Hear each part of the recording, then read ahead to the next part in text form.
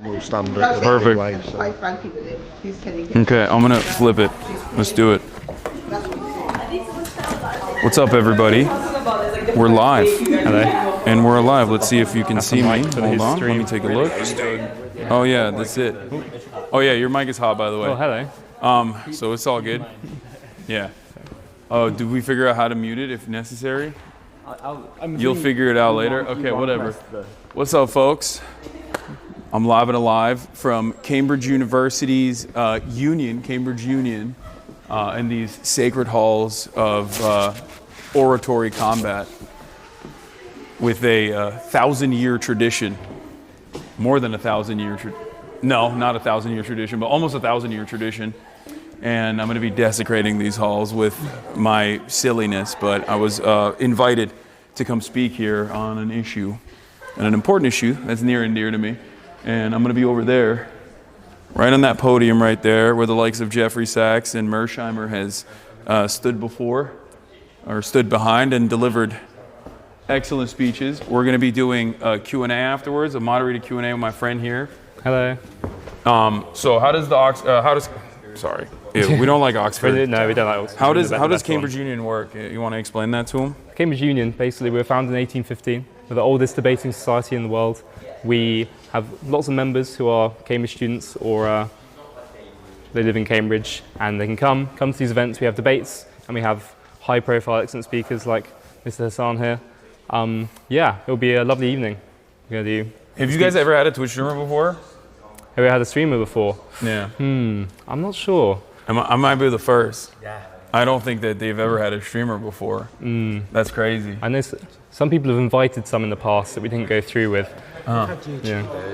We have had YouTubers. Yeah. YouTubers. Who'd you guys have? We had Casper Lee. We had Will Any and Memulus. They've been British mostly. Yeah. It might not be. So you've never had a Turkish-American Twitch streamer before, so that's a first. Let's go. I mean, probably First not. streamer. Has Ben Shapiro ever rolled in? Yeah. Ben Shapiro was here. He last was year. here. Was that Yeah. controversial when he came?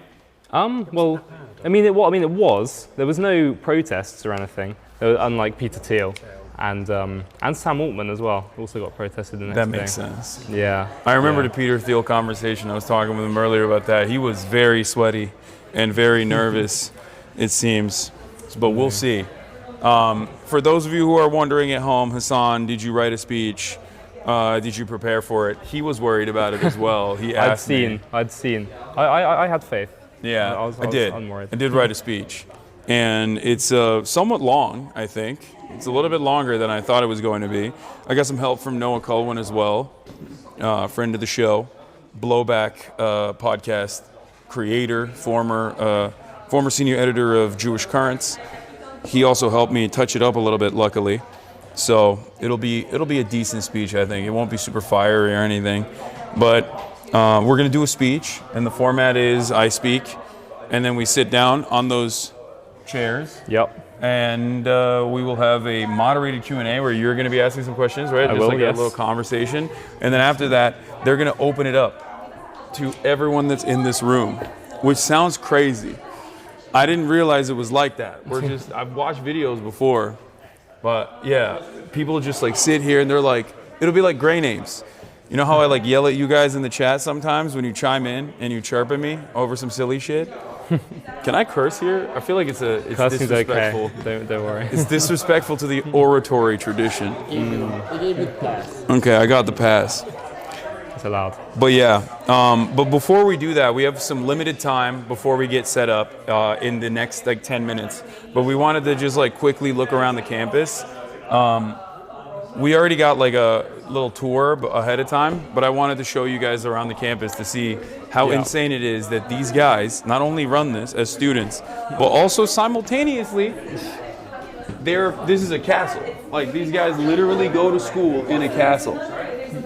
So yeah, what's up, guys? How do we get out of here? We should be able to get out of these doors. They have been locked for security reasons, but Go straight down. Straight down there? out there, yeah, it's probably best. Hopefully I won't be too cold. I have a jacket normally that I would put on top of this when I'm outside, but I was too hot. The other one, yeah. Well, it's always a problem in Britain, as we know.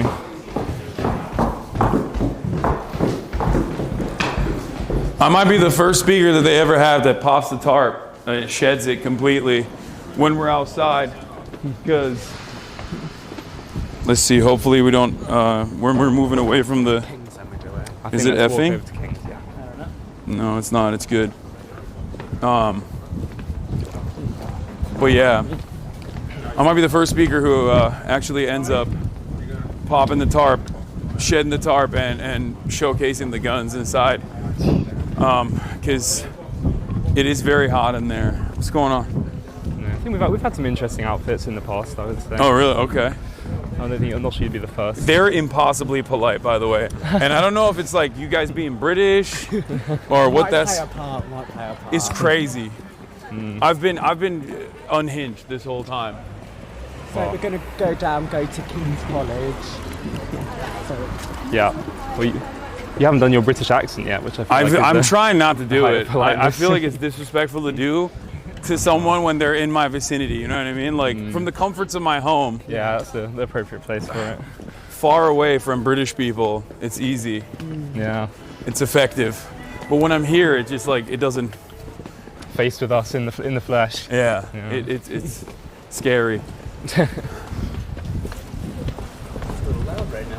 What do you? What do you mean? What did you say? Are you talking shit? Maybe shitting in the wind is a little loud. Oh. Yeah, mister, I just got back from Japan. He's been complaining. March has been complaining this entire time, nonstop, about how disorganized everything is and how dreary it is, how the food is not up to his standard from Japan, how nothing is like Japan, nothing compares. Freaking weeb. Yeah. Cool gate there. Yeah, look at that gate. Bro, this is the school. This is literally just straight up the school. Like imagine going to school and it's just a castle. I feel like there's ghosts. They say there aren't. Sure, there's ghosts. But like you ghosts. have to. There's so much. For a second. Like there's so much carnage that has taken place here. Like, oh my God, you scared the shit out of me. That's crazy. Yes, it's fine. We were just talking about ghosts and you just popped up. I didn't even see you. I was like, Definitely. Yeah. Okay, that was horrible. You gotta do another one. Oh my god, I've been watching you for the last 2 years. Every time I eat in my room, you're the video that's playing. Hell yeah. I've gained so much weight because of you, it's low-key. Oh, I'm sorry. I apologize for that. Lockdown weight is attributed to. Oh my God, I'm sorry. You are very entertaining. Oh, thank you. Thank you so much. Oh, hell yeah. All right. That was crazy. Is everything good? Yeah, probably a few ghosts. Maybe Oliver Cromwell's ghost. Yeah. So where were the encampments? The We'll see that. encampments? Yeah, that's where we're heading, outside of King's College. There were further encampments this week actually at the Senate House, I can show you. Yeah, that's like the university headquarters, basically. Yeah, you guys also use different language, very different terminology for the same shit. Like college here is high school, right? Yes, Yeah. sixth form. It's the we would same in say. Turkey too. But I was always in America. College means college, university. Yeah, and it's even more confusing in Cambridge because we have colleges which are like these. Yeah. There's 31 of them that make up. Yeah, it is. At other unis, you're just accommodation. So colleges here means what? Like if you're, like your specialty? No, so basically you have the University of Cambridge, and within that there are 31 colleges, and each of those, they're where you live. You apply when you join, you apply to a college, not the university. That's where you live, that's where they organise your teaching. The lectures are centralised, but all the different colleges have their own sort of stuff going on. That's crazy. And some are richer than others, so it depends. Okay, so Yes. which one's the richest? We don't like those guys. No, Trinity, Probably Kingsley. and Trinity and St John's, which is St John's Are being we the one we beefing looked with in. them? Is it on We site? are, it is. So what do you guys do? You play Quidditch? Like what are you playing with these guys? Well, we get duke out over the lacrosse, I think. You guys play lacrosse? Well, not me personally. It's known to happen. There is a lacrosse society, yeah. Okay, so and society is like a club. Yeah. Okay. That's cool. Mind out for the bikes. Yeah. Don't get killed, March, while trying to film. March is raw dogging this right now. I have 2 left. I'm good, thank you. I could be here forever. What was that, Santa Claus? I only need 2 people to say backward. Should we have taken it? I feel bad. Relieving of his post, his duty. So to the right, this is Keys College. Is it Keys? Yeah, Cumberland Keys. They got heads on it, look. Yeah. Whoa. Hi. Nice to meet you. Nice to meet you, Haley. I'm Mimi, but thank you for being a voice for trans people. Oh, of course. I really, really appreciate it. Nice to meet you. Yeah, of course. Let's do it.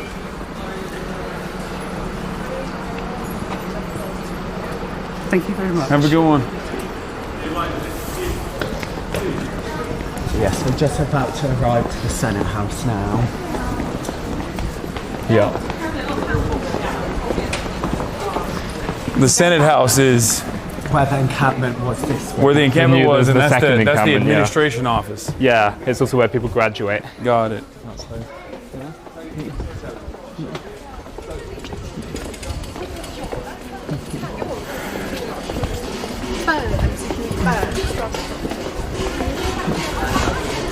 So you saw the ladders, there were ladders that went so people jumped. So can you see is that like a fountain in the middle? Yeah, I think so. A statue. Oh, people were jumping over this. So they had yeah. a ladder and they were jumping over. Prior, it's just down there, so I'll show you to King's.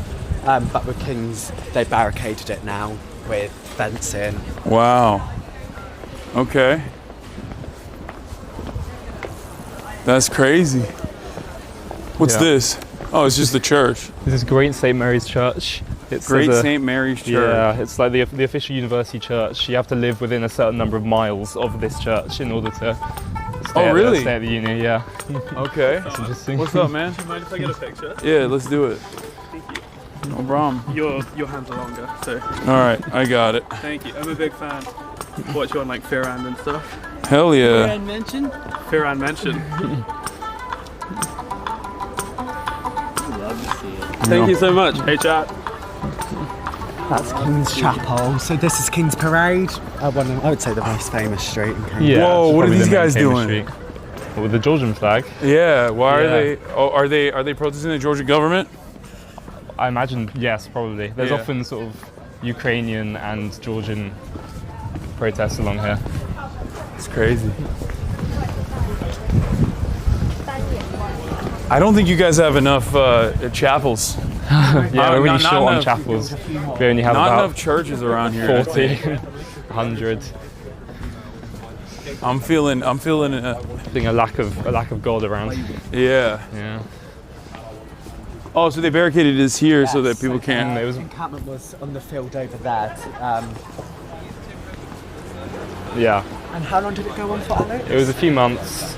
It went on until just past the end of the last academic year. So Sure, the encampments out here are no joke. It's cold as shit, dude. yeah, They are. and wet. I think it's kind of funny to do a pro-EU Georgian protest in a country that escaped to the that left the European Union, but I guess the irony.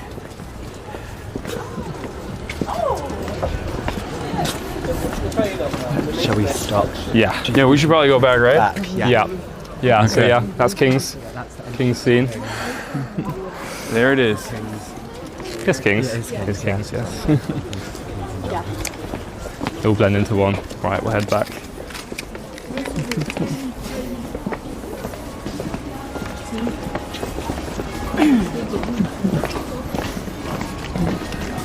Yeah, that's the Senate House. That's where we graduate off, or when we finish our undergrad. Yeah. For Americans, we don't have any cultural landmarks. We got like, Mickey Mouse and Burger. So going to school in like a castle or like a museum is crazy. You know? It's pretty wild. You don't get used to it. Is the Chancellor that? The Vice Chancellor Vice Chancellor that? met with, does the graduation. Yeah, I think so. That's the best room. General have up tailors and robes makers. Yeah, that's like. Cambridge merchandise. You'll see people walking around with the puffer jackets with their college crests on. They'll come from there. Oh, so those are all the crests of the colleges. Yes. Okay. That's cool.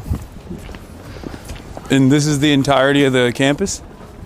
No, there's. Oh yeah. Well, this is a map of the centre of town. We don't really have one campus. It's very spread out. There's a nice little model here. So these colleges were warring against one another, like in direct hot battle? They've had lots of What's up, man? beef over time. Oh my god, Yeah. I'm a big fan of you. I've been Nice to meet watching you. you since like pre-2020. Like, Oh, hell yeah. It's so insane. You want to take a photo? Yeah, sure. All right. Could you guys take the photo? Sorry. Absolutely. Yeah, it's like I saw the union was like inviting you. I was like, oh my god, there's no way. I've taken a few. Oh my god, thank you very much. Nice to meet you. Hope you enjoy it. Yeah. It's great. It's great so far.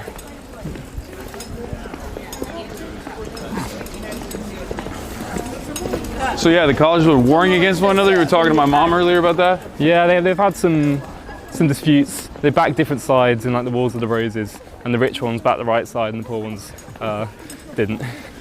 Well, poor in relative terms. That's why the poor stay broke? Is that what happened? Your Yeah. college? We backed the wrong side in the Wars of the Roses and the English Civil War, so we were really could be going better. It's all good. Yeah. Homerton there. That's. So when you say brand new, it's like 1700. It's the eight. college- Wait, when is it? My college was 19th century, Oh, okay. so it's one of the newer ones. That's a crazy sentence. It's still older than most of America. Yeah. But no, my college was only established as one 12 years ago, so the buildings were old, but they decided to make it out as a college. So there's 31 now. Wow. Where I think Oxford have. How many Oxford colleges? have more. Oxford have They have like 30. Oh, Yeah, is it might it? be 40. I'm not sure. We don't. Wow, have we to don't worry even too bring much up about Oxford. No that. No, we reason. don't have to talk about that. No reason. Yeah. It's on site Oxford. If you talk shit about Oxford during the talk, you'll get a big cheer. Oh, Guaranteed. that's a good point to make. Yeah.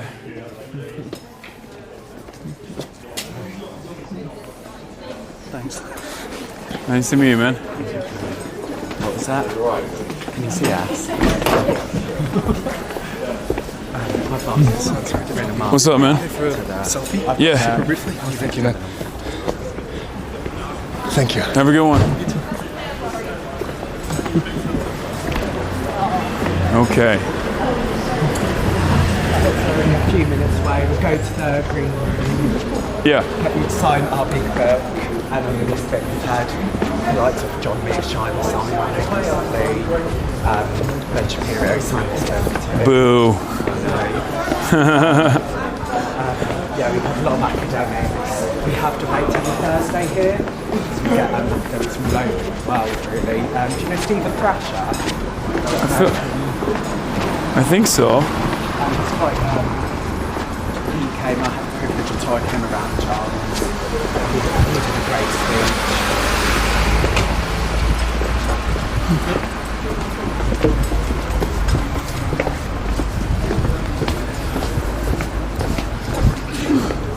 There's never, before me, there hasn't been a Israel-Palestine focused speaker, though, right? Like, I think Mearsheimer and Sachs both talked broadly about like American foreign policy, potentially. Mearsheimer was in the debate.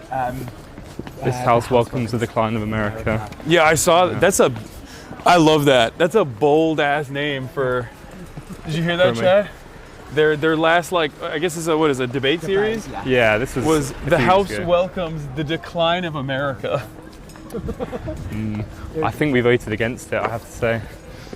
That is the least surprising thing that I've heard from a British audience. Yeah. Yeah.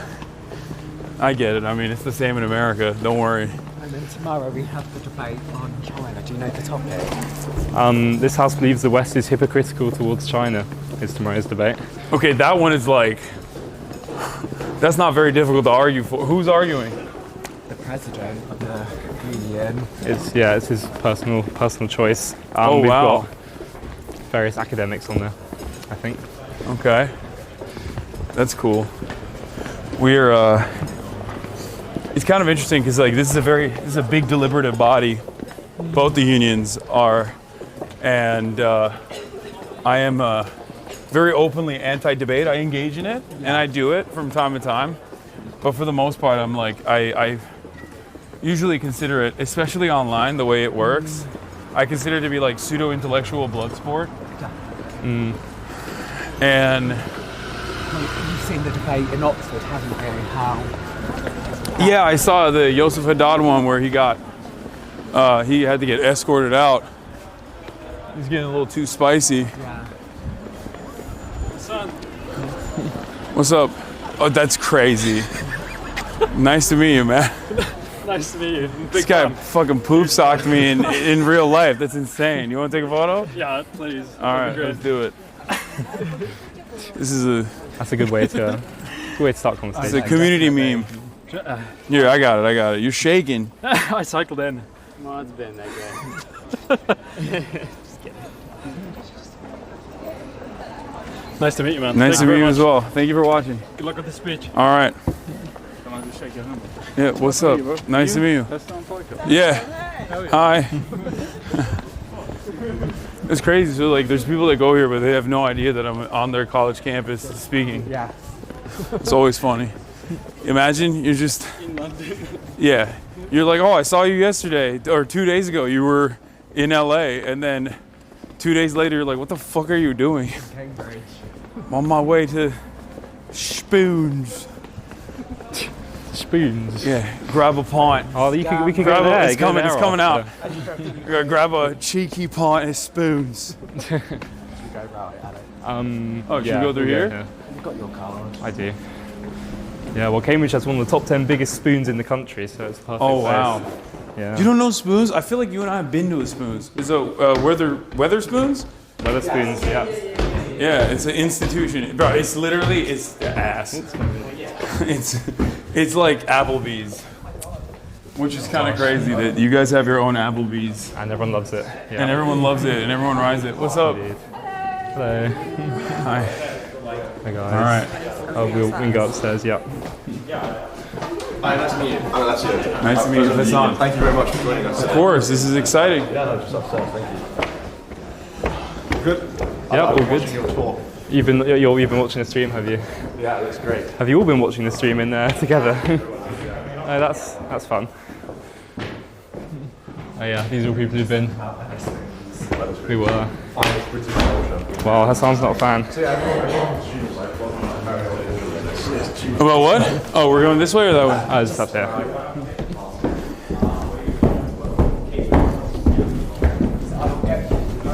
We need you to sign our big book.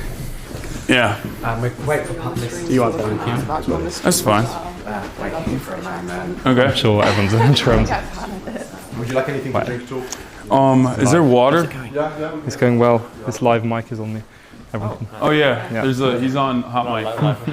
Oh, yeah. Do you want to hand it over? If you want to between now and if you want to put it back on before we start. Yeah, sure thing.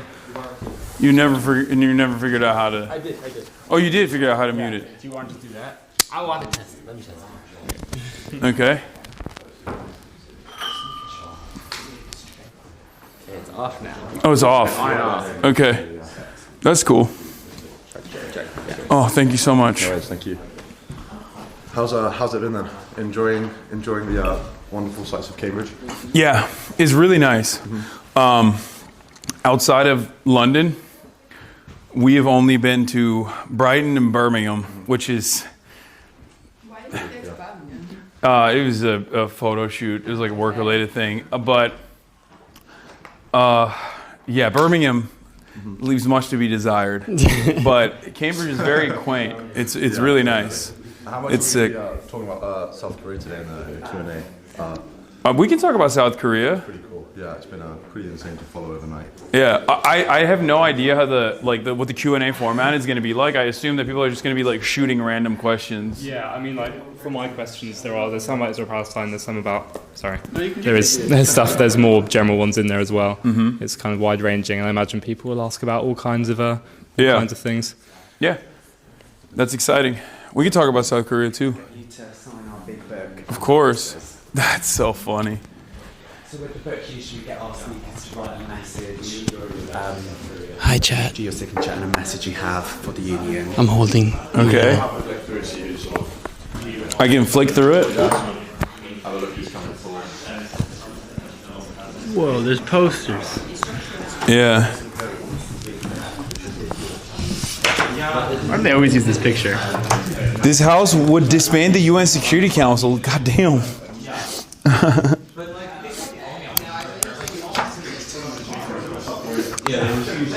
This house would prosecute those who led the Iraq War. That's cool. This one's the crazy one. This house welcomes the decline of America. And then you got Mersheimer's signature right there.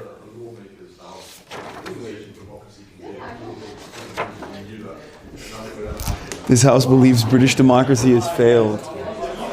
Okay. I don't have to do this house, right? I can just like. No, this is whatever you want to do. Okay. All right. I'm gonna have to sit down. I'm a little too tall for this.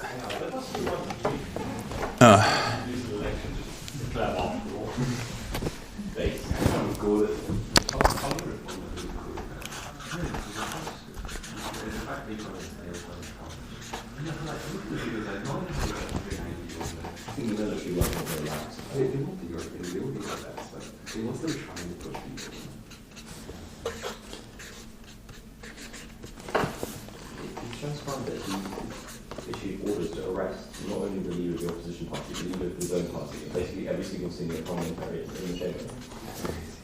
This is how he tweets. Yeah. I can't see chat right now, but I just know they're doing the I said from the river to the sea, Palestine will be free. Which I don't even know. Is that considered like a part of the anti-Semitic statute here in the UK? I don't know if you guys have adopted the IHRA definition.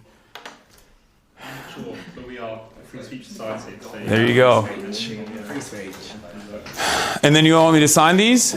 Yes. Well, one's just for you to keep if you want to, so you don't have to sign that. No, it's all good. We can give it to someone. Yeah. Okay.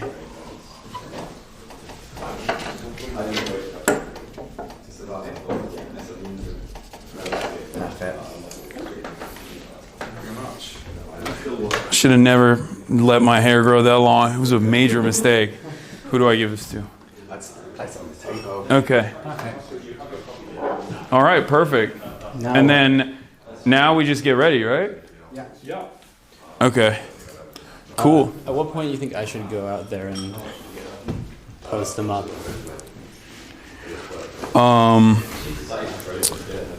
I think, I mean, it's like right when I go down. Okay. We'll just, because it's easy, right? You just have to Snap it on, yeah. snap off the lens and then put the new lens on. No, this is the new lens. Oh, that's the zoom lens? Yeah, it's 24-100. Oh, then we're fine. We don't even have to do anything. We just have to Tripod.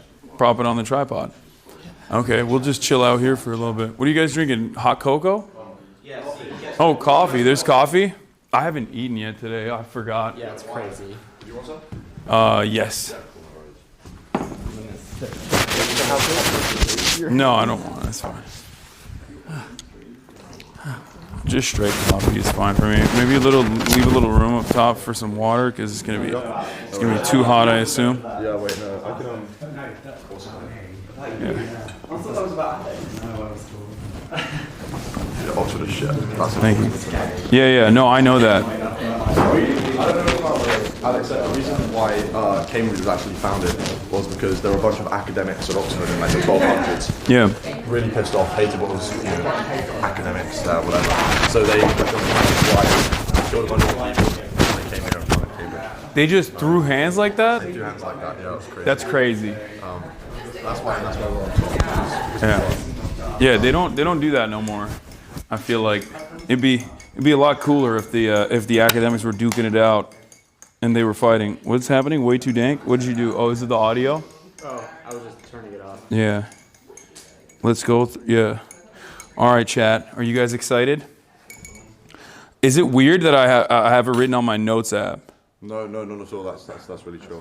Okay. All right. Cool. Because I was worried that I was going to delete it on accident and then have nothing. Have nothing left. Notes app is all good. Yeah.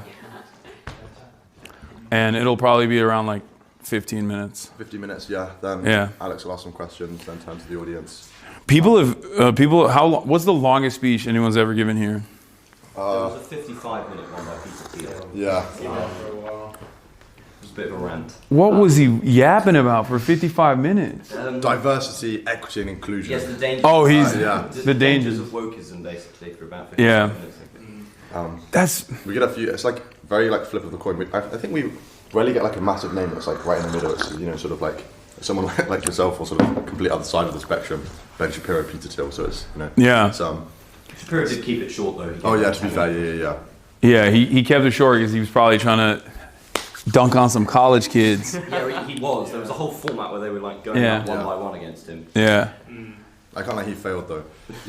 Yeah. We put one of our like best debaters at the time up against him. Yeah. You can tell that like she fucked him up because all the comments were like her skirt was too short. It's like, bro, just admit like. Yeah, like, I remember watching you that. got dunked on, yeah. I remember watching that, and I think it was because he does this thing very well where, and this is I think one of the shortcomings of debate, in my opinion, as someone who sometimes participates in it but is like rather critical of the format in general. He's a very skilled orator. Like he knows how to weave away from subject matter when he doesn't know the actual truth. Like I think it was the girl who brought up the Great March of Return in 2018, and I remember watching his face and him being like just oblivious. Like he had no idea what that was, and he very quickly like immediately deflected it back to something else, like where he was like in a more comfortable pocket. So. Some of the shortcomings of debate in general. We have a debate tomorrow. This house believes the West is hypocritical towards China. I love that. I'd be curious what your thoughts on that would be. I mean, yeah, the West has always been hypocritical, not just towards China, just in general. Mm-hmm. So I think, I'll touch on that a little bit, not about China, but I'll touch on that a little bit tonight, I think. I'm sure that people will bring questions up in that regard as well, in terms of the numerous times that the United States has vetoed things on the UN Security Council, including, multiple ceasefire proposals. I feel like that is, it's definitely a glaringly obvious instance of Western hypocrisy. And I feel like it's undermining a lot of the international institutions, and I think it's undermining American soft power in general. Mm-hmm. So that's something that I've argued about as well, that America's soft power capabilities, I believe, are diminishing. Mm-hmm. And I think Israel has a lot to do with it, especially in such close proximity to Russia.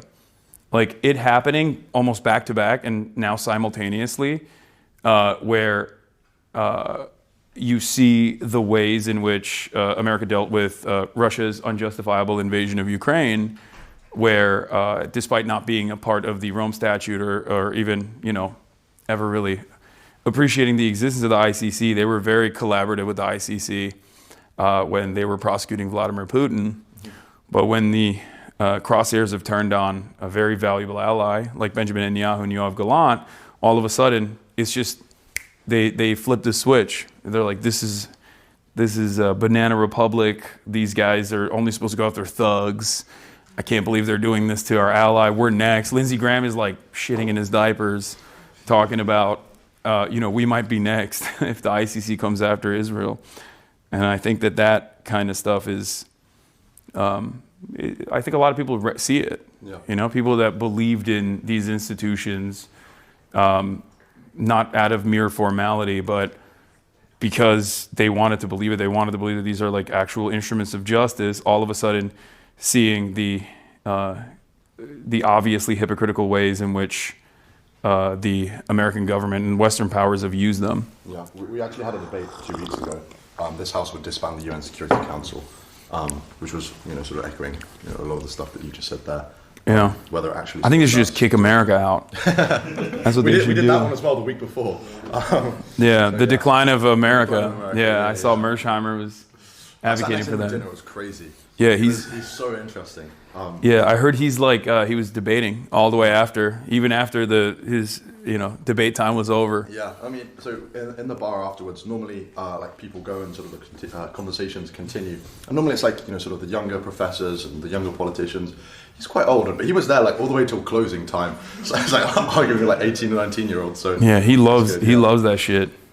He's an interesting guy. Yeah, and then Jeffrey Sachs before as well. Yeah, also an interesting guy. Yeah, especially his. I feel like if you only knew Jeffrey Sachs from the media hits that he does now, you'd be shocked to find out what he was doing in the 90s. Yeah. You'd be like, what? Yeah. Breaking just for 2 seconds. We usually do a 30-second clip with our speakers before they go on for the Instagram story. Yeah. Do you have a moment to do that now? Yeah, of course. Great. If we just find a good background to do that against, yeah. Is here okay? Yeah, wherever you're comfortable with. Great, thank you.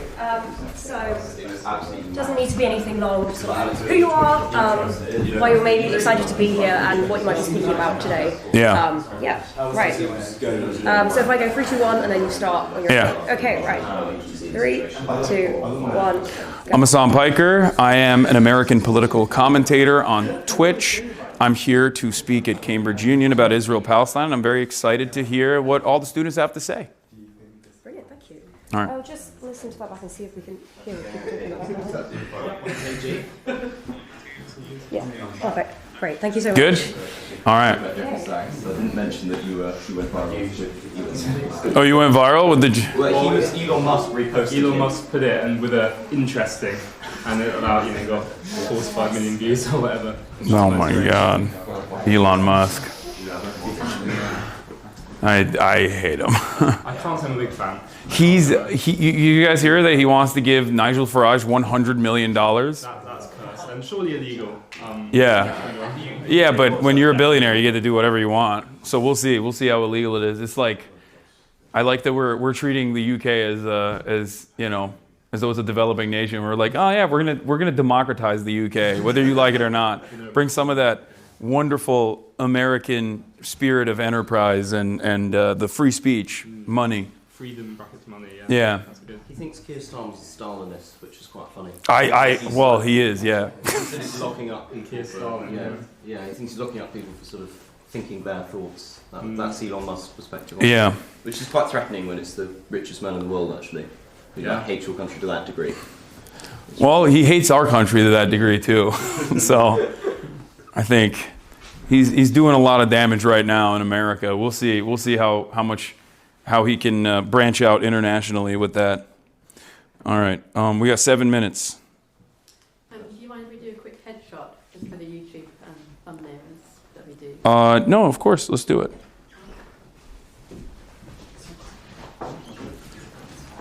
Right here? Yeah, we might get you sitting in that chair. If that's Okay. Yeah. Do you want me to do a YouTube thumbnail face? Like, hit one of these like, oh. Not said by Hasan just as the Cambridge Junior.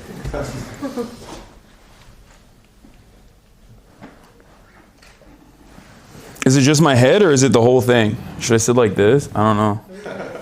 We'll do that.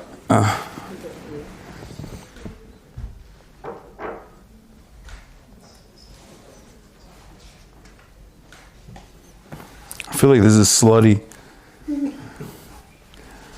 So yeah, free speech means freedom of expression. Do what you want there. Yeah. We had pole dancers in the chamber 2 days ago. Oh wow. Yeah. So we're open with our less. And drag queens. And drag queens, yeah. You know. Anything and everything in Cambridge Union.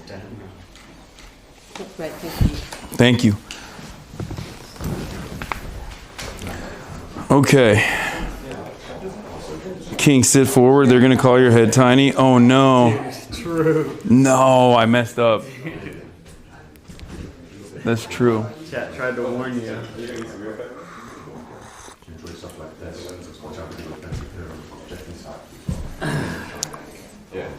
It is kind of wild to just go to college in a castle. I can't get over that. That's crazy. You know? Oh man. Mm-hmm. Of course. Like professional or just chill? Just chill, yeah. I mean, I'm on the student committee as well. It's not right. So just getting past that. Well, so, hold on. Let me just the white balance. This thing is fucked up. Sure.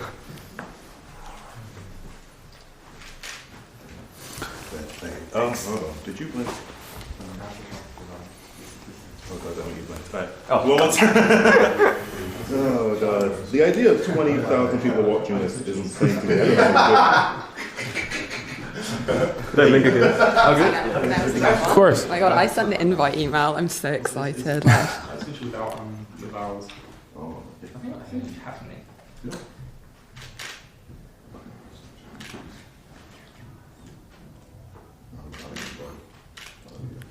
Thank you so much. No problem. Yeah. Cheers.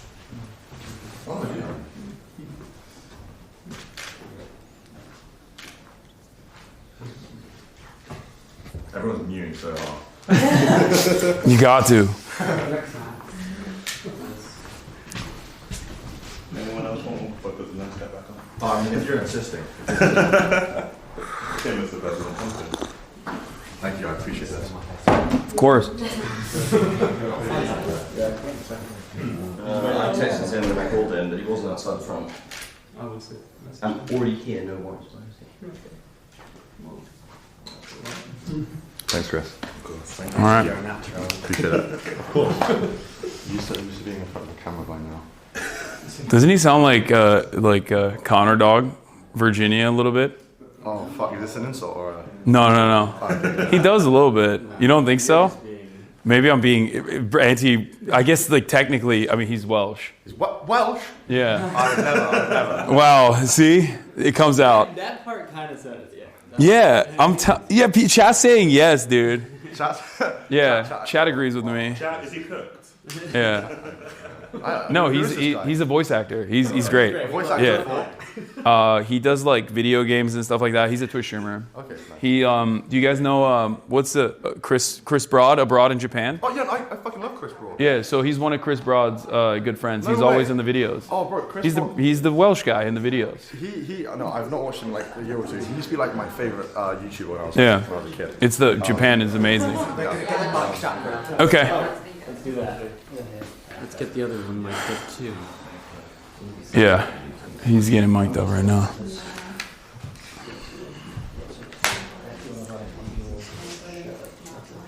Mind holding it for a sec? Yeah.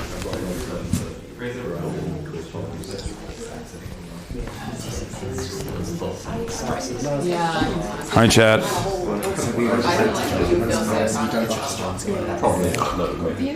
I'm a little nervous, a little excited. Could you put I think I rely a little bit too much on my yap ability, the gift of yap, the gift of gab.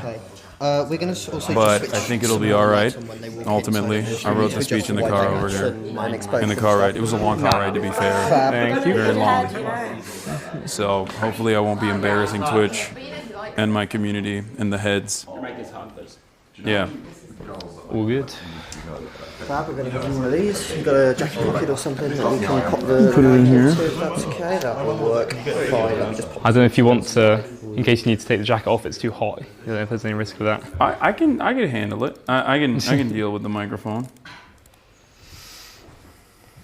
Let's just click that up here. There we go. Yeah, good. So Worst case, I'll take the turtleneck you can just clip off. that on there, maybe. Yeah. And then put the jacket back on with a tank top. I have a tank top underneath. It is hot. It'll be cooler down there. Yeah. Well, I'm not sure about that. No. Everywhere There's in gonna be like 500 people in there, so I don't think it's gonna be hot. Everywhere in Britain is cold except for the Cambridge Union Chamber. Yeah. The spirit of debate. Yeah. Keeps it hot. Absolutely. I'm thinking, do I pee? I don't really have to, but I feel like it's going to be a gamble if I don't. Think of everyone else's pee does it. Ronald Reagan, Winston Churchill. Yeah. Oh no, I peed downstairs already. Oh, okay. Ronald Reagan peed here? Ronald Reagan peed here. I didn't know verify that. whether he peed at the time in the 1980s, He but did. do you know? Oh, I don't know if there's like a vial in it anywhere, but... oh wow! What a vial! He did. Someone went in the drains and I what a good. That's a crazy. great fact. That is a top Cambridge fact. That is, I mean, yeah, they were here, so they must have. Yeah, Teddy They spent the whole day. Churchill. Churchill came here, right? Yeah. James Baldwin came here. Who? James Baldwin. Oh, I thought you were, yeah. I thought you were talking about, what's the guy that we have here now? That's your cultural, is your cultural export? John Oliver? No, John Oliver's a good one. No, James Corden. James Corden. James Corden. Damn. James Baldwin. What a reaction. They're like, you can keep that one. Yeah. Yeah, no, John Oliver is Sorry, great. James. Please, if we ever invite you, don't be offended. Yeah, that one is the more controversial, I think, a person to invite to the Oxford. Sorry. Cambridge Union.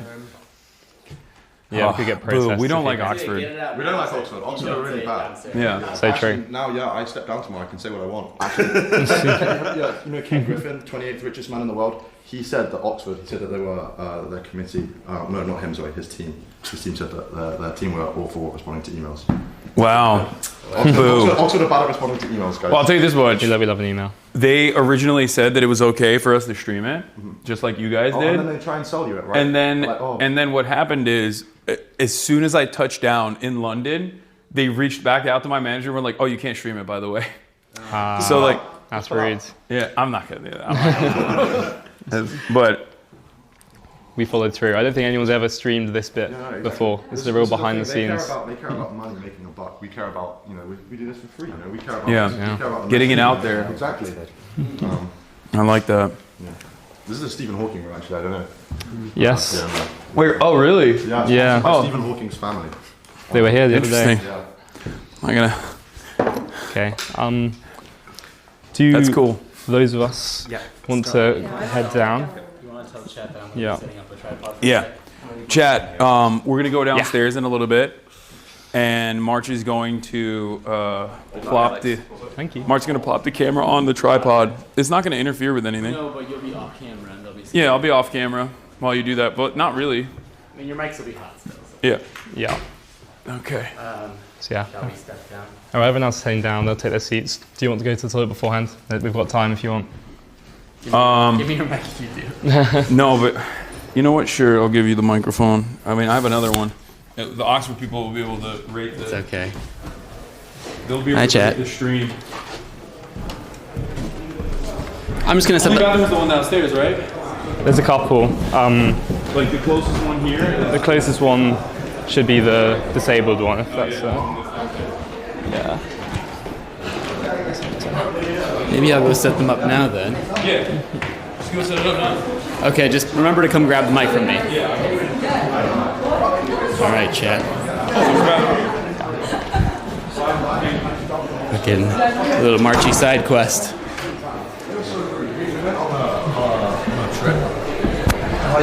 Excuse me. Okay, hold on, chat. I gotta set you down for a sec. Somewhere.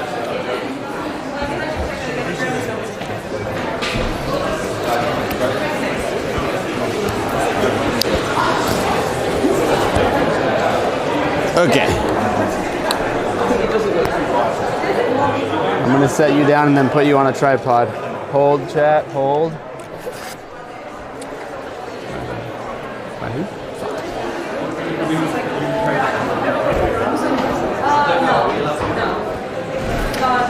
You can go through, you can go in if you want. Sit down. Oh, are we meant to sit down now? Yeah, if you can. I know it's dark and scary. Just hold on, chat. Just hold.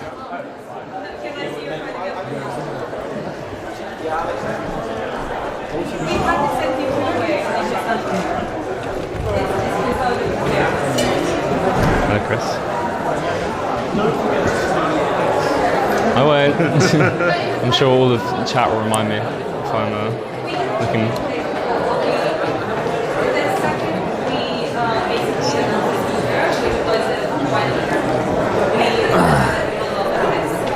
Alright, y'all still with me? Yeah. So he's gonna be up there. I'm gonna give you guys a better angle. One sec, please hold. I'm sure Something like this. You wouldn't say anything you didn't want 17,000 people to hear. I agree. I'll adjust depending on what chair he's sitting in, okay? Don't worry. I hope not. I hope everyone's polite. Holy shit, it's a good thing I brought the wide angle lens. It should be or the zoom lens. Yep. This is the whole area. Also, the other guy is still mic'd up. I really hope he is not peeing or saying something. We'll start in a second. Once, Crazy. If you just stay out here and then give us the mic. I'm just going to grab the microphone real quick. Yeah. Unless you want to grab it from him. Yeah. Yeah, all good. Is he okay to get the microphone back? Oh, yeah. Thank you. Am I good here?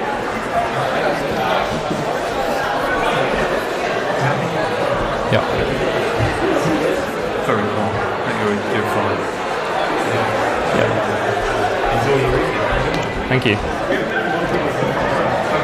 All right, thank you. We need to fill the front row up. We don't need to fill it up. No. Like, there are people where are you guys going? What's that? Where are you going? I was just saying about front row, it's fine. Yeah, it's about to start. He should go on the front row. Okay, all good? Ready to go? Yeah. Nice, okay, I'll just go introduce you and then okay, and then I walk in after you introduce me? Yeah, I'll sit down, then you can come and do your speech. Okay. Yeah, okay, perfect.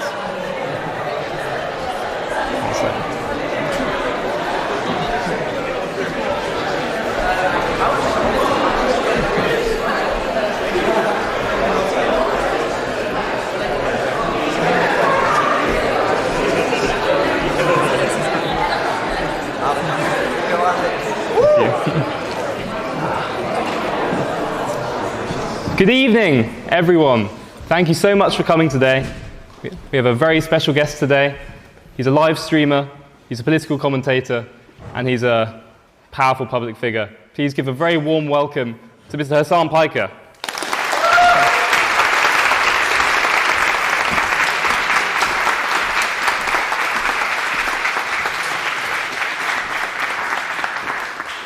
Okay. What's up, everybody? I hope everyone's having a great time. Before I get started, I asked if they'd ever actually hosted a Twitch streamer here before, and apparently I'm the first, and judging by my performance, I'll probably be the last. I don't really know why I'm here, but or what I can contribute to the conversation in terms of the ongoing genocide in Gaza that has unfolded over the past year and a half almost, that many other more credible speakers could speak to convincingly from a point of personal involvement and a position of authority. Having said that, however, I'm going to try to do my best here. This august body has seen some of the best minds inside of its halls, and now it's hosting a Twitch streamer. Ladies and gentlemen, I stand before you following the footsteps of intellectual giants as nothing but a simple man. A simple man who understands right from wrong. And sometimes that's all that matters. In the words of my friend, the late great Michael Jamal Brooks, there's nothing complicated about apartheid. The morality of it is clear. If the roles were reversed and a captive Jewish population of 5 million people were being systematically starved, sieged, and dominated, everyone would understand what's going on. Its ancestral lands being destroyed, everyone would understand what's going on. So in his words, it's not a complex issue. It's super simple. It's the most powerful country in the Middle East. It's backed by the United States, the most powerful country on the planet, and it acts on another population of people with total impunity and is never held accountable for anything. Well, I guess some things are changing in that regard, and we'll get to that in a little bit. But there is no symmetry in this relationship, period. That's what Michael Jamal Brooks said. So I see no need for obfuscation, no arguments for complexity, no reasoning for preemptive genocide. Israel is an apartheid state, and its inception was a violent one, with the forced displacement of 700,000, which gave birth to a settler colonial entity that continues to dominate the lives of more than 5 million Palestinians under its illegal occupation, totaling 15 million Palestinians around the globe that are permanently displaced. Its demographic concerns, Israel's demographic concerns, are never seen in the same lens that we view nationalist and fascist projects of the past.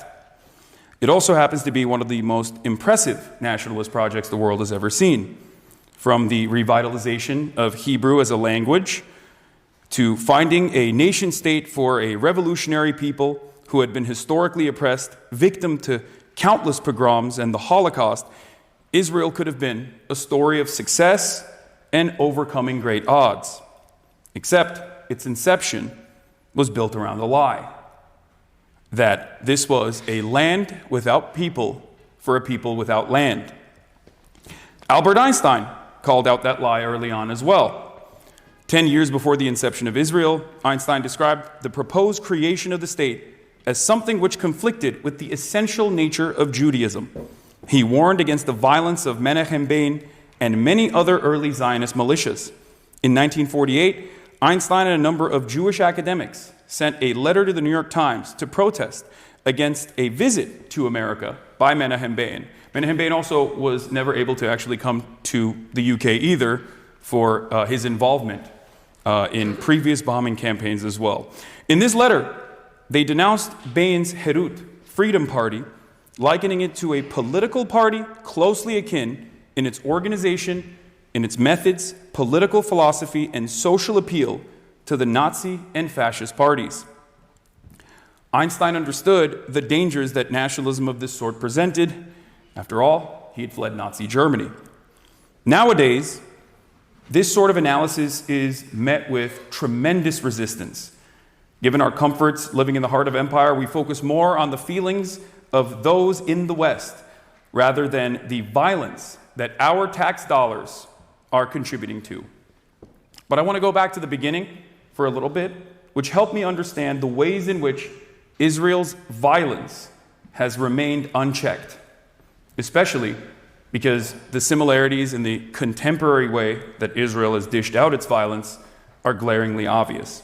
I want to talk about the atrocities committed in Deir Yassin, the former Palestinian village a few miles west of Jerusalem. I say former because in April 1948, over 100 of its Arab residents were executed, ruthlessly slaughtered. There were graphic stories that were told of some of the survivors,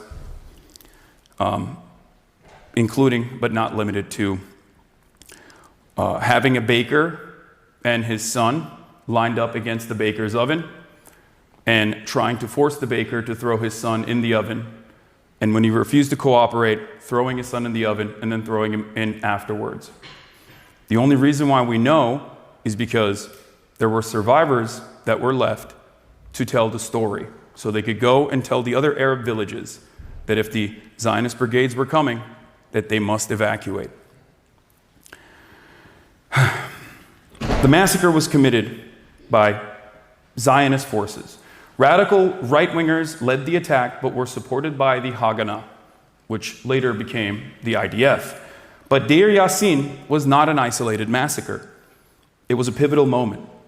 Deir Yassin helped convince the Arab governments to fight Israel. People fled their towns and villages, fearful that what happens at Deir Yassin might happen in their towns. 700,000 people never allowed to return to their homes. Palestinians call this the Nakba. It's also known as catastrophe. But this wasn't just the fog of war. The Nakba was, in the words of historian Ilan Pape, a master plan for the massive expulsion of Palestinians, also called Plan D or Plan Dalet. Hundreds of thousands were expelled before Israel's so-called War of Independence had ever started. Prime Minister David Ben-Gurion, to use Pape's words, orchestrated the ethnic cleansing of Palestine. These were not merely nationalists or settlers run amok. This was clearly defined state policy. To this very day, Israel denies having forcibly expelled Palestinians, instead claiming that they voluntarily left their homes. This myth can be considered one of the earliest and perhaps most powerful forms of Hasbara. In Hebrew, Hasbara means advocacy or explanation.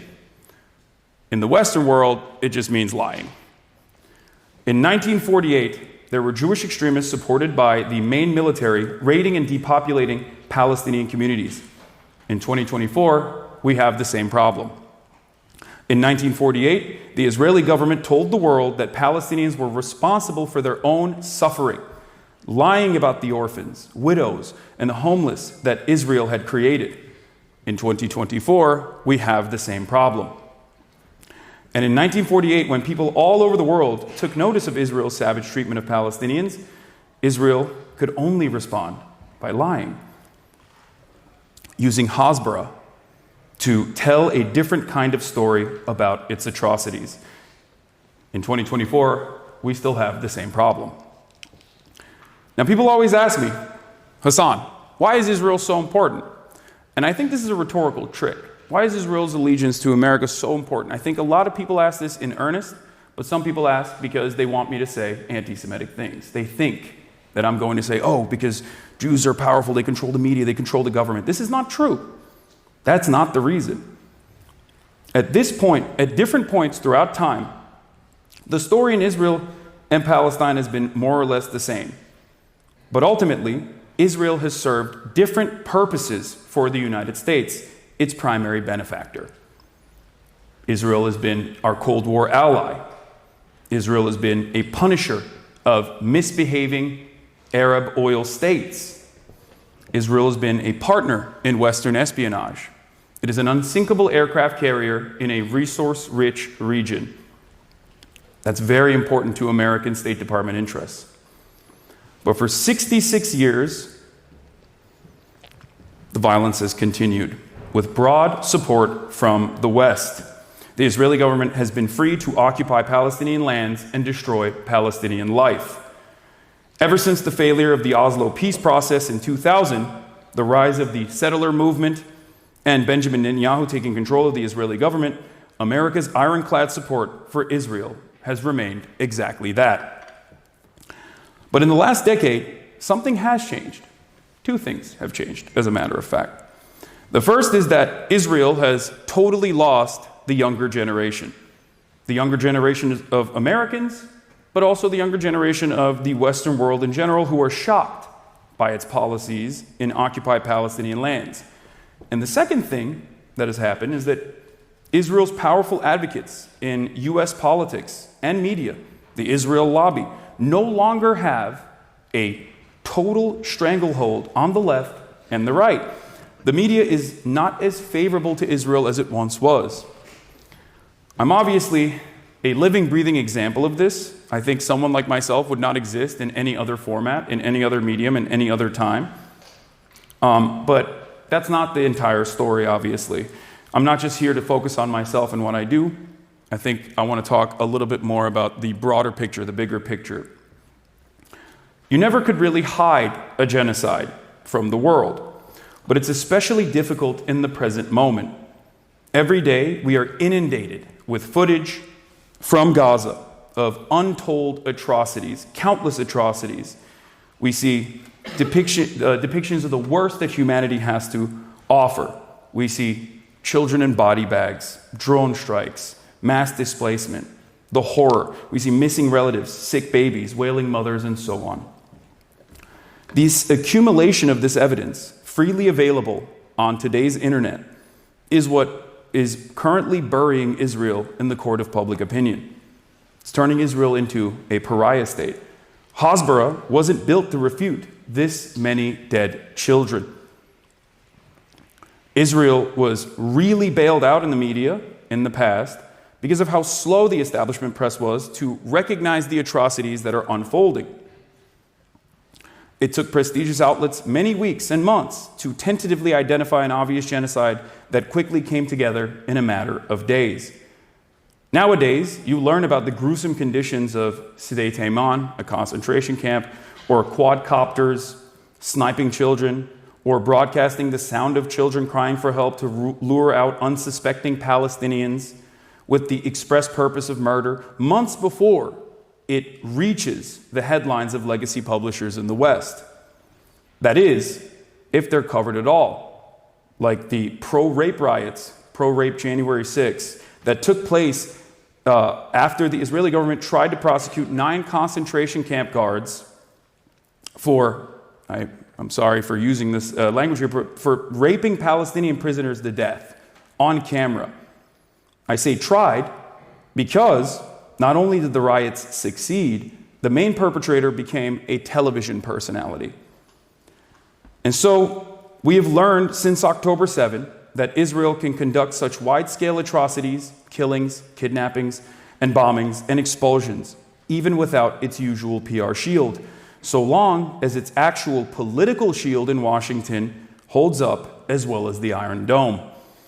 Now, there is a subtle but horribly corrosive effect that this has had on how people understand the world around them. At the very moment when fact-based reporting and serious journalism is most needed in this time, people are distrustful of the news.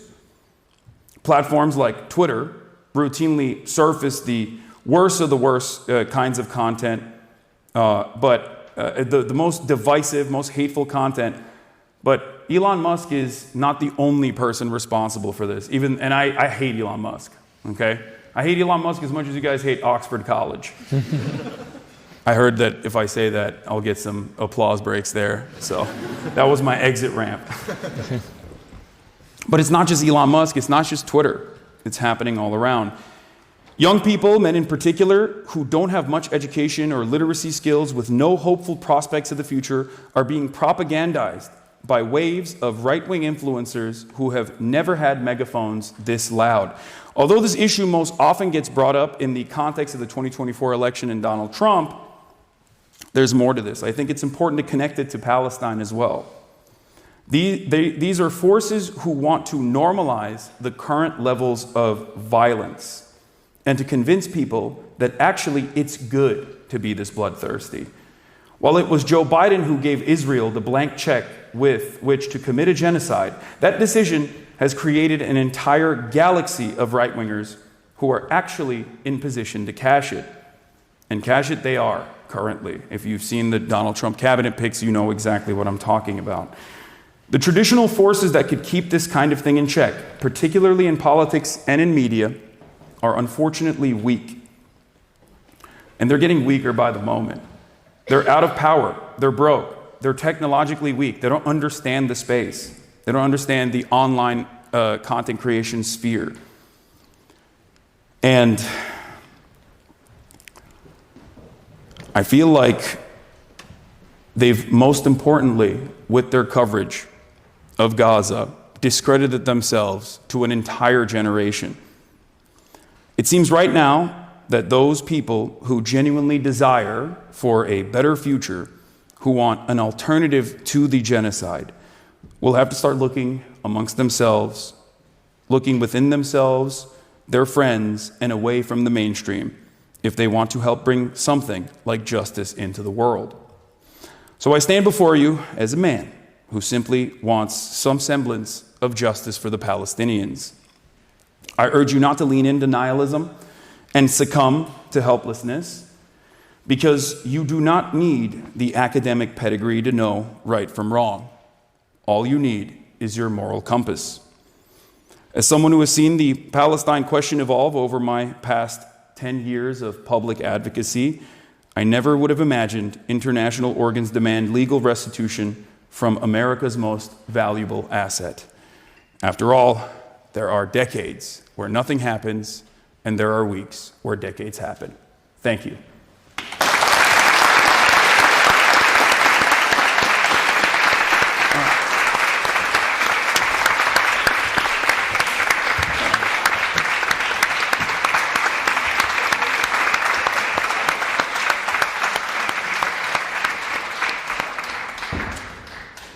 It's a little bit more somber of a tone than I take normally.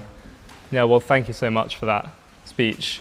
Just to run through how the rest of the evening will work, I'm going to do a moderated interview Q&A, and then after a while we're going to throw it open to questions in the audience, or I'll bring you a mic. Just to reiterate, this event is being live streamed on Twitch, so bear that in mind when you ask a question, if that's something you might not be comfortable with. Where I wanted to start, just picking up from where you ended that speech, of where we should look to, where people should look to if they want to affect change, of looking outside the mainstream. We've seen a lot of student movements here in Cambridge, over in America, of students taking direct action to try and change the policy of the government towards Palestine. How optimistic are you about the potential for change from these kind of movements? I'm more optimistic than I've ever been, because as I kind of alluded to in the end of that speech, anyone that has been aware of the situation in Palestine for longer than, 5 years, will be the first to tell you that the attitude from the Western world is dramatically different. This doesn't mean that the governments have changed their attitude or shifted their policies, although some have, and it's unique, especially, and I stress the importance of the Western world specifically, because I think the Global South is known what a settler colonial apparatus looks like with their own personal experience with such things. But the allegiances that America needs to maintain in Europe, and even its own population, and the outlook that people have organically has shifted dramatically in the position of maybe not full-blown emancipation for Palestinians, but at least like some recognition for the atrocities. And I think that is truly unique, and it's a sign of hope despite all of the horrifying things that we see on a daily basis. So what does a path look like for you towards genuine change in the Israel-Palestine situation? I think we have also completely nullified mechanisms of pressure. In the past, we at least had labor unions that even engaged in militancy at times, and we've completely neutered them in the Western world, especially in America. Our labor union participation rate is around 10%. It's actually lower than Chile, which is a country that we specifically wrote the Constitution of to institute a neoliberal project there, and they still have a higher labor union participation rate than we do. And I think that is one of the major issues. So I hope that people can focus on unionization and engaging in community activism a little bit more in this process. And I think that under the Trump administration, people will be forced to do that regardless. Participate more in politics by not directly participating in the democratic process, but organizations outside of just simply voting for the Democratic Party, for example. Political actions like that are necessary. Yeah. And that's the only way that I think this pressure valve will release. Do you think that Western governments' reluctance to endorse rulings such as the ICC against Benjamin Netanyahu, do you see that as something fundamentally damaging, or are you already less optimistic about how much change those kinds of international institutions can have? I mean, I think it's unique when you see the very fact that the ICC prosecutions are even taking place. It's obvious that this is a new step. These organs of international justice, the Geneva Conventions, or I guess in American terms, the Geneva Suggestions, the United Nations, like all of these international organs that are supposed to uphold humanitarian laws and principles are historically only used against the enemies of the West. And some American politicians are very open about that. I believe it was Lindsey Graham that might have had a conversation with Karim Khan in private. Karim Khan is the current ICC prosecutor that actually facilitated the arrest warrants for Benjamin Netanyahu and Yoav Gallant. And in that private correspondence, I believe he told him that the ICC is not there for our allies. They're there for African warlords and thugs like Putin. And technically, throughout its inception, throughout the way that these international organs of justice have worked, that is true. That is what they've usually had in the crosshairs. So I think things are changing, and while this kind of broad sweeping change is not going to happen overnight, I do feel optimistic. And ultimately, there is, especially if there's continuous pressure from the public against the governments, that inevitably they are going to have to succumb to that pressure, or they're going to have to become more militant and maybe even more fascist in an effort to quell the naysayers, the people that are protesting against the government. We've seen a little bit of that in America in the way that our campus protests were packed up. There were prosecutions that took place, which is very unique in a country where we are supposed to be the bastion of free speech. But I think all of that resistance only causes people to grow more and more angry. And there's only so much a government can do when there's enough people that say this is inappropriate, it's done. Yeah, you've received backlash at various points for what people perceive as excessive sympathy towards groups like the Houthis or Hezbollah, who share your opposition to Israel, but may have what many would think of as quite regressive views in other areas. Is that something you think about, worry about? No, not necessarily. In terms of their domestic affairs, a lot of these like militant movements, these non-state actors, I am not aligned with at all. Having said that, however, that is not the reason for why they are persecuted or killed in many instances. Like Hasan Nasrallah, he's homophobic, right? Yeah, I know that. But they didn't kill him because he was homophobic. They killed him because he was a part of the axis of resistance. So I don't place a lot of emphasis on the internal dynamics and internal policies of these resistance groups, just as I don't care that America was homophobic, segregationist, and misogynistic when they aligned against the Nazi rise of power. I still rooted for Easy Company. And every time I watch Band of Brothers, I still stand up and salute, you know, because they did what had to be done in that regard. And I can't even change the political discourse in my own theoretical democracy. So I feel like the hypothetical conversation that we're having about the civil governance of these militant groups is simply to just say, well, they're bad too. They're bad too. They deserve punishment.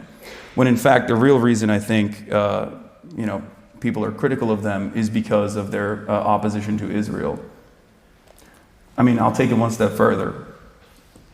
The Gulf allies that America have done a metric ton worse things than even Hezbollah has in terms of its own personal civil governance, but that's never a point of contention with our allegiance with Saudi Arabia, for example. That's unconditional. That allegiance happens because they are a very valuable asset in the region. They're a client state. We give them unlimited weapons. They sometimes use those weapons on Yemen. And that dynamic is never called into question because I don't think that honest State Department employees care about that. They care about their goals in the region. Aside from domestic political change in the US and across the West, what do you think a permanent, stable solution looks like in the area that is currently now split between Israel and Palestine? So this is, I have a rather controversial opinion on this, I guess, but I take note from the likes of Avi Shlaim, who have also evolved in their understanding of Israel-Palestine and have found themselves in the one-state solution camp, and I'm definitely there as well, because the settlement expansion project that happened, that coincided with the so-called peace process, made a two sovereign state solution virtually impossible. Either you have to forcibly expel 750,000 settlers from both occupied East Jerusalem and occupied West Bank, which is not only impossible, but would be very violent. Or you recognize that the current order of business is that Israel is the singular sovereign state, but it's an apartheid state. And that's the way I approach it. I believe that Israel must dissolve its apartheid and offer citizenship to every single Palestinian, equal rights, equal representation, and become a secular democracy. Israel cannot maintain its demographic concerns. Because what are demographic concerns at the end of the day? I mean, we have demographic concerns in America, but we know exactly what that means when a white supremacist says we have demographic concerns in America. But that calculation is so different when it comes to Israel. Israel's demographic concerns are not seen in the same lens of ethnic and religious superiority implemented by one group and completely dominating and subjugating the outsiders in a similar vein as Nazi Germany or even apartheid South Africa did. It's seen as a mechanism of defense. We have security concerns. We have to have a demographic majority. I can't think of another state that is in the comfortable bosom of Western empire that openly states in its laws that they have to populate certain areas with a certain percentage of Jewish people or any number of any kind of ethnic group. It doesn't have to just be Jewish people, but that is the reality for Israel. So I think that's old school politics, and I think it has no place in the modern world. Just to touch on something else you brought up in your speech, social media. Do you think that is something that has fundamentally changed politics, sort of the democratization of information, or do you think that it's the same dynamics playing out over a new medium? I think it's fundamentally changed politics, sometimes for the good and oftentimes for really awful purposes. I obviously benefit greatly from it. Someone like myself would never be considered a media figure, especially with how isolated mainstream publications are. I feel like I do not fit in the boundaries of permissible speech in mainstream politics and mainstream political discourse. There's a lot more space on the right for that sort of thing, but there's rarely ever any space for the left in this conversation. So yeah, I greatly benefit from the democratization of media.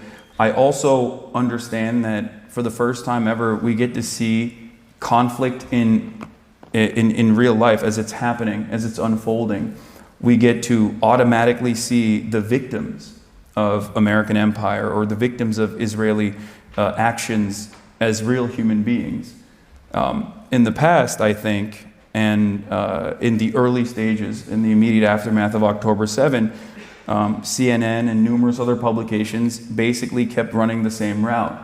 They immediately had a IDF officer that is tasked with basically propagandizing and contextualizing whichever new fresh hell Israel had unfolded upon the Palestinian population.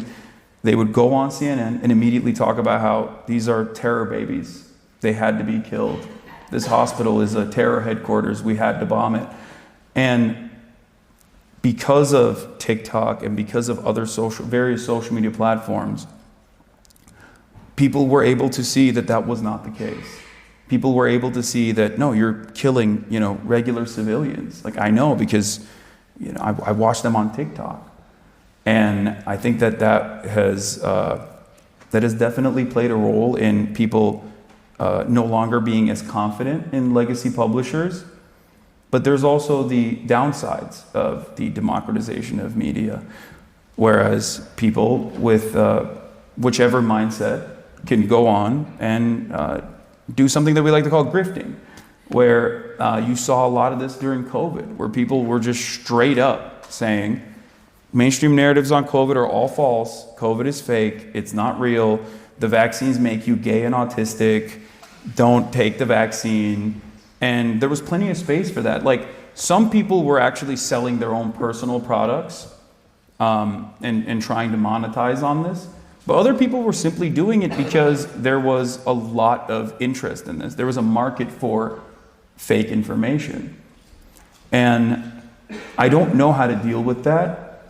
I guess spirited debate is one method, but when the faucet is so when the faucet is open and it's uncontrollable, when there's so much disinformation, I truly don't know how you deal with that. How do you see your role within that new space? Is it more of an activist, more of a journalist, an entertainer, or some kind of mixture of the three? I would say a mix of the three. I don't call myself a journalist. I'm a political commentator. But first and foremost, my goal is to be educational, but also be approachable and appealing and entertaining. So I try to make things, I try to make certain subjects that are otherwise complex easier to understand and also entertaining. That's the value I think I provide, and urge people to take action as well, whether it be going to a campus protest, or whether it be unionizing their workplaces, or whether it be joining a local organization. And many members of my community have gone out and done just that. Some have actually gone into local office as well.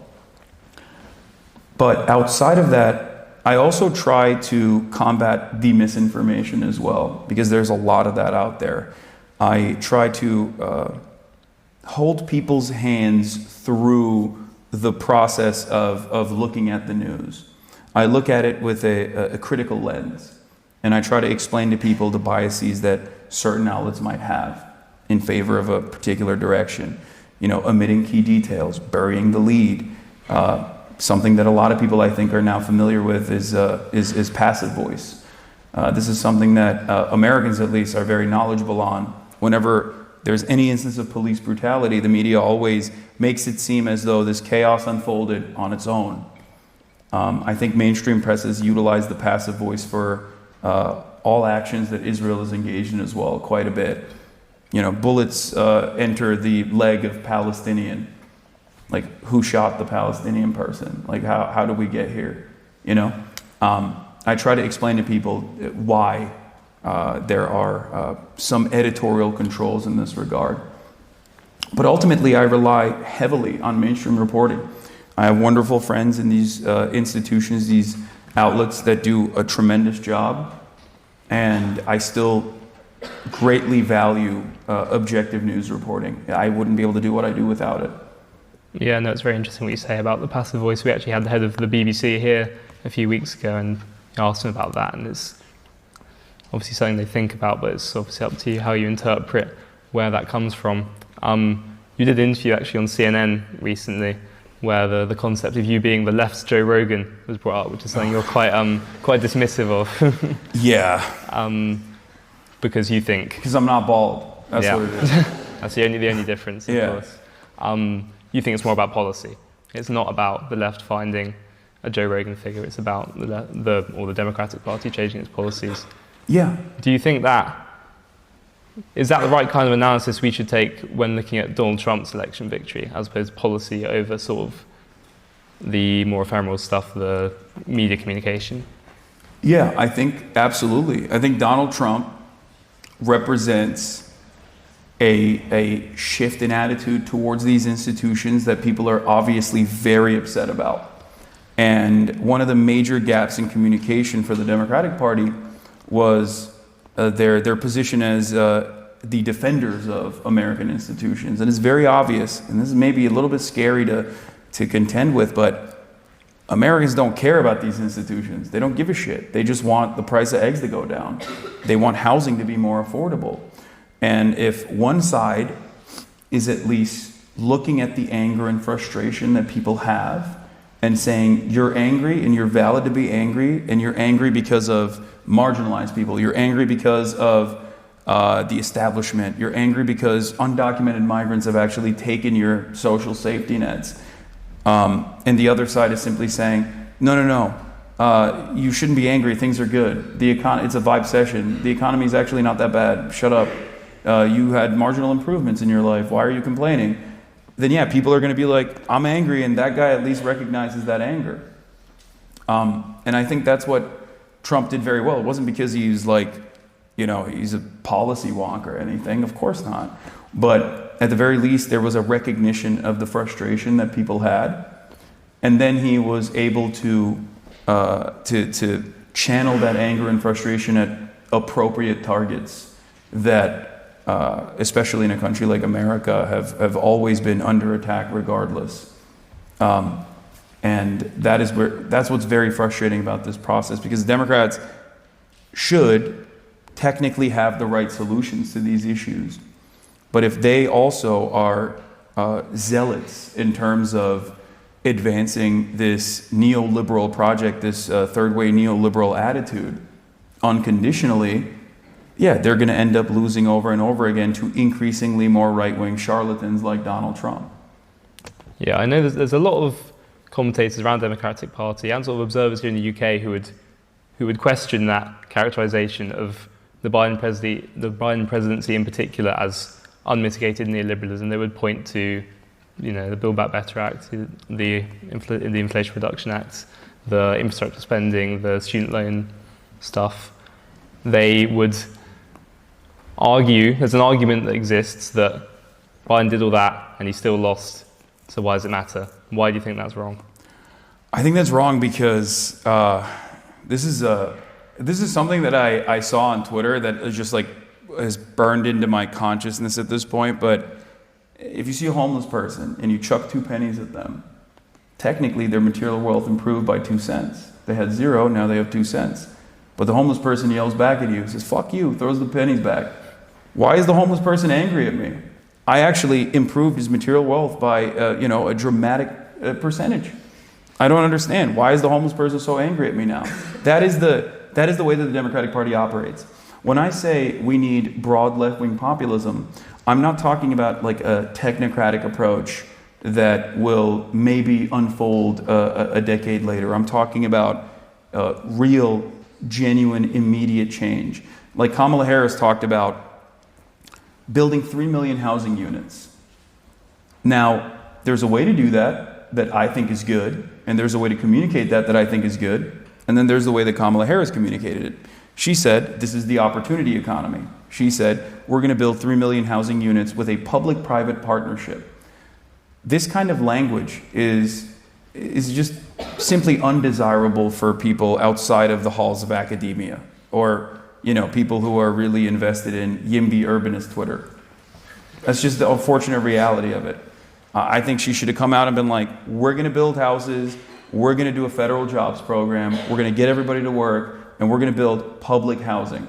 We need to claw back the housing market from the hands of everyone that considers homes to be a speculative asset. This is not Wall Street. Every American needs home. Every American needs shelter. And we're going to give that to you. That is left-wing populism. The technocratic approach that the Democratic Party follows is not left-wing populism. It's just, again, private-public partnership, tax cuts, deregulation. She even talked about deregulating housing. Now that might mean zoning deregulation, or that might mean deregulation that makes houses even shittier than they are in America. And they are pretty shitty. So that's what I mean. If you're going to lie, if you're a politician, and you're not going to implement any of your actual policies, then why not lie about broad, sweeping legislative changes? Why simply lie about the most boring, technocratic, nerdy ways in which you will not actually implement any sort of reasonable changes that will immediately improve people's lives? So while Biden did a lot with the NLRB, for example, and this is something that I've actually talked about quite a bit, there was an issue with communicating that, in my opinion. They failed on that front. Republicans campaign every 4 years, or Republicans campaign every single day for 4 years straight. Democrats only campaign once every 4 years or once every 2 years when they remember there's an election. And so on that front, they didn't even do a good enough job of communicating what these changes were that they had implemented. They constantly got held up in their own internal strife with the likes of Joe Manchin and Kyrsten Sinema that actually undermined some of these bills. They were too procedurally invested in the Senate parliamentarian. There was supposed to be a bill that was going to pass with a simple majority that would have tacked on a federally mandated increase in $15 minimum wage. The Senate parliamentarian said no, and the Democrats went, what are you going to do? It's the Senate parliamentarian. She said no. Okay, fire her, and then hire a new Senate parliamentarian. That's precisely what the Republicans had done under Dick Cheney, under the George W. Bush administration. There is no reason to hold up these procedures, and there's no reason to claim that you are the institutional norm defenders when in fact you have no respect for these institutions at the end of the day anyway, and you know for a fact that the Republicans are always going to violate those norms and violate these institutions in an effort to get whatever their agenda is across. And Democrats don't do that. They don't fight. And I think that people have lost confidence in them as well because of this.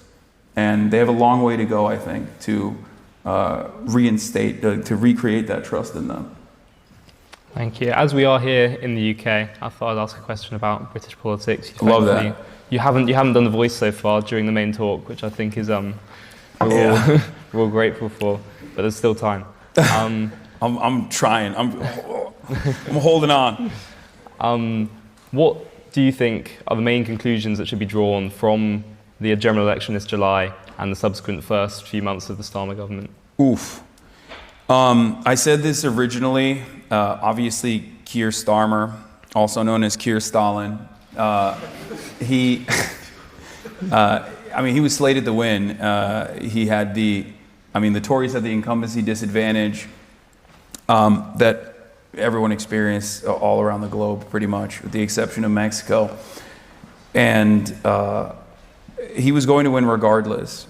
But I was very worried, and I think my predictions are coming true already, that his approach to fixing all of the problems that England and the UK is experiencing was not enough. There was another side of this conversation that didn't get as much coverage, I think, even in America, the Reform Party's movement and how successful they were. I think that's terrifying. And now it seems Nigel Farage is a more popular figure than Keir Starmer already. And I said at the time that if Keir Starmer does not, immediately work to fund the NHS, and like really hire a lot more people and fix public transit and try to fix the housing market in the UK, the Reform Party is going to come in inevitably and sweep. And I'm afraid that is the direction that you guys are heading in. Not dissimilar to what we're experiencing in America. Okay, my final question before we throw it open to the audience, a simple one. Do you think the world will be a brighter or a darker place in 10 years' time? Oof. I want to hope that it's a brighter place, but all trends point to the exact opposite of that, it seems. I feel like we're experiencing a lot of chaos all around the globe. Russia has invaded Ukraine. Now they're talking about potentially North Korean troops that might be deployed. Obviously, Israel is pummeling Gaza and is slated to permanently annex North Gaza. They're still bombing Lebanon as well. There's a lot of back and forth happening there, despite the fact that there was supposed to be a ceasefire with specific carve-outs that allow Israel to continue bombing Lebanon and killing Lebanese people.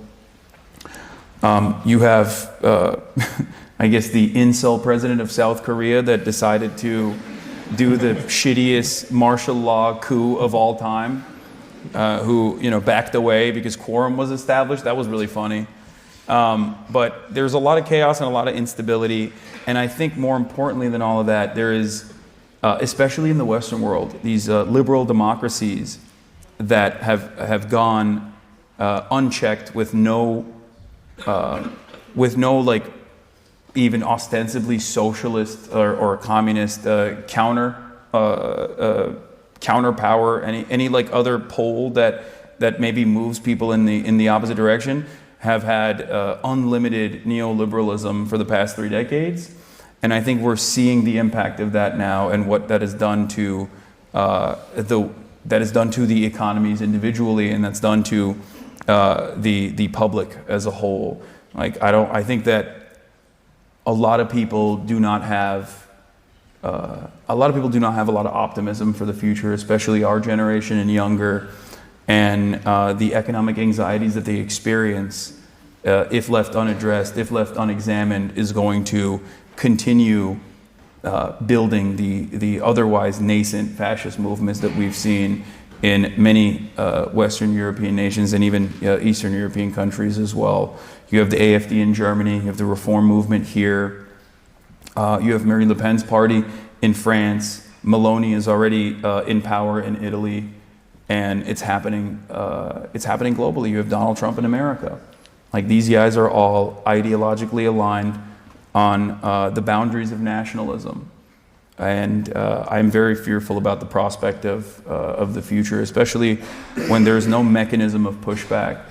And in all of that instability, I think, at least historically speaking, fascism has always been a means to reinstate control, to institute some stability and control. And that's a terrifying prospect for the future. Not to be too much of a downer, sorry. Thank you. Okay, so now it's time for some questions from the audience. If you just stick your hand up and then wait till we get a mic over to you, then you can ask your question. We'll go just here. Yep, let's stand up. Hi, I'm Sadiq. I go to Down College. I've been a fan for a number of years. I just wanted to ask, what's your view on the Global South's prospects going forwards? Because obviously we hear news about their constant domination by the West. What should we be optimistic about when looking at the Global South? I mean, I think, all things considered, the prospects of the Global South is definitely trending in a more positive direction than the rest of the world. And I think that has somewhat to do with Chinese initiatives as well. They're offering more favorable loans. They're engaging in development because they're interested in creating a secondary market, because everyone understands that, like, the next stage of the Cold War is most likely going to be the United States of America against China. And if the tariff faucet opens up, all of a sudden you need other developed markets to be able to sell products to. So in that process, I think a lot of people are, I guess, hedging their bets. They're leveraging against American dominance. And this has been somewhat prosperous for the Global South, but I don't I don't necessarily know where it goes in the next 10 to 20 years, but it's not that bad, all things considered.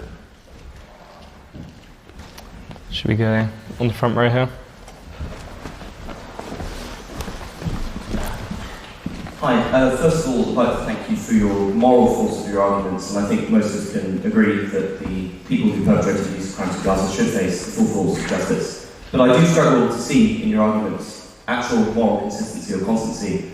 How you just talked about the Houthis, for example, I'm sure it's disturbing, not only for me as a gay man, but for other gay men, when you dismiss things like the murder of tens of people at the hands of the Houthis as a mere internal issue. It strikes me that that doesn't seem very morally consistent. And likewise, I think some of your remarks on Gaza have been troubling for many women. As you know, in the October 7th massacre, the Hamas forces who entered not only murdered hundreds of teenagers our age, but also, according to the United Nations, committed a pattern of sexual violence, targeting many of the most vulnerable women, including people who were taken hostage. It strikes me to win this argument and to actually provide justice to the causes you seek about, you need to be morally consistent. And you need to understand that there's a universality in our values, where we must think about women and think about gay people, no matter where they are. And I'm wondering, have you always been the most helpful advocate for your causes? Great question. So, in terms of the sexual violence, I've never denied it, and that there are definitely people that have clipped things out of context to make it seem as though I have. But my approach on this has always been consistent. Whether it be the Ansar Allah administration and the violent actions that they take against the gay Yemeni population, or whether it be any sort of sexual violence that anyone has been victim to, I think that is completely unacceptable. There is no world in which that I would say that the perpetrators of such crimes should not face any justice whatsoever. I think that I simply look at historical reference points such as like the Nat Turner Rebellion, for example, or the Haitian Revolution, or even the many acts that the ANC's militant wing engaged in the struggle to abolish the apartheid in South Africa. And I recognize that when the dust is settled, those historic wrongs must be accounted for, but the much larger problem here is still always going to be the maintenance of the apartheid. So it's not necessarily that I dismiss these acts. It might come across as dismissive, but the reason as to why I cover it in the way that I do is because I understand that there is still a much greater problem, and I consider many of the ways in which people bring this up to be, I wouldn't say whataboutism, but to serve the purpose of deflecting the attention away from Israel's actions. Does that make sense? Shall we go right there in the third row? Yeah, you. Yeah.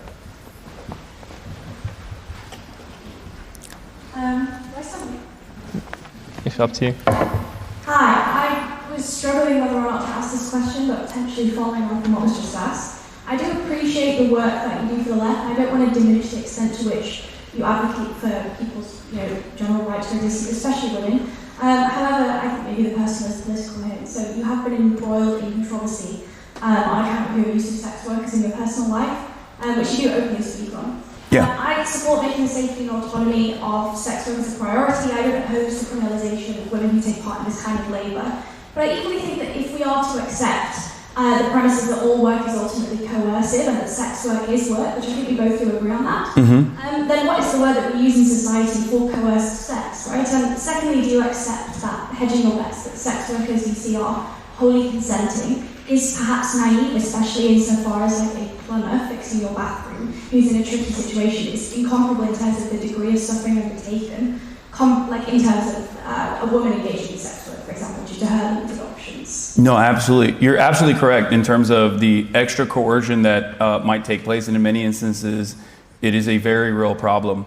But I think that my approach to this has always been, first of all, I've dated sex workers as well. I'm very public and very open about my advocacy for sex work. In terms of the moral dynamic of it, yes, I understand that there is a difference there as long as people are voluntarily, as adults, consenting to the act. And the only way, I think, to ensure that that is the case is to not only destigmatize sex work in general, but also make sure that there are proper mechanisms in place to ensure that this is a safe process, that people are not engaging in this act involuntarily. So I understand your concerns. This is something that I've talked about with many sex workers, both on my stream and outside of that. And they seem to think that the best possible pathway forward is through decriminalization and destigmatization, and that the ways in which we currently analyze sex work is only unhelpful because it makes it virtually impossible to seek out help and to ensure that these criminal elements that are truly atrocious are prosecuted with and dealt with. Should we go right in the back corner over there?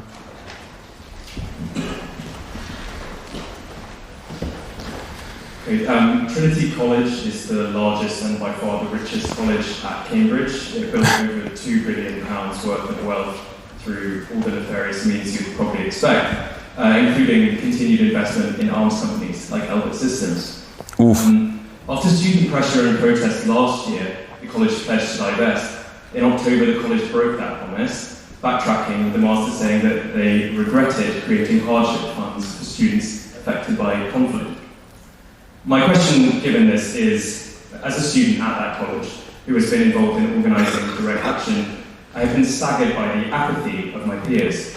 How can students encourage other students to use their voices to pressurise the institutions in which they exist? And how can students stave off demoralisation when shouting at ears that seem not to be listening?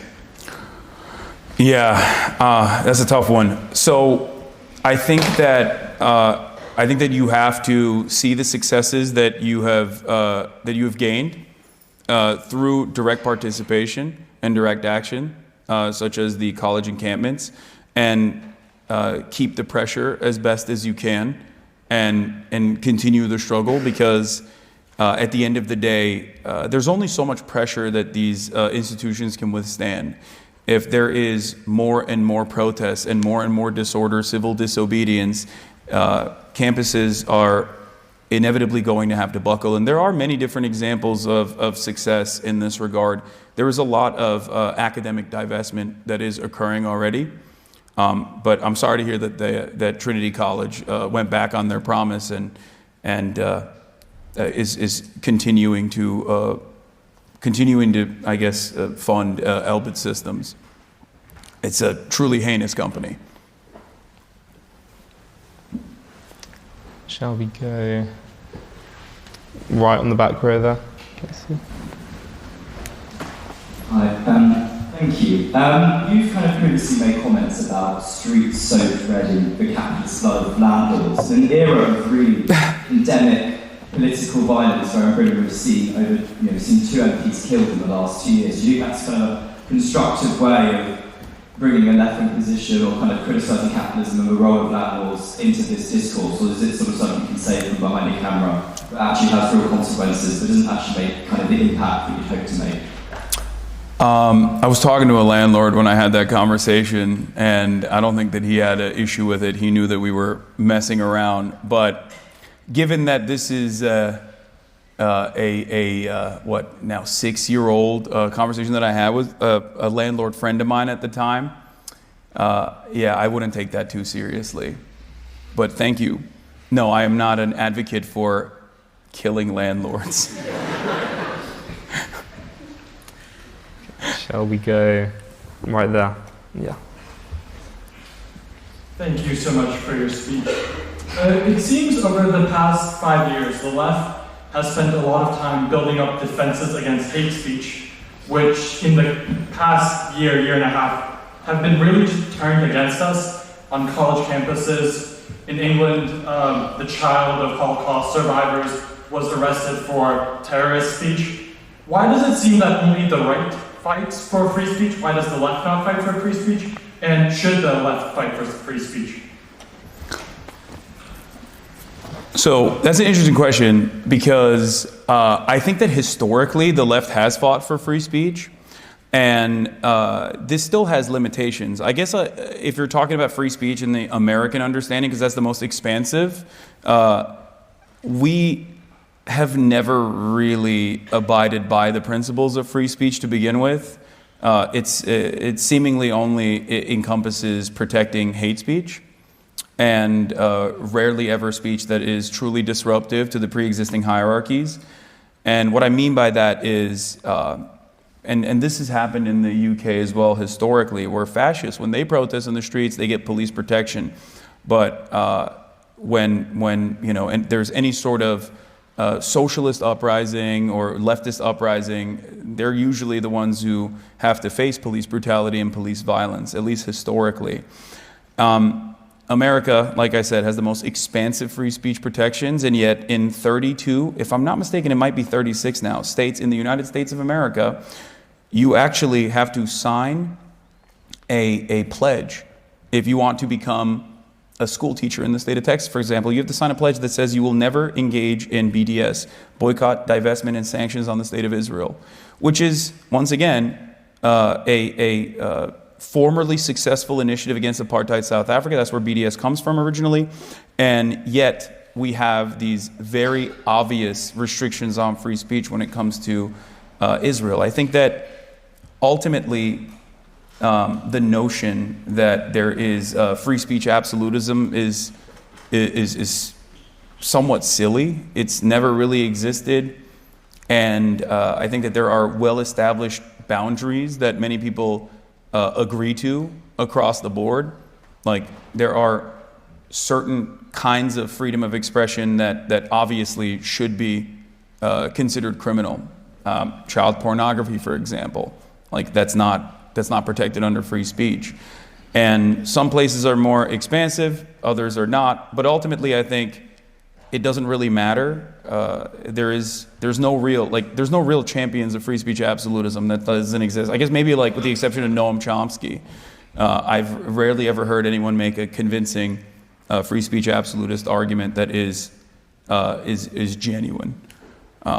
It's just not something that the right believes in. That's why they have been able to portray themselves as champions of free speech in an effort to get away with hate speech without any consequence whatsoever, because free speech doesn't mean that there should be any sort of freedom from consequences.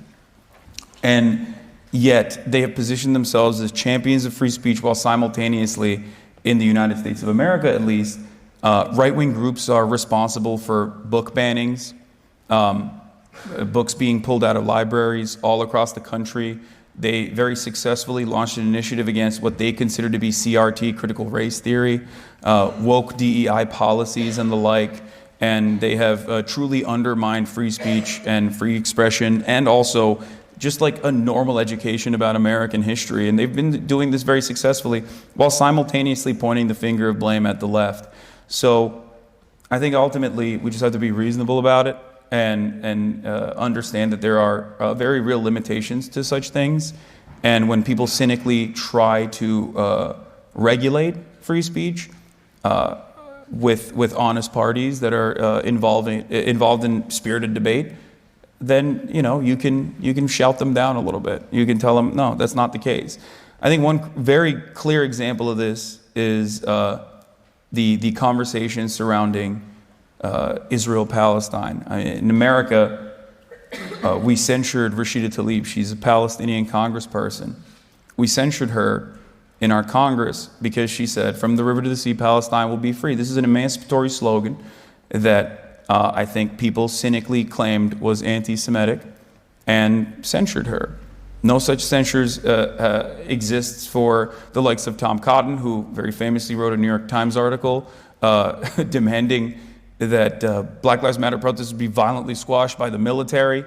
Tom Cotton has demanded that pro-Palestinian protesters and environmental activists be killed for protesting and blocking roads.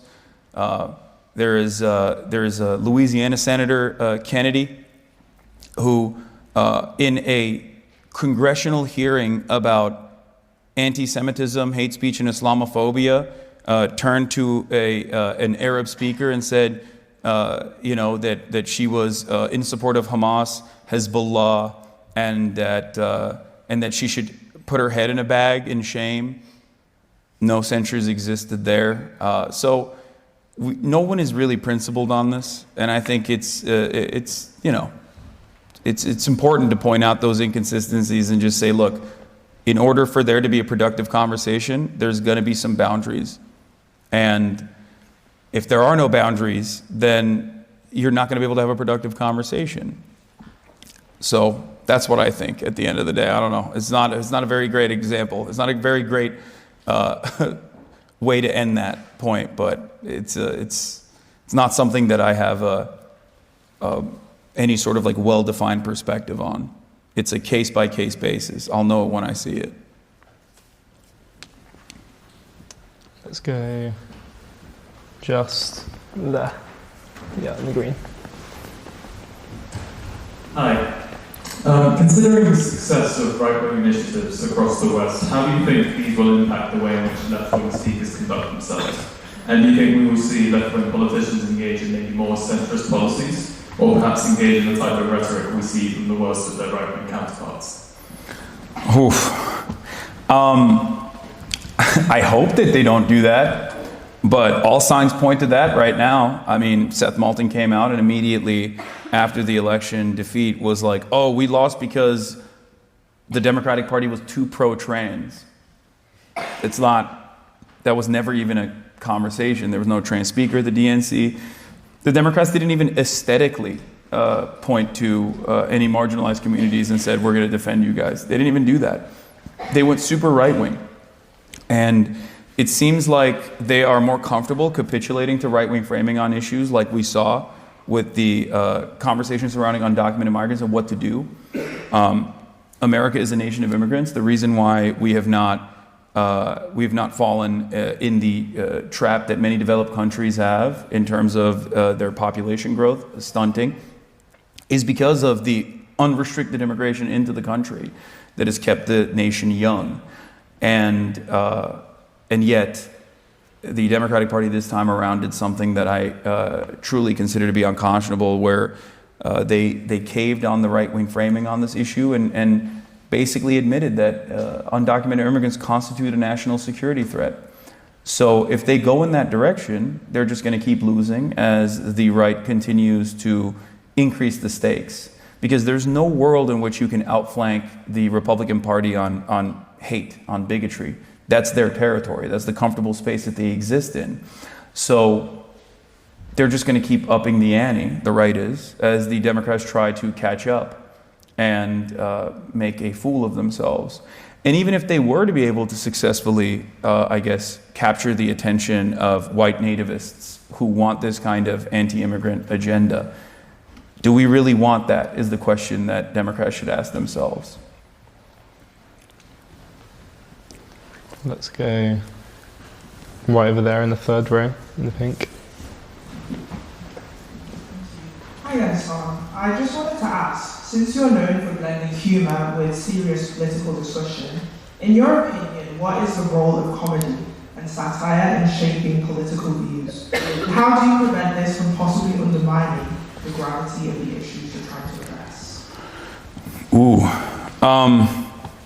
I feel like there's a time and space for it, right? I'll crack a couple jokes here and there, but obviously if I'm going to be talking about some like very serious things that are happening, I try to limit the ways in which I quip.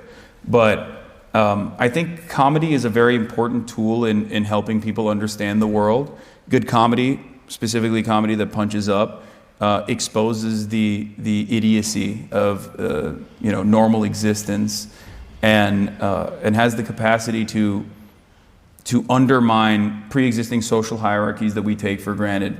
So I value it quite a bit. But there's a time and place for it. I think that there are certain things that, I guess, the higher the stakes get, the trickier it gets to be able to truly find humor in otherwise very humorless situations.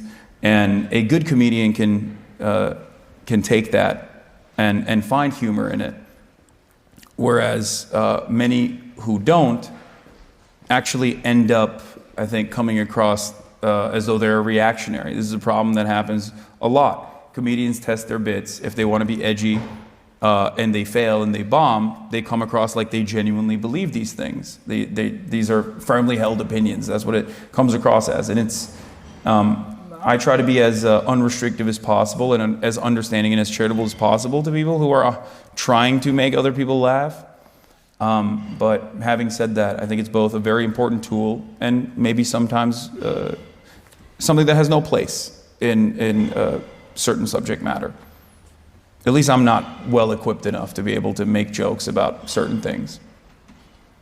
Okay, I think we've got time for a couple more questions before the end. We'll go there in the here in the college buffer. Yeah.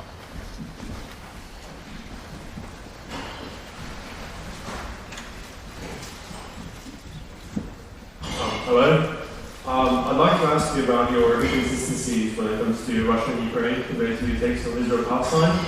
You talk a lot about displacing the Palestinians, which I agree is a horrible act, but when considering Russian annexation of Ukraine, you quote say, "It boggles my mind that Crimea belongs to Ukraine." And when you talked about Crimea's should own Crimea, you said that Ukraine was like, "We'll stick with that to Mongolia," I think. No. I said Crimea belongs primarily to the Tatar population, which is historically... Greece, Russia... I said Greece. I said Turkey and Greece. That was a joke. I don't think, for the record, I don't think Crimea belongs to Turkey. Just so you understand. Maybe you didn't get it. But I don't think that that's valid. And the other question... Go ahead. In addition to this, but when asked for your opinion on the ceasefire, you mentioned Boris Johnson as the reason for why it failed, even though Boris Johnson's arrival that was on the 9th of April, and then Lavrov mentioned his arrival to Kyiv was on the 9th of April, and Lavrov himself said on the 7th of April, way before that happened, the Ukrainian demands are unacceptable, a ceasefire and a peace deal would not happen. So the question is, why do you flirt so much with Russian narratives when it comes to Russia and Ukraine?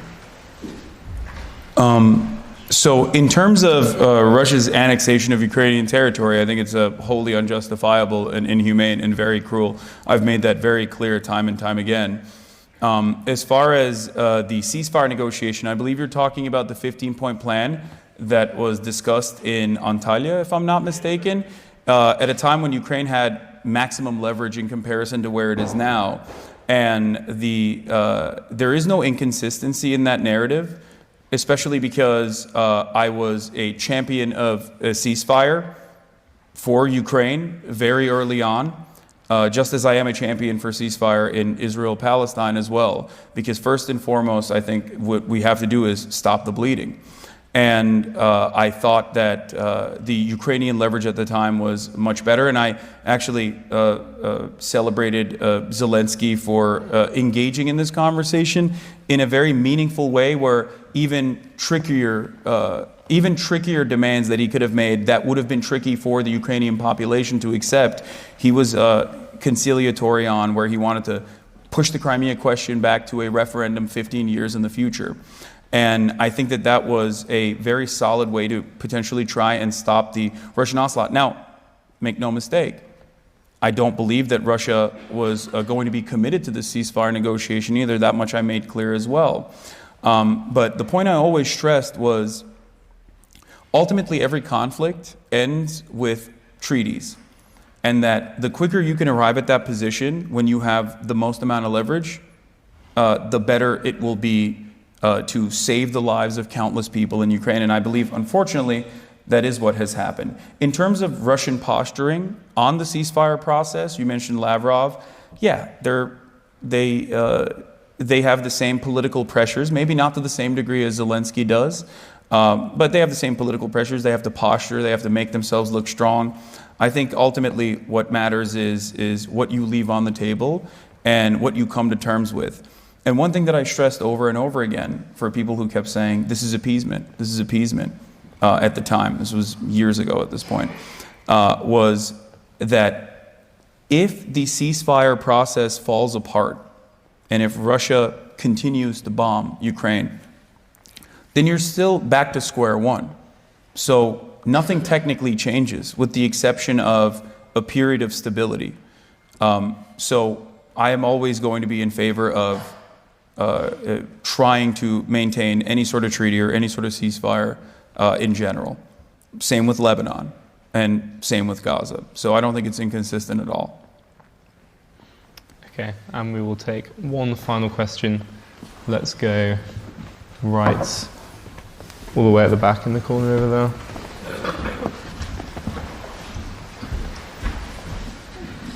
Thank you. You claim to be anti-establishment and say we need left-wing populism. So why have you not only criticised but colluded with the establishment on several occasions to denigrate existing left-wing populist movements like George Galloway and the Workers' Party and Jackson Hinkle, HasnAbi and the American Communist Party, which is new? Did you say I've denigrated George Galloway? Is that what you said? Yeah. I don't think I did, but I don't think I've done that. But as far as the American Communist Party, more power to them. If they're able to successfully mobilize, then that's great. Do I trust Jackson Hinkle, former HasnAbi head, to not be a federal agent and be genuinely invested in the uplifting of the working class all around the globe? Time will tell. I think if someone is going to occupied Ukrainian territory and then posturing alongside the Russian forces and then freely traveling back to the United States, I'm gonna look at that guy and go, maybe you're a Fed. Okay, that's not. I'm just saying, that's my red line. Usually, there's a lot of infiltrators. There's a lot of infiltrators that historically have tried to undermine any kind of leftist mobilization, and I think that's a pretty valid red line for me, at least. Like it goes beyond reasonable disagreement when when you are positioning yourself as someone who is going to be against America at every step of the way. Many people that have come before you in this great deliberative body have criticized me for even misunderstanding my positions and saying that I am a unconditional anti-American commentator.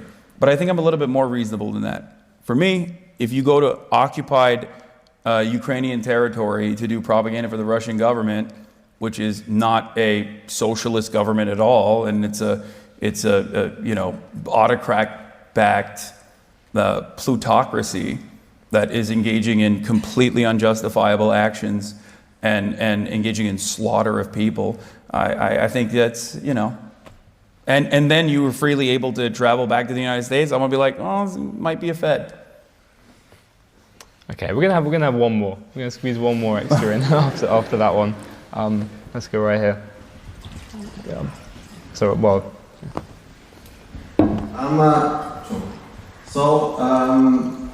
Talking about all these different issues, I want to head to another issue which I find particularly interesting. You're widely considered champagne socialists across both aisles. And I saw that you were traveling here on first class when you came to the UK. Personally, I never went on first class. I hope you had a comfortable travel. I still think it's an issue worth pointing out, because when it comes to especially the consumption of luxury goods, sports cars, million-dollar property, which you have been known to engage in, how can you justify yourself as a moral character on the left when you are benefiting more than many capitalists are from what you're doing as being a Twitch streamer, exploiting other streamers through your reaction content, which you are, which is a widely established fact. They're socially necessary every time. Considering what you earn, you put in that much effort as the other streamers that you're engaged, do reacting to. And furthermore, when it comes to... Can we keep it brief if we can? When it comes to the consumption of luxury goods, what do you think Marx, Lenin, Rosa Luxemburg, Hitler, what do you think they would say about this kind of new brand of socialism that you represent? Which is, by any measure of it... I think we're asking the same question. I think that you are... We're very short for time, please. To real societal revolution change, because you are no more than a cafeteria. Okay. Thank you for the question. I don't know how familiar you are with Karl Marx, but his bestie literally had a factory, so I don't think that he had that much issue with people that came from means. But having said that, however, I do think that it's a good point. What you rise is the point that you brought up, that socialism is about being in a poverty cult or living an ascetic lifestyle is, I think, pure reactionary garbage. The entire purpose of socialist movements is to allow people to have their own individual freedoms, to have autonomy in their lives, to be able to have some semblance of workplace democracy so they can experience these freedoms and feel like a fucking human being. And that is what I practice, and that is what I preach as well. I have a cooperative in the way that I have my own podcast is Equal Say, Equal Pay. My producer, March, is sitting right there. Makes a lot more money than the average Twitch streamer does, as a matter of fact, for that reason. And I'm a truly fortunate person. I'm truly fortunate for being able to find such success in this field. As far as the accusations of exploitation outside of participating in capitalism, which is impossible to avoid unless you go and, I guess, live in the woods and make your own axe and cut the trees down and build a home for yourself that way, it's impossible to avoid capitalism. That's why most socialists will say that there's no ethical consumption. As far as like my glamorous lifestyle goes, these are voluntary subscriptions that people choose to sign on for. I've told people time and time again that they do not have to subscribe to me, but if they want to, they can. Back in the day, it was to avoid the top of the hour ad break. I don't even serve ads anymore. I do a decent amount of fundraising on top of that, even though I don't think that philanthropy is socialism. I don't think that it works that way. And I work with labor movements in general. I'd say that someone of my level of wealth or my level of means is perfectly valid and perfectly appropriate. You might consider that to be self-serving, but I don't. And it's never been something that is inconsistent. When I was broke, I advocated for the same exact things that I advocate for now, and people would say, you're just jealous of the wealthy. Now that I do have money, people say you're a hypocrite. And I don't know what the expectation is from for someone like myself to just like cast aside. Once I got a little bit of money, this socialism shit is over. You want me to become like a right-wing Ben Shapiro type of person? Like, you want me to cast aside my values and my principles? No, I'm not going to do that. So I'm very fortunate, and I try to use all of that fortune for good and to continue uplifting voices that are unheard and to continue to advocate for people to get that same level of emancipation and autonomy in their workplaces and across the board. It's no different than my advocacy for against police brutality. I'm not black, but I speak on black issues. I'm not trans, but I speak against transphobia.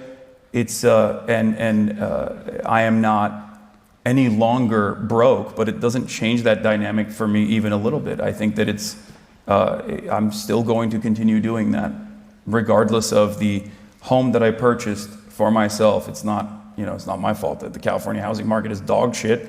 I purchased a house for myself that my family can live in. That's a pretty valid thing. That's a pretty normal thing. I think that's something that everyone should be able to do, should be able to get. Now, if I were to say, well, I own a home now, So I think the housing market is good. We shouldn't do any public housing. We shouldn't claw back housing prices. Then yeah, that would be inconsistent. That would be hypocritical. I guess it would be more consistent in the way that you interpret who I am and what I should be, what values I should be presenting. But I think that would be true hypocrisy. And as far as the luxury car goes, I leased a dentist car, an EV, just so everybody knows. It's, I'm going back to a Toyota, don't worry. So I can get my socialist bona fides. Okay. But yeah. Thank you. That is sadly all we've got time for. I'm going to say a couple of other things in a second, but first of all, let's all say one thank you to Hasan.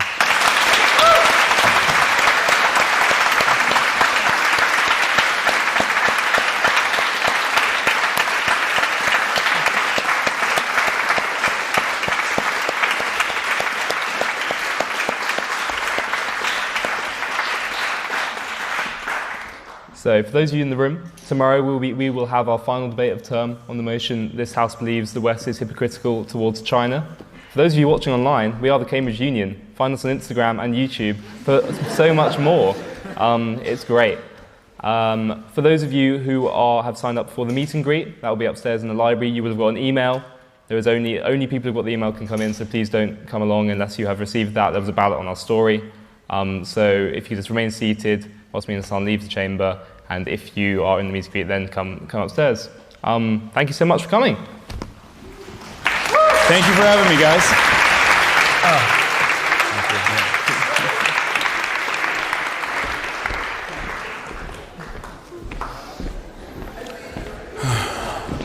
I will join you shortly. Yeah? Okay. Yeah. Should I take this mic off?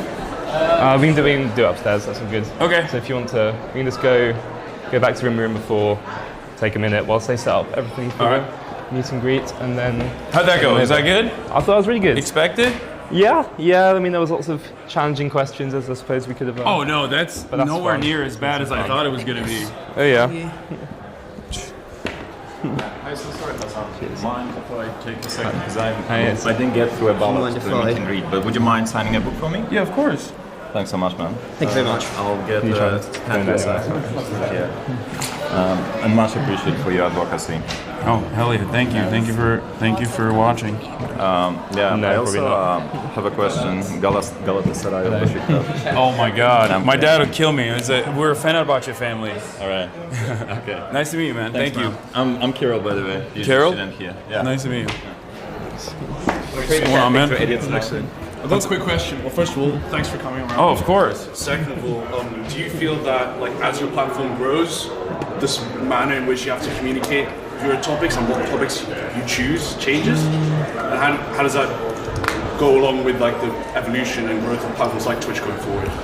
No, I mean, it might be the case for other people, but no, I've maintained the same exact positions and have the same fire and same heat for it for years now.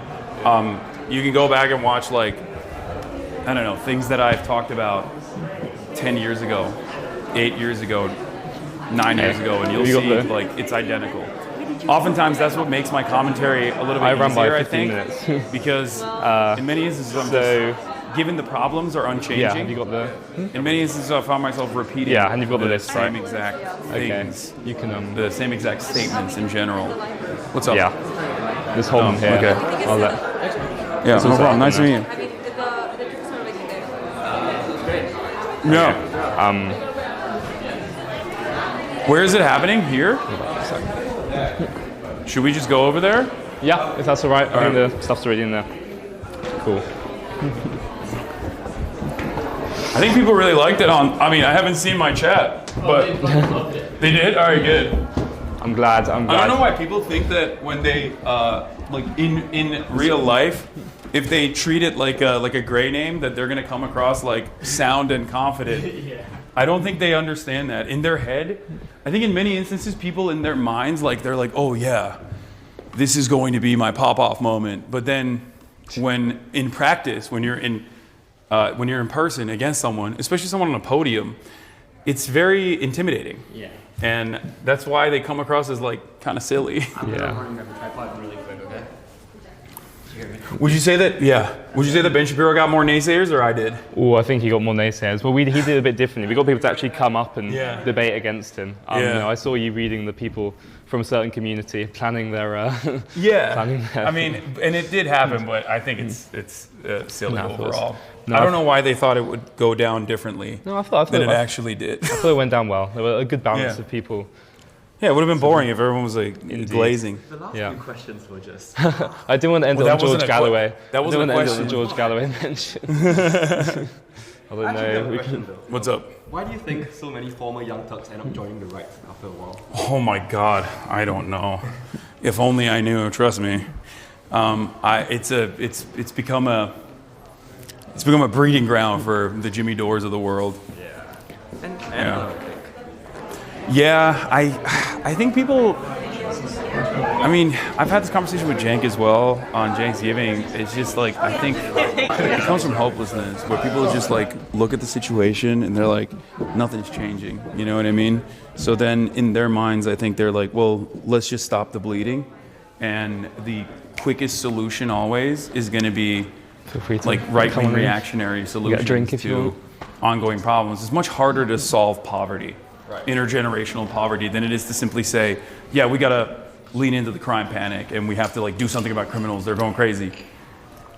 So do you think it's more of a right-wing grift, or do they genuinely change their position? Yes. I think they genuinely have changed their positions, I think, which is kind of sadder, I guess. I don't know.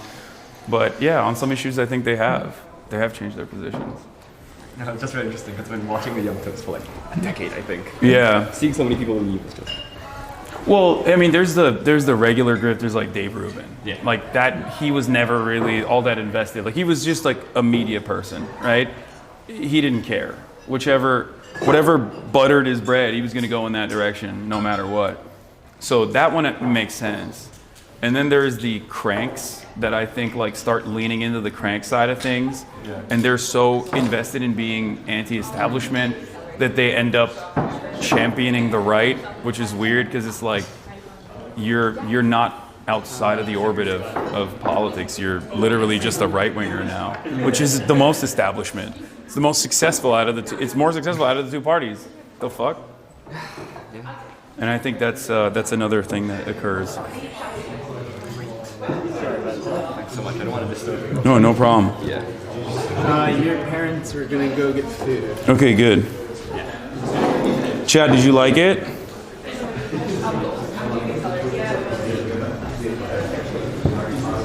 Bro, the fizz in this room go incredibly hard. Yeah, it's just like how British people dress.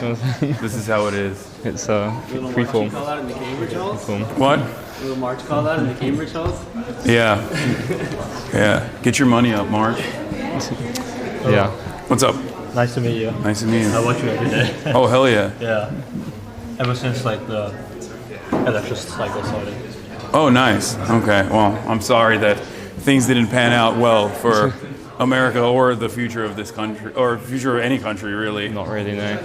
I just wonder, where do you get your information on? Because like you seem to be right on almost everything. Like the elections.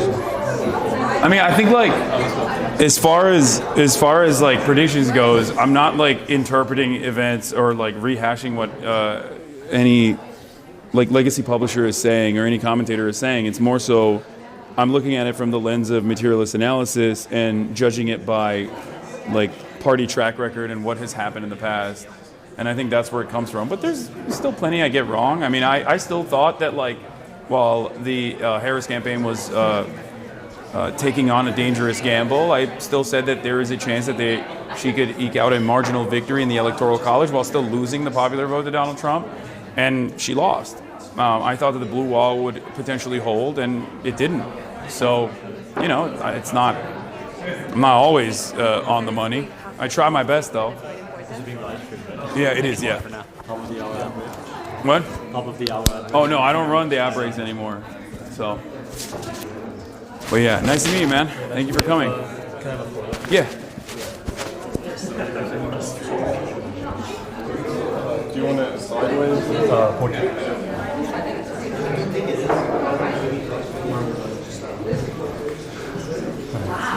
Thank you so much. Yeah, no problem. Hi, nice to meet you. What's up, man? Nice I to got meet a you. question that I didn't get to ask. All right, what's up? Let's hear it. This is a sick jacket. What's going on here? Oh, nice. Okay. So 2 weeks ago, Slavoj Žižek was at Oxford, Uh-huh. and he spoke about similar to what you're talking about with the Western, like nationalist and authoritarian parties Mhm. increasingly coming to power. He pointed out that one kind of side effect that comes with this is the political class and the media, but also the public, a rise of shamelessness in society. Yes. Yeah. Yes. So he proposed that we need an increased shamefulness in how we operate and conduct and act with each other. Like shame others, or does he mean like we have to be shameful? So everyone, the political class, media, but the public as well, needs an increased sense of shamefulness as a society to continue functioning. What were your thoughts on that? I mean, I think Slavo needs to needs to be a little bit exercise a little bit of shame himself. But yeah, I don't know. I mean, it's an interesting theory.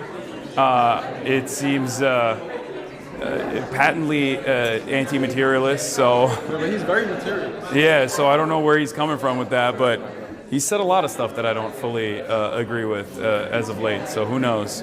But I mean, I think his old works they stand for themselves. They're good. And what do you think of like Norman Finkelstein? I love Norm. Yeah. He's the GOAT. Yeah.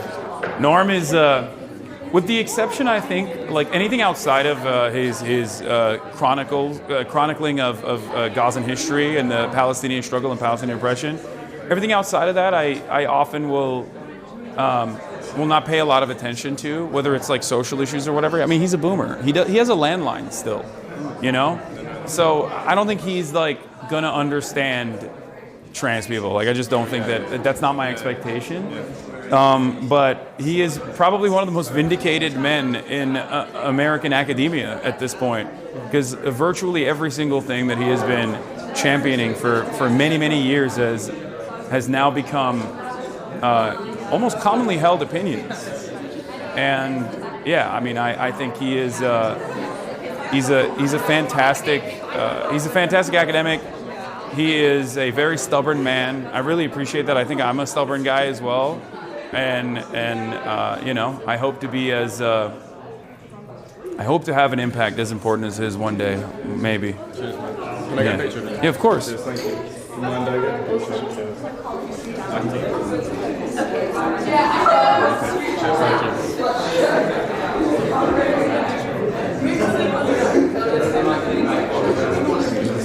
All right. Thank you. Cheers. What's going on? I also had a bit of a question. All right, let's hear it. It is like 500 years old. Do you think, congrats on your recent CNN appearance, do you, I don't know if it's worthy of congratulations, but it's like, do you ever feel like you have to compromise on your values in terms of how vocally and how brightly sort of you discuss certain topics in order to get the opportunity to speak on more mainstream platforms? Or do you feel like it's more important to stay true to your own values in terms of how you talk about and how you message on particularly more? I think I always stay true to my values, but I also value the importance of reading the room, and not everything has to be like almost hysterical. You know what I mean? Like I try to moderate my perspective with the full knowledge of the audience that is receiving it, and I think that's a really. I mean, I urge others to do that as well, to put their best foot forward to the best of their ability, and maybe not even get emotional, you know. It's just, you know, I definitely, I wouldn't say I moderate my perspective, but I definitely try to be. Wait, March. Yeah. You can film this. We're talking politics. Oh, I was just showing chat the room. Yeah. But yeah, I try to moderate my position. Never compromising on my values, but I try to moderate it because I'm aware of the audience that I think is receiving it, if that makes sense. Well, great speech. Yeah, of course. Yeah, nice to meet you. UK. No. We've got 5 more years before. If I get fired, it's on you guys. Yeah, but also the weather is ass. The weather's ass. The sun sets at 3 p.m. Yeah. It makes no sense.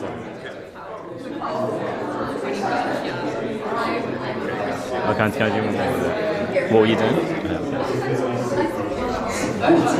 Cheers. All right, no problem. Hi. Nice to meet you. Nice to meet you. I've been watching you since 2019. Oh, hell yeah. I used to watch you when I was waiting at the hospital for that. So it was really helpful listening to you and that you've been a voice for left-wing politics, especially because everything seems really right-leaning. But although when I do watch your streams on YouTube, I do get recommendations for Ben Shapiro, so that's really lovely. Yeah. The right wing floods the market with a lot of junk. So it's hard to overcome that. And I think YouTube, whether they're aware of it or not, I don't know, but they definitely do facilitate this like this unlimited, unrestricted amount of right-wing content on the platform.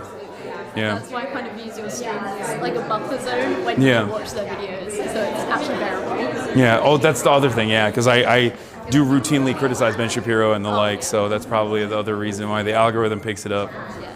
Yeah. You want to take a photo? All right, let's do it.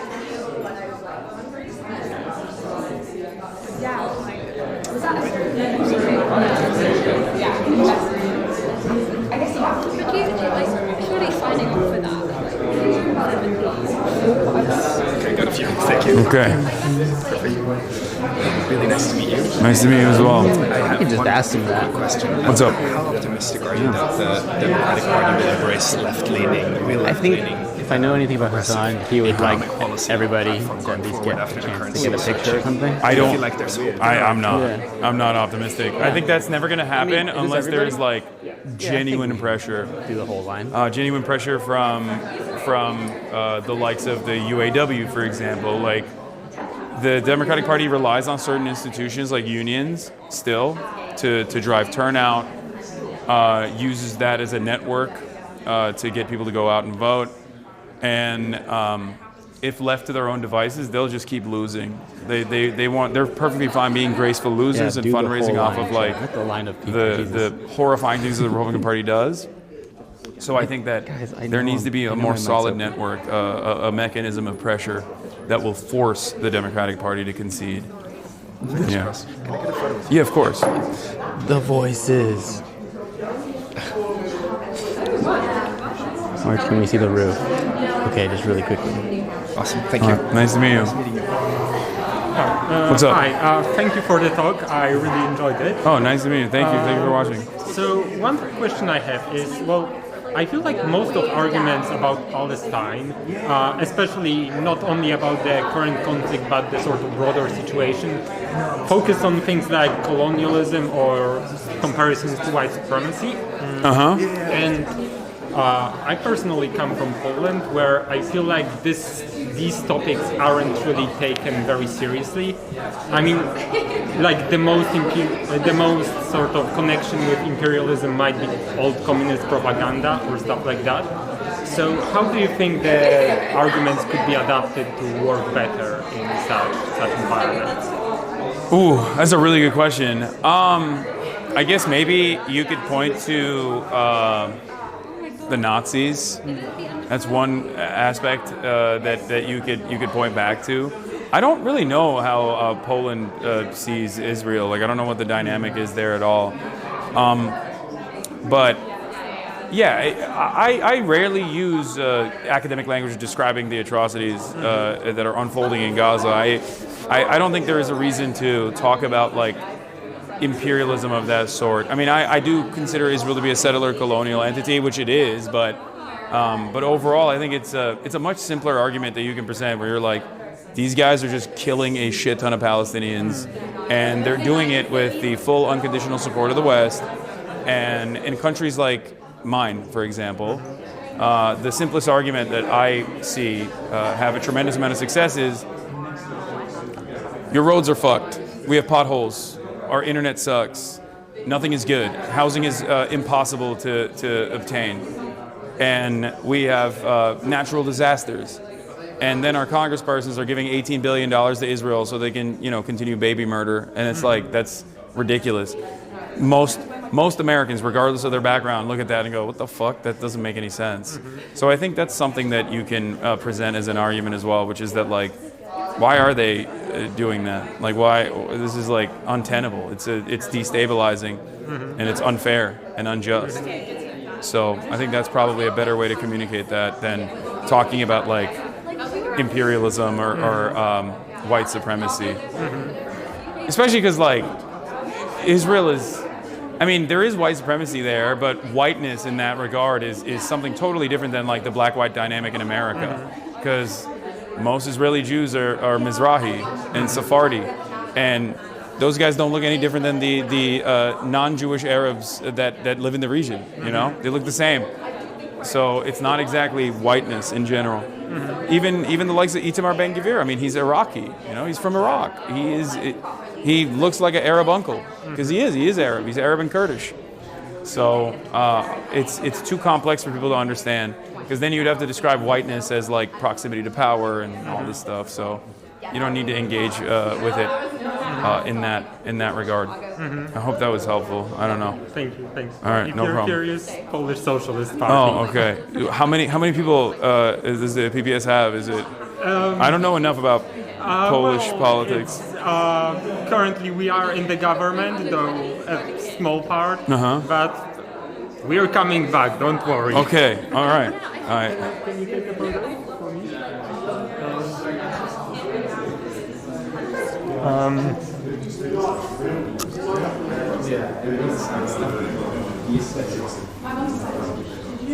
Thanks. All right. Nice to meet you. Thank you. What's up? I am Riyadh. I am from India, and Nice to meet you. I have a question. Nice to meet you too. I have a question that right now that right wing is at par, and across the globe that right wing is comparatively ruling the major of the countries. So how you see that, as you are a left wing oriented people, so how you can comparatively defend the right of the left wing people or the minority on that thing? Because in my country it's also happening in India right now. Yeah. Right wing ruling in India, and the religious minority like Muslims are prosecuted out there and become political prisoner, and we are not have a right to speak freely, right, something like that. So how you suggest to it's tough. You just got to keep organizing no matter what, and have a network that you can rely on when the time comes, because there's like not really much you can do if we're going full tilt fascism. Then the only people you can rely on are your neighbors in that regard, and have a network of organizations that you can go back to engage in some semblance of community defense. So that's what it is. Outside of that, you just keep trying to utilize the available legal avenues that exist to continue advocacy and to continue fighting for human rights in the process. Yeah. Do you know things like the push action? No. It's the That's crazy. My college. Nice to meet you. Hi. Hi. Just want to say I'm a really big fan. Oh, nice to meet you. I don't have anything in particular to say. Okay. It's all good. You want to take a photo? Yes. All right, let's do it.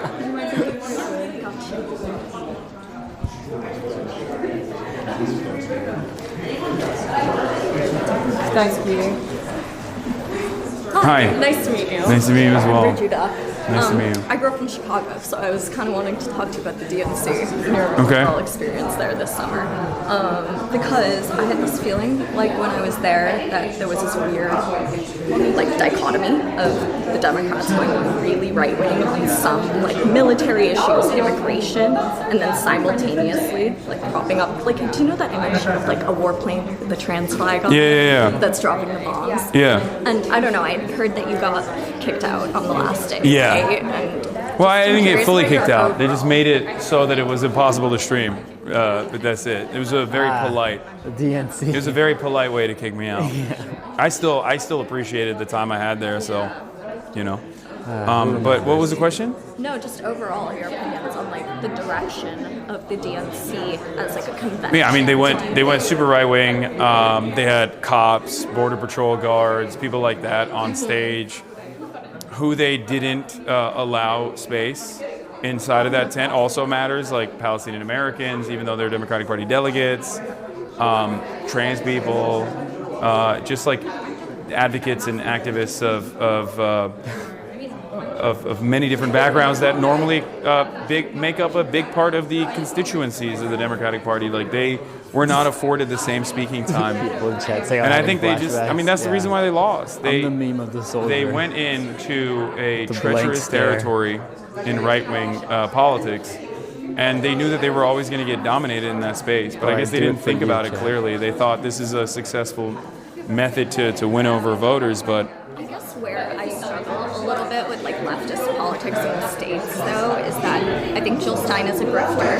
I think she is literally a bot for Russia, and I see this really difficult path forward to be anywhere but try to make the Democratic Party better. I mean, I agree with that for the most part. Yeah, I think that is what's that's the only way out of this. Other than that, it's just like a complete collapse of the uniparty approach that we have, and then who knows what happens after that. Yeah. Thanks for nice to meet you. I'm sure you're quite tired. Yeah. No, it's all good.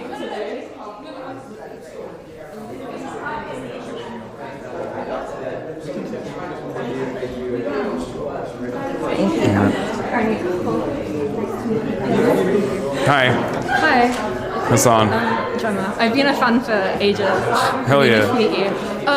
I had a question. So, looking at the UK specifically, kind of the future of the progressive left. Like, if we're thinking electorally, like, do you think it would be worth trying to push the Labour Party to the left, or do you think now, you know, with Corbyn gone, like, that's kind of never going to happen? Like, do you think we should look at third-party alternatives?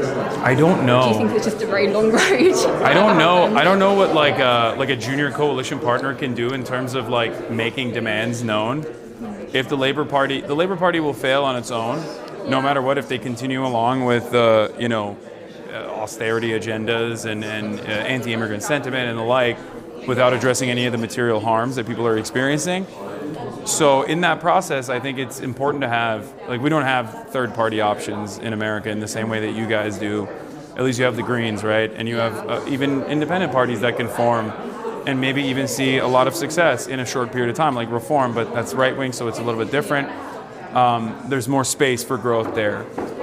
But overall, I think maybe there's an opportunity to apply pressure as a smaller party with coalition building. But at least as far as I've seen, I think that Labour is probably more amenable than Macron was, for example, in France. So I think there's more opportunity there. But ultimately, it should still be trying to restore Labour to its former glory, I guess, and not have this right-wing, lighter Tory version of the party that it now is. Yeah. Thank you so much.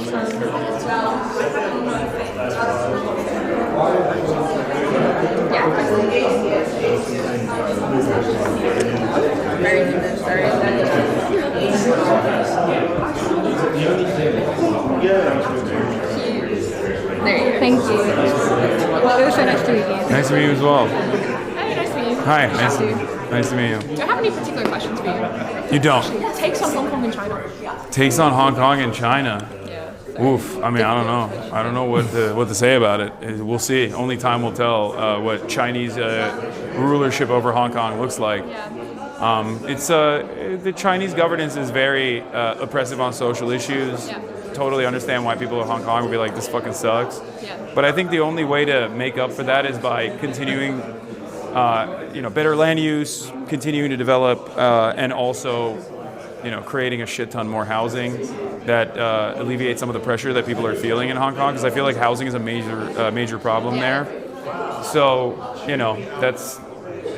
that's the only thing I can say about it. Other than that, I mean, it makes total sense to not want to be ruled in a way that where you're fearful of political expression that previously you were not worried about. Makes sense. Yeah. You want to take a photo? Yeah. All right.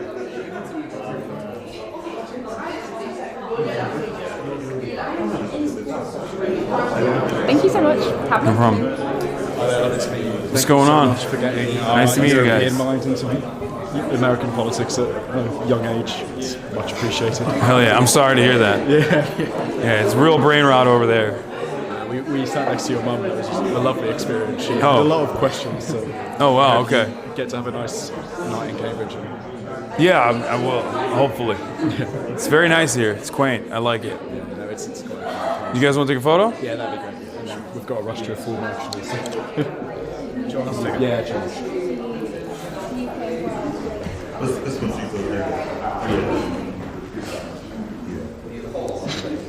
All right. Yeah, thanks so much. Nice to meet you guys. Hello. What's going on? Hi. Nice to meet you. Nice to meet you guys. My name is Tia. I don't know why it says. I thought you handled yourself very well. Yeah, there were so many questions that were quite attacking. They said that I had more contentious questions than even Ben Shapiro did. Really? Yeah. That was, to be fair, that was a big protest when he came. So Yeah. You're slightly less controversial than Ben Shapiro, maybe. Yeah. I don't think I've ever seen one more controversial. To be fair, when Jeremy Vine came, my best friend ended up arguing with him across the thing. But, you know, happens. Were you going to meet up with Jeremy Corbyn? What happened? So yeah, his team reached out, but unfortunately he has like some prior obligations until Saturday, so it's not going to happen this time around. But every single time I come to England, I'm like this much closer, and inevitably it'll happen. Yeah, one day. Yeah. I mean, I love Jeremy Corbyn. Yeah. Who doesn't? Actually, a lot of people. A lot of people don't love him. I wonder if people interpret it differently now that in like the post-October 7 world, because like a lot of people falsely smeared him as an anti-Semite, and I think there's a lot of like that narrative continued, and I think people just like never gave it an afterthought. Yeah. They just kind of went along with it without really questioning it. And I wonder if people's analysis of that has changed at all. But I don't know. I don't know how like big the pro-Palestine movement is in England. I feel like I've seen a lot of. Pretty big. It's definitely big here in Cambridge. I would say. Yeah, it's definitely big in London. There's been protests every Saturday in London. Since I think. Yeah, like tens of thousands of people and stuff. And So. Corbyn's a lot of them. And Yeah. I think a lot of people are lying. I mean, he was Corbyn voted is as an independent recently. Corbyn is one of like the most loved politicians in the UK, I think. whilst being one of the most hated politicians. Yeah. In the UK. Like. Always the way though. Yeah. Feel highly loved. But like, I think most people who actually properly understand who he is like him. Obviously, the media here is just like the media. Oh, it's worse. I think British media is worse than American media. Yes, I think American media is stupider.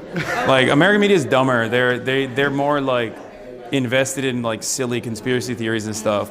British media is vicious. It is. I mean, Meghan Markle. Yeah, they're pretty scathing and they're pretty vicious. Like, I mean, even fucking Piers Morgan. I go on a show all the time. Like, but he's like, didn't he do the paparazzi thing? Like, he like leaked people's. Like, that's vicious. That's like really. I don't know how you go on his show, to be honest. I don't either. I don't know how patience. It's hard. That's why I do it sparingly. I don't do it all the time. Yeah, I would run out of patience very quickly with everything. All right, you want to take a photo? Yeah, of course, thank you. Would one of you mind? Yeah, use your phone for that.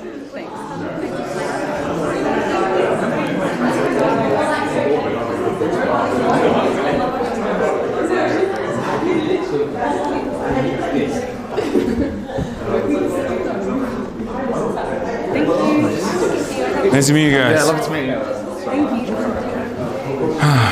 What's up, man? Nice to meet you. Nice to meet you. Oliver. Been a fan for a while. I'm a bit nervous in front of 30,000 people. So Don't worry. But I can look away. But yeah, I enjoyed the talk. Nice to meet you. You are taller than me. Is that what you're looking at? Yeah. You are. Maybe just to get a screenshot from the camera. Do you ball? A little. I started like this term. I'm not great. Oh, that's a waste of height, man. You got to start balling. Well, on and off this term. Okay. Nice to meet you. All right, nice to meet you as well. Yeah, of course.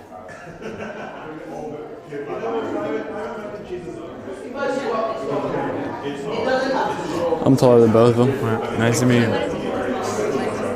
Hi. I'm Ida, and I'm really sorry to bring up something a little bit old, but I have this favorite thing that you said was a couple years ago, I think. You said that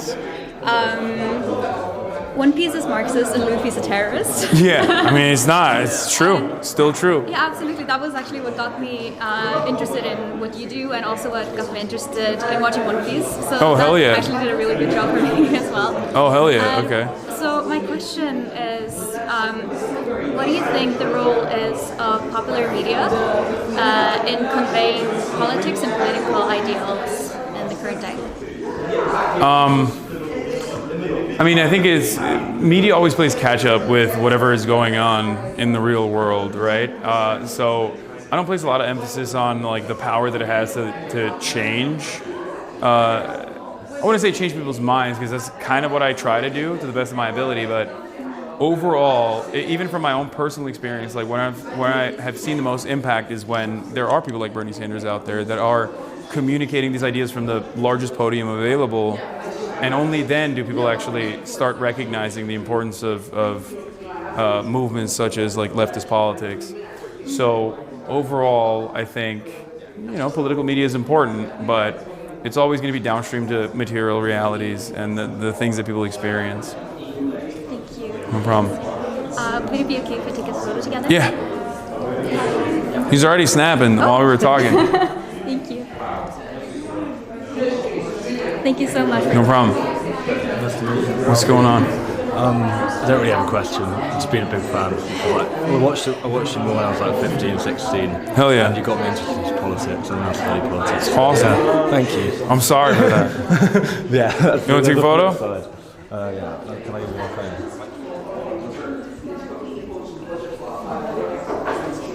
I must get bored of this. No, not at all. Surely. This is great. I get to meet people. Thank you so much. What's going on, man? Very nice to meet you. Nice to meet you as well. I've been watching you for years, and I think you're doing an incredible job. And I think that you do a very important job, especially because I think the media nowadays is shifting a lot towards the far right. Yeah. And I think you should keep on going. And I think you're very, very funny. And thank you. My question to you is because I'm trying to take advantage of this attention economy that we live in. Mm-hmm. What do you think is like an advice that you could give me how to take advantage and how to maybe like build a personal brand? Be yourself, and also find things that are not immediately political that you're interested in, and show that you're a multifaceted person. Okay. Because I think that politics in and of itself will bring you a lot of attention, both negative and positive, but overall it's kind of boring and dull. But if you want to reach a broader audience, you always have to show that you're a normal person with real hobbies and things like that. And that's what I try to do, at least. Okay. And that's what I've seen success in.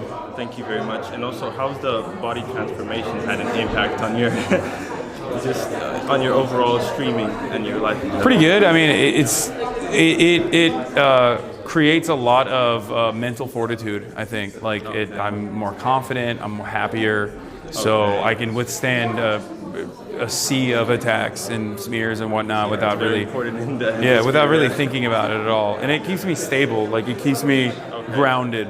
So it's been great. All right. Thank you very much. No problem. You want a photo? Yeah. How you doing? Good. Okay. Better if you're looking around the room and exploring. That's fine. What's going on? Nice to meet you. Nice to meet you. It was so good, so thoughtful. I love that you also had the Jeb Bush moment where you was like, sort of like police clap. Oh yeah. Well, I mean, I was more so memeing. Yeah. Don't do the same in the Oxford. I think you're speaking tomorrow there as well, right? Yeah, I'm speaking to Oxford tomorrow. I'm gonna be like, yeah, Cambridge sucks. Did you see your Spotify rap? What's your top artist? I don't have a Spotify rap. I don't use Spotify. You don't use it? I don't listen to music at all, which is weird. I know everyone always says I'm so weird for it, but yeah, I don't really listen to any music. Music, can I have a picture? Yeah, of course. Hey. Oh, sorry.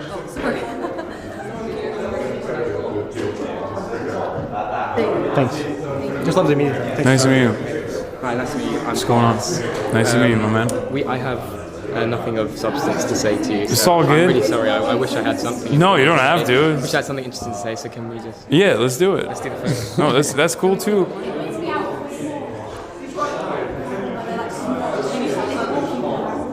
Well, your phone's really bad. This way.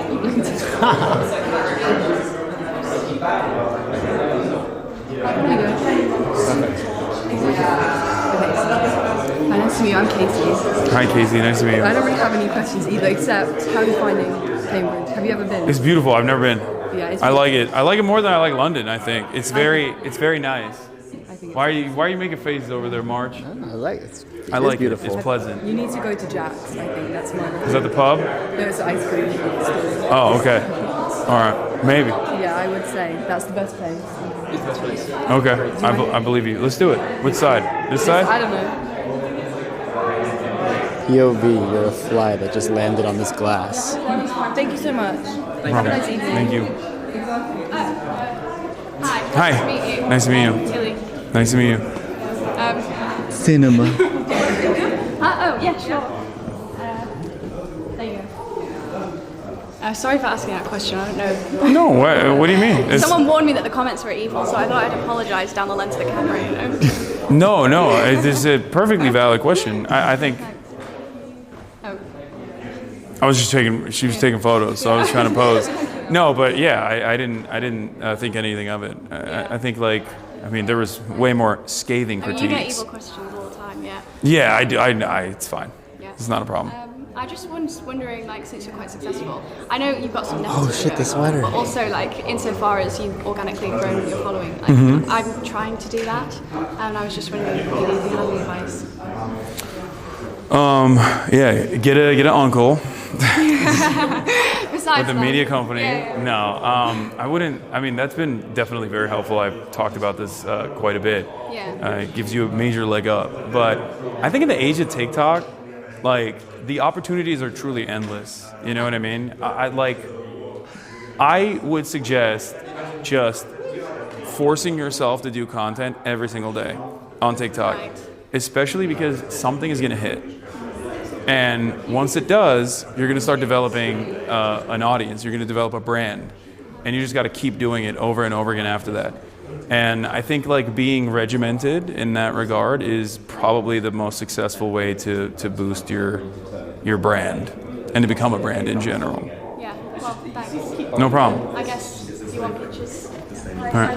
Hi. Nice to meet you. Nice to meet you. I just want to say thank you for being an accessible voice to me. I'm a medic, so I'm not really involved in the whole politics scene. So it's really, I just want to say thank you, basically. Oh, of course. Thank you for watching. No, I'm sorry, I don't have that interesting questions. No, it's all good. Don't worry about it. Debate.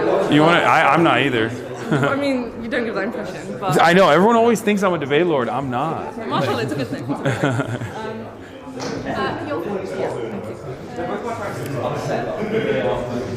I'll just take a photo. It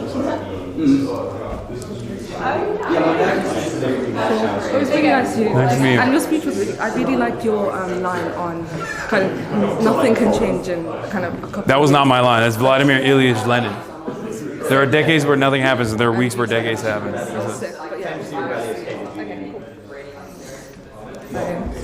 Hi, nice to meet you. Weird, you're a real person. I am a real person. Do you find it weird, meeting people in real life as well, or most of it's kind of... No, I'm used to Do you it. feel you've just always been kind of confident in bigger groups, or is it something that's come with it? I think at this point in my career, it's just I'm used to it. That's what it is. And at first, it was really exciting because I'd be like, "Oh my God, someone knows who I am! That's sick." And then it just became a normal thing, you know. But yeah, I've been a sociable person my whole life, I would say. Twitch has ruined that a little bit. It's broken my brain, but I try to do my best. Well, it's weird the way people interact online, isn't it, compared to Yeah. in real life. It's Well, we saw that earlier today when people wanted to come at me in a very, fiery way. And I think it plays itself out in a real personal dynamic in a very different way than it does online, if that makes sense. Where when you can see the person, No, you could feel the tension in the room. and you can feel the tension in the room, it's a little different. Yeah. I don't think it favors the people with scathing commentary as much as they think it does. Just people kind of care what a normal interaction. Yeah, I think people kind of look more hysterical in that situation. Yeah, but it is what it is. You want to take a photo? Yeah. All right, let's do it. What's the pose, though? Boom.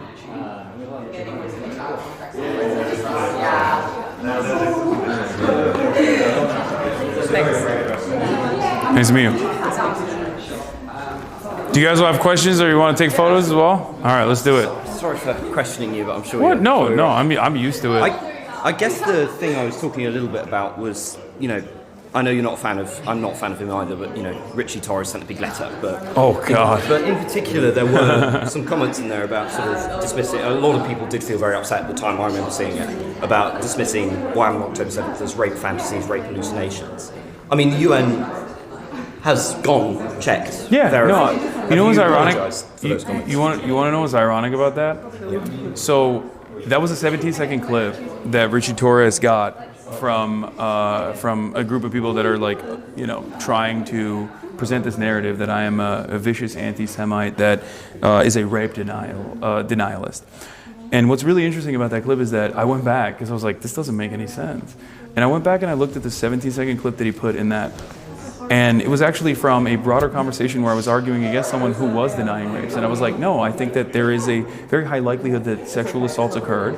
And I even brought up the UN report that you're suggesting that there was at least one documented instance of first-hand account testimony from one of the hostages that sexual assault had happened, and that there is no reason to disparage or to claim that it did not happen when there is at least evidence that it did, and that it had not changed the dynamic of genocide for me even a little bit.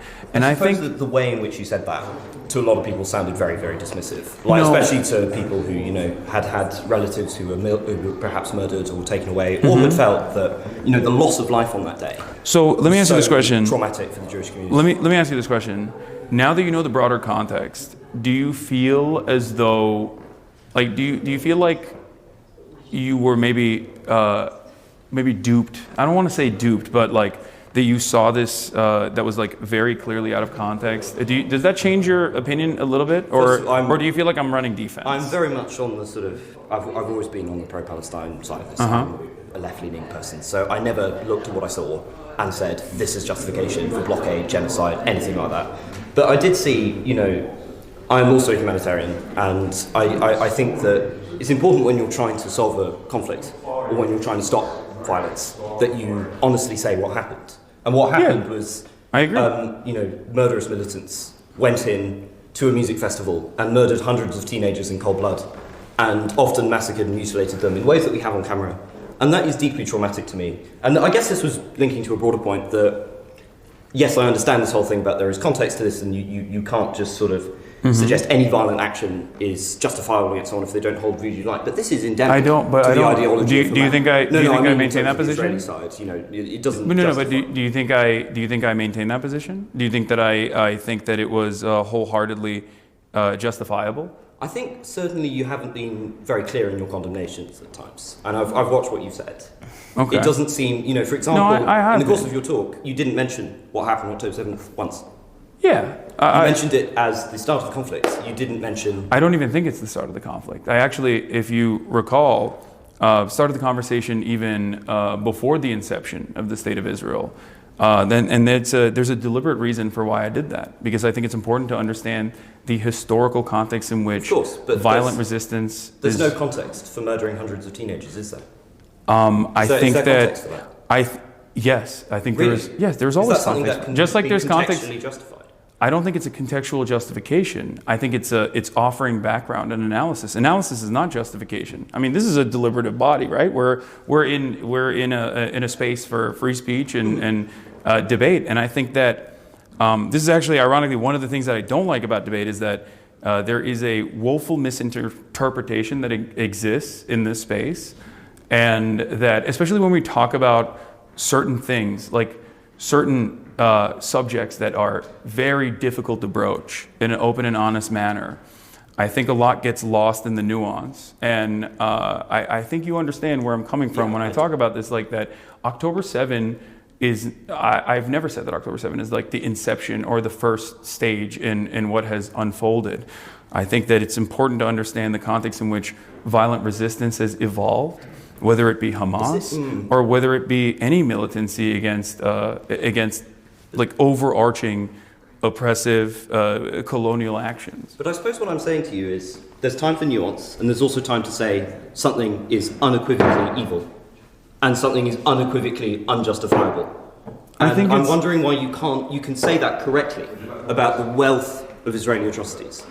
But to actually fix this conflict and gain trust with people, you need to say that unequivocally about the murder of hundreds of teenagers at the Supernova Music Festival, their mutilation and often their rape. And I don't know why you can't say that. I don't. First of all, in terms of using the language of mutilation and rape, and also consistently saying that there is a contextual justification for it, I think the violence that states engage in, specifically an apartheid state, which you agree is Israel's an apartheid state. Okay, so the violence that an apartheid state engages in is oftentimes considered to be invisible. There is a tremendous number of documented, there's a tremendous number of speakers and media representatives that have actively communicated all of the violence that has unfolded on October 7. I myself have also maintained the position that any kind of violence against civilians is completely unjustifiable.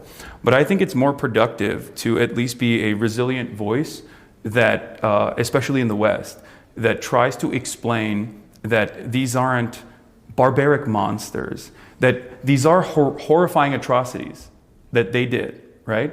But that it is not coming out of a place of this antiquated anti-Semitic tendencies, or that they wanted to go out and like do mass rapes, or any number of different ways in which people have, I think, in a very unhelpful way, tried to claim that there is no emancipatory ambition here, and that there is no valid interest in wanting to be rid of Israeli sovereignty. Do you think that by invading the Gaza Strip, that they were not motivated by anti-Semitism, given the fact that they were murdering civilians indiscriminately? Invading the Gaza Strip? By invading from the Gaza Strip into Israel. Yeah. Do you think that they were not motivated by anti-Semitism, given that they were murdering citizens? No. No. That is remarkable. No, the entire logic of Hamas I don't. is built on anti-Semitism. No. And if you don't recognise that, then you're never going to build any trust with the Jewish community. If you have people who are out there and suggesting that your people don't have a right to exist, the slogan of the Houthis, who you so admire, is death to the Jews. I know, and I've been very critical of that as well. Well, I don't know if critical enough not to platform somebody and call him a sexy pirate. That person wasn't I don't know if you're aware of this or not, but that was a 19-year-old Yemeni teenager that was actually not associated with the Ansar Allah movement at all. There is enormous debate about that, and it is highly unlikely he'd be fighting with them if he had no connections to them. And you were not mentioning that in the context of it. He was not fighting with them. There is a lot that gets lost in the translation, and certainly I think a lot of commentary has existed in this space of a conversation that I had 10 months ago, or at this 11 months ago, before the Ansar Allah administration was even designated as an official state-sponsored terrorist organization. Joe Biden had actually taken them out of that classification that Donald Trump had put them in because of the fact that they were moving on, that the Saudi-Iranian normalization had taken place. And that person, the 19-year-old Yemeni teenager, I originally thought was a Houthi. And I'm very open about that. And you were perfectly happy to give him a hang. Oh, absolutely. I think that there is. It would have been a very different conversation. But having said that, if you think that I would have, there were points in that conversation where I asked them directly, "What do you think about Jewish people? What would you say if I were to tell you that there are a lot of Jewish people who are leading anti-Zionist protests in America?" And his answer was very clear. And this is a person that has. If you talked to an IDF soldier and they said, "Oh, I don't hate Palestinians," you would critically engage and examine that. But you do not critically engage and examine with this individual. And instead, you because an IDF IDF soldier in many circumstances is living in similar conditions to someone like myself. So I treat someone in the Western world with Nazi ambitions very differently. No, I think this is interesting because it suggests that you don't have a moral universalism. What I've heard from you is this very eloquent, and I agree with it, moral condemnation of the atrocities. But when we talk about the murder of gay people en masse in Yemen, when we talk about, for example, Tibet's oppression under China, or when we talk about what Hamas has done to gay people within there, or what they do to Jewish hostages, you enter this contextual blather. And it strikes me that these you want to know why? You want to know why? Because Israel has killed significantly larger numbers of gay Palestinians than Hamas has. And that is precisely why I think it's a universally unproductive conversation to consistently talk about the many different moral failings, especially when I look at this with my own personal background, with the understanding that reactionary movements grow when there are outside forces that are invading a country. This is something that I actually talked about with respect to Ukraine as well, that while there were many movements within Ukraine that were constantly fighting against paramilitary groups that had started off as offshoots of football hooligans, the Azov Brigade being one of them, that once Ukraine was invaded by Russia, that the inevitable violence was going to was going to make all of the most right-wing reactionary forces the emancipatory forces that were going to dominate the country in perpetuity. We saw this with Iran. The destabilization of Iran, backed by the CIA, caused the Ayatollah to overtake the country, because in most circumstances, when Western forces or an outside force is coming into your country, you don't care about who is actually fighting back. You just want the pain to stop. You want the violence to end. And I examine this across the board in the exact same vein.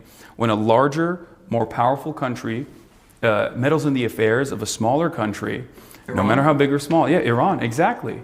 Iran is a perfect example of this. I think that the Iranian destabilization and the implementation of the Shah regime is quite literally the reason why the Ayatollahs were able to gain momentum. The intervention of Iran in the other powers, but in terms of the broader problem with that. But do you understand where I'm coming from? Because there is universality there, and I think the universality is hard to grasp, especially if you've grown up in the United Kingdom, or if you've grown up in America. It's very difficult for people in the Western world to shed themselves of Western chauvinist frameworks and engage in, and I'm not saying you're doing this, but engage in what I have seen as pinkwashing by consistently talking about the internal dynamics of any kind of resistance group, when in fact we do not make those considerations for many of our allies, and it's not even something that is remotely brought up in this conversation as far as like universality goes.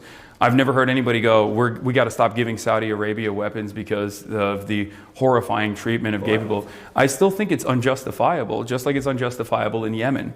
But ultimately, the way I look at it, if there is a much larger, much more powerful country that is getting unlimited weapons from the most powerful country on the planet, and they are engaging in wholesale slaughter, I think analyzing or interpreting the dynamic of like Hamas and gay people in that regard is ultimately not only unproductive, but also it's not something that is within our realm of power even. I think that these countries, my country, Turkey, for example, will inevitably, once they have breathing room, have the time and opportunity to be able to advocate for their own civil liberties. Because at the end of the day, the gay people that Hamas could potentially harm are still gay Palestinians. Does that make sense? And we have the benefit of living in the UK or in the United States of America, where we have undergone this process of civil liberties and advocacy for civil liberties, and be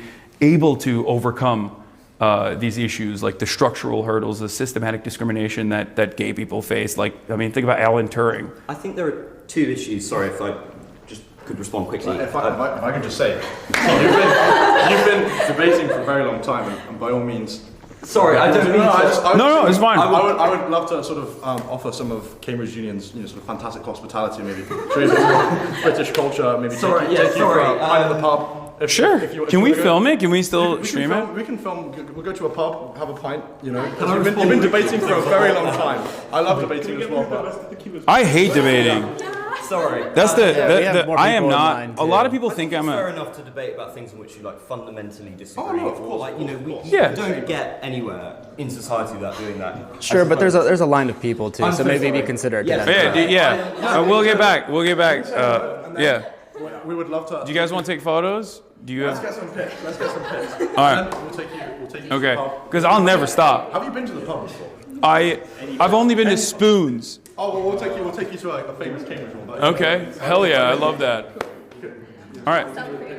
Hi. Hi. Can we also just say something like, we've had chat open this entire time. Oh, yeah. And you've opened an amazing space for men to talk about these issues.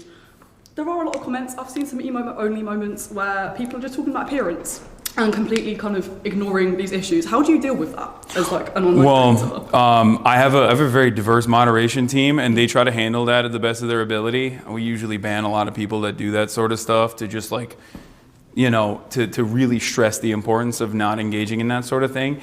It's very frustrating because like, it's probably one of the best moderated communities to the best of our ability. I mean, when there's a stadium full of people, and especially because I want to make sure that anyone can talk. Most people will, especially at this size, they'll usually do sub only. Yeah. Like they'll have sub only chat, or they'll limit like how you can communicate. And I don't want to paywall that at all. That's why I have this like 10-minute follower mode so that we can withstand bot attacks usually. But you know, that's the downside of it, unfortunately, where anyone and everyone can just like wait 10 minutes and they just say like a bunch of unhinged shit.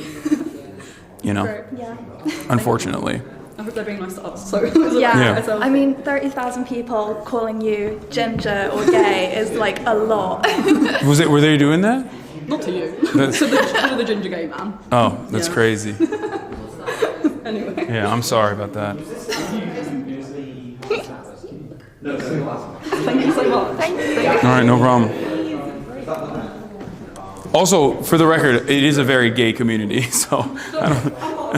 Yeah, they're not. I don't know, handshake, whatever. I love your glasses. Thank you. I love yours, by the way. Oh, great outfit. thank you. Loving the whole thank you. professor get up. I'm trying. No, you've assimilated well. Okay, this is going to be a really weird request, and I know there are like 30,000 people watching this. Okay. My mother is a huge fan. Oh my God! Yeah, like that's amazing. And so when she found out this event was going on, she asked if I could do a favor for her. She lives back in Texas. Of course. She just wanted like a shout out or something. Yeah. What do you want me to say? Just like a hi. Her name's like Chantel. Chantel? Yeah. Okay. What else? But you know, I'm sure you can think of something. Okay. Because I can't. But. Hi, Chantel. I hope you're having a great time in Texas. You have a wonderful son here. He's great. And I would say, you should come to England, but honestly, Texas might be maybe slightly marginally a little bit better. Better weather, at least. But I hope you're having a great time, and thank you for watching. I mean, to be fair, she was born in England, so she's had the best and worst of both worlds. Okay. All right. So she knows. She knows. She knows that the sun sets at 3 p.m. here. That's crazy. That should not be allowed. You guys need to fix that. I don't know how. It gets worse. It gets worse. Yeah, it's cold and dreary, and a lot of traffic, but it's still very nice sometimes, so I like it. You enjoyed at least some of it. No, I did, yeah. This was great. Sometimes it's good to let loose and debate a little bit. A little bit, yeah. Yeah, nice to meet you. I was going to ask, what made you get into, want to go onto Twitch specifically as a platform to, kind of spread? It's a great question. Yeah. So I played video games my whole life, and I recognized that there was a real gap in video game politics space for leftist commentary. Yeah. And part of that was because a lot of the gamers, just at least the political gamers, are very alt-right or center-right adjacent. They constantly talk about wokeness in video games and all this shit. And I knew that wasn't the case because I knew that gamers are in general very diverse. The other reason why I got on Twitch was because I needed a place where I could just endlessly talk. Mm-hmm. And I felt like the live streaming format was very conducive for that purpose. And now I can't seem to shut the fuck up. So I guess it worked. Yeah. But those were the two primary reasons. I wanted to show that you can be a progressive person and not necessarily be a cartoonish depiction, like a woke scold, someone who's constantly that's bad, that's wrong. And a joy killer. And I think that there's a lot of people like that out there that just want to have fun, but also be progressive and not allow certain kinds of aggressive, bigoted behavior to exist in a community. So I wanted to create a safe space like that. Well, I agree. I feel like you've done a lot for particularly young men who I think otherwise might have been tempted by the alt-right within its kind of position in social media and in gaming, like you said. So I think it's really good. And because as a female viewer, I feel like I am slightly outnumbered maybe by the men, but that might be a good thing. We don't know. Perhaps, do you think that you have felt that you've had that impact where... I think so. Yeah. I mean, I tried to. I think that there's a lot of what I speak to is directly trying to change the minds of people who don't share that opinion from the start. Yeah. So whether it be me talking about patriarchal constructs or transphobia, homophobia, bigotry of all different sorts, I'm oftentimes trying to communicate with people that and trying to reach out to people that don't share that opinion. And I try to use the way I look and my background and everything else to suit that purpose. And it just happens to be that I'm authentically myself, and it works out that way. But yeah, that's definitely a deliberate thing. I recognize that, there are a lot of people who have these opinions, and I think they can be convinced to not have these opinions. So that's my overall purpose. Yeah, that's really cool. And then finally, what's it like to see first drafts of yourself, like on TikTok or? It's great.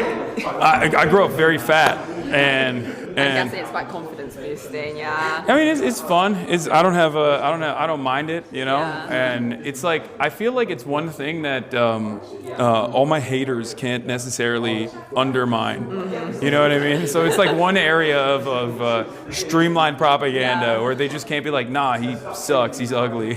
They can say anything else. In your favor, Yeah, so I'll take it. That's really cool. Because I just watched your video of Quen where you were doing like the cooking, and Yeah. there were so many edits made from that. Yeah. She's great. Quen is dope. Yeah, she's really cool. Can I get a picture? Yeah, of course. No.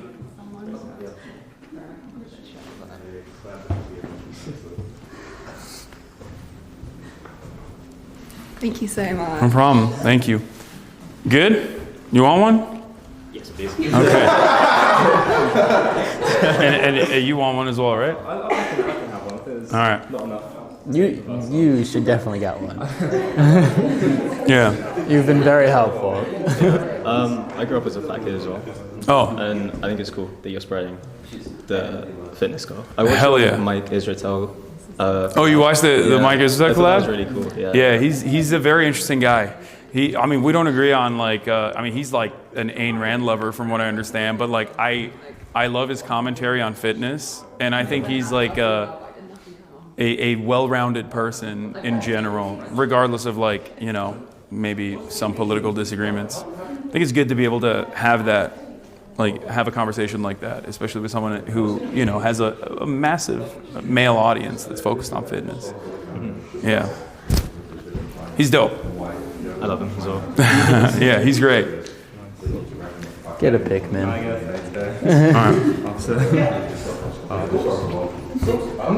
No, I mean, I actually agree with You did great. You were great. I said you. Yeah, I hope I did better than Peter Thiel. He tried his best. Yeah, he did. He's only a small time guy. Yeah. I don't want to be. Yeah, we're not. He sold a weapon or two. Yeah, it's the best of us. Yeah, just some surveillance tag here and there. Yeah. You know how it is. All right, what's the move? Right. I think we can try and go to the pub. I'm down to do that. Can I get another picture because I look bad in the other one? I was saying in there. Yeah, that's fine. I don't think anyone would care. Yeah. I'll keep it low key. Yeah, of course. Just because I just look. I don't mind you. I like the sweater. Thanks. It's not. There's no affiliation. yeah, I could tell. Yeah, perfect. We can go for a more traditional one. You're pretty much around the corner. We could take you to. Okay, I'm gonna tell him. Your stuff's over here. On the Pickerel or the Eagle. We could. All right. The Eagle's right? It's a bit further. A bit further, yeah. What are you guys like time-wise? We're good. I mean, we're chilling. I think. The Eagle. That's why DNA was discovered. There's also a U.S. military bar. Oh God. No, definitely not that one. I need to run to the green room and grab a bag. Okay. So yeah. All right. Yeah. You want to put it down for a second? Sure. You want to grab them? Well, can we just run to the green room real quick? Yeah. Let's just do that. All right. Let's do it. What are you missing? The carrying case. Oh, true. All right. That's it. How do we get out of here? I'm here? Yeah, I just started. Okay.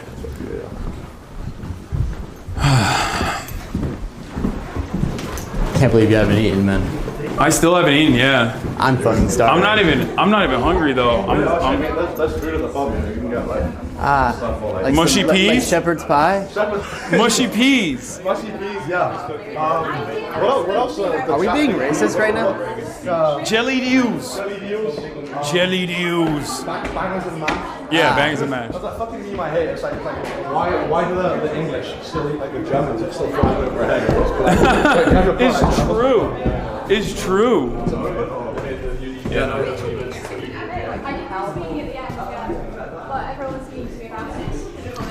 No, he's right here. Hold the chat real quick. Hold while I put it in. Comes to me. Hi, Chad. It's been a long time. Oh, need that. He lost his hand warmers. I know you missed me.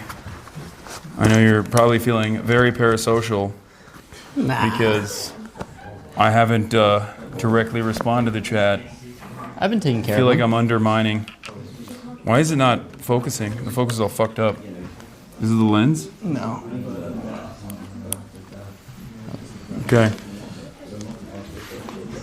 W stream? Yeah, no, it's been fantastic. All right, ready. His hand warmers fell out. You should have brought the fucking tripod. How would that have worked? I would have been carrying a tripod around. True. You should have brought the grip. What are you talking about? I don't have it. You fucked it. Yes, you do. I don't have it. It's at your house. I don't have it. It's not.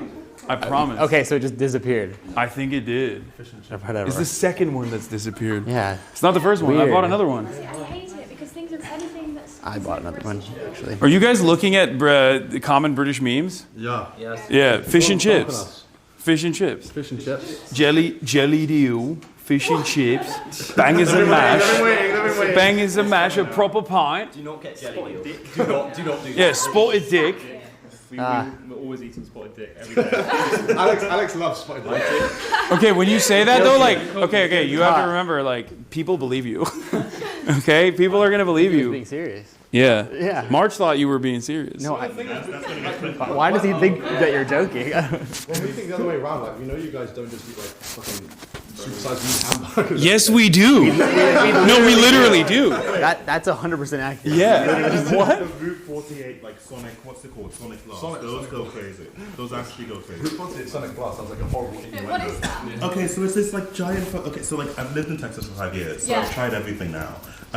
This giant fucking cup, right, filled with ice cream, and okay, my favorite combination, and this is gonna sound insane: M&Ms, cookie doughs, Oreos. Stop, man! You're making me hungry. I'm so hungry. That sounds like a day in the life of a true American geezer. Yeah. You're making me miss home right now. Yeah. You're at Popeyes now. Yeah. I'll get down with that. And the Wendy's. Born in the USA. Yeah. Hey, okay. yo, I do Nando's, like. though. Okay, now it's making me feel like they do only eat spotted dick because the thing that you guys have mentioned, Americans do eat all the time. Have you ever been to one of those tapas places? They sell like this kind of cottagey restaurant and they feed you like that kind of food. And I think the American food is actually British food. Americans love it. Yeah. No, I know, like Sunday roast. Carry this. Why don't you put it in the bag? What? Why don't you put it in the bag? It's too big. No, it's not. Because you have a free hand. I mean, I can carry it. This is socialism, baby. I can tell them what to do.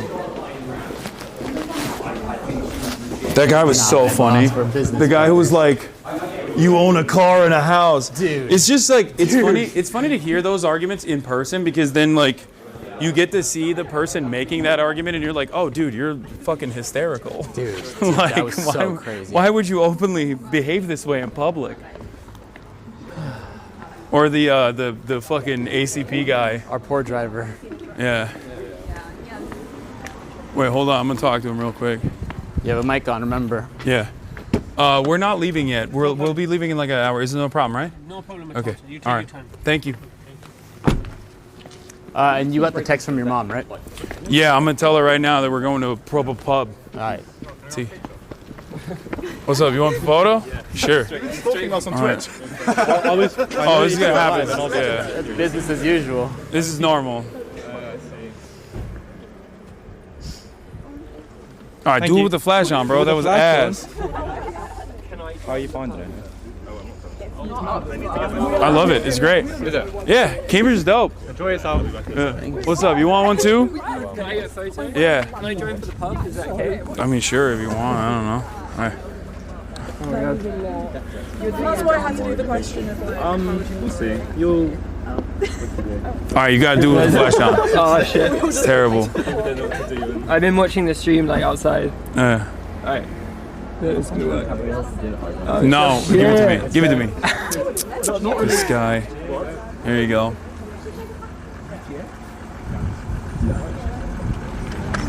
There it is. Cool. All right, have a good one. Is that can I join to the pubs? Don't ask me, ask them if they're fine with it. That's what we said. I mean, if you are. I don't care.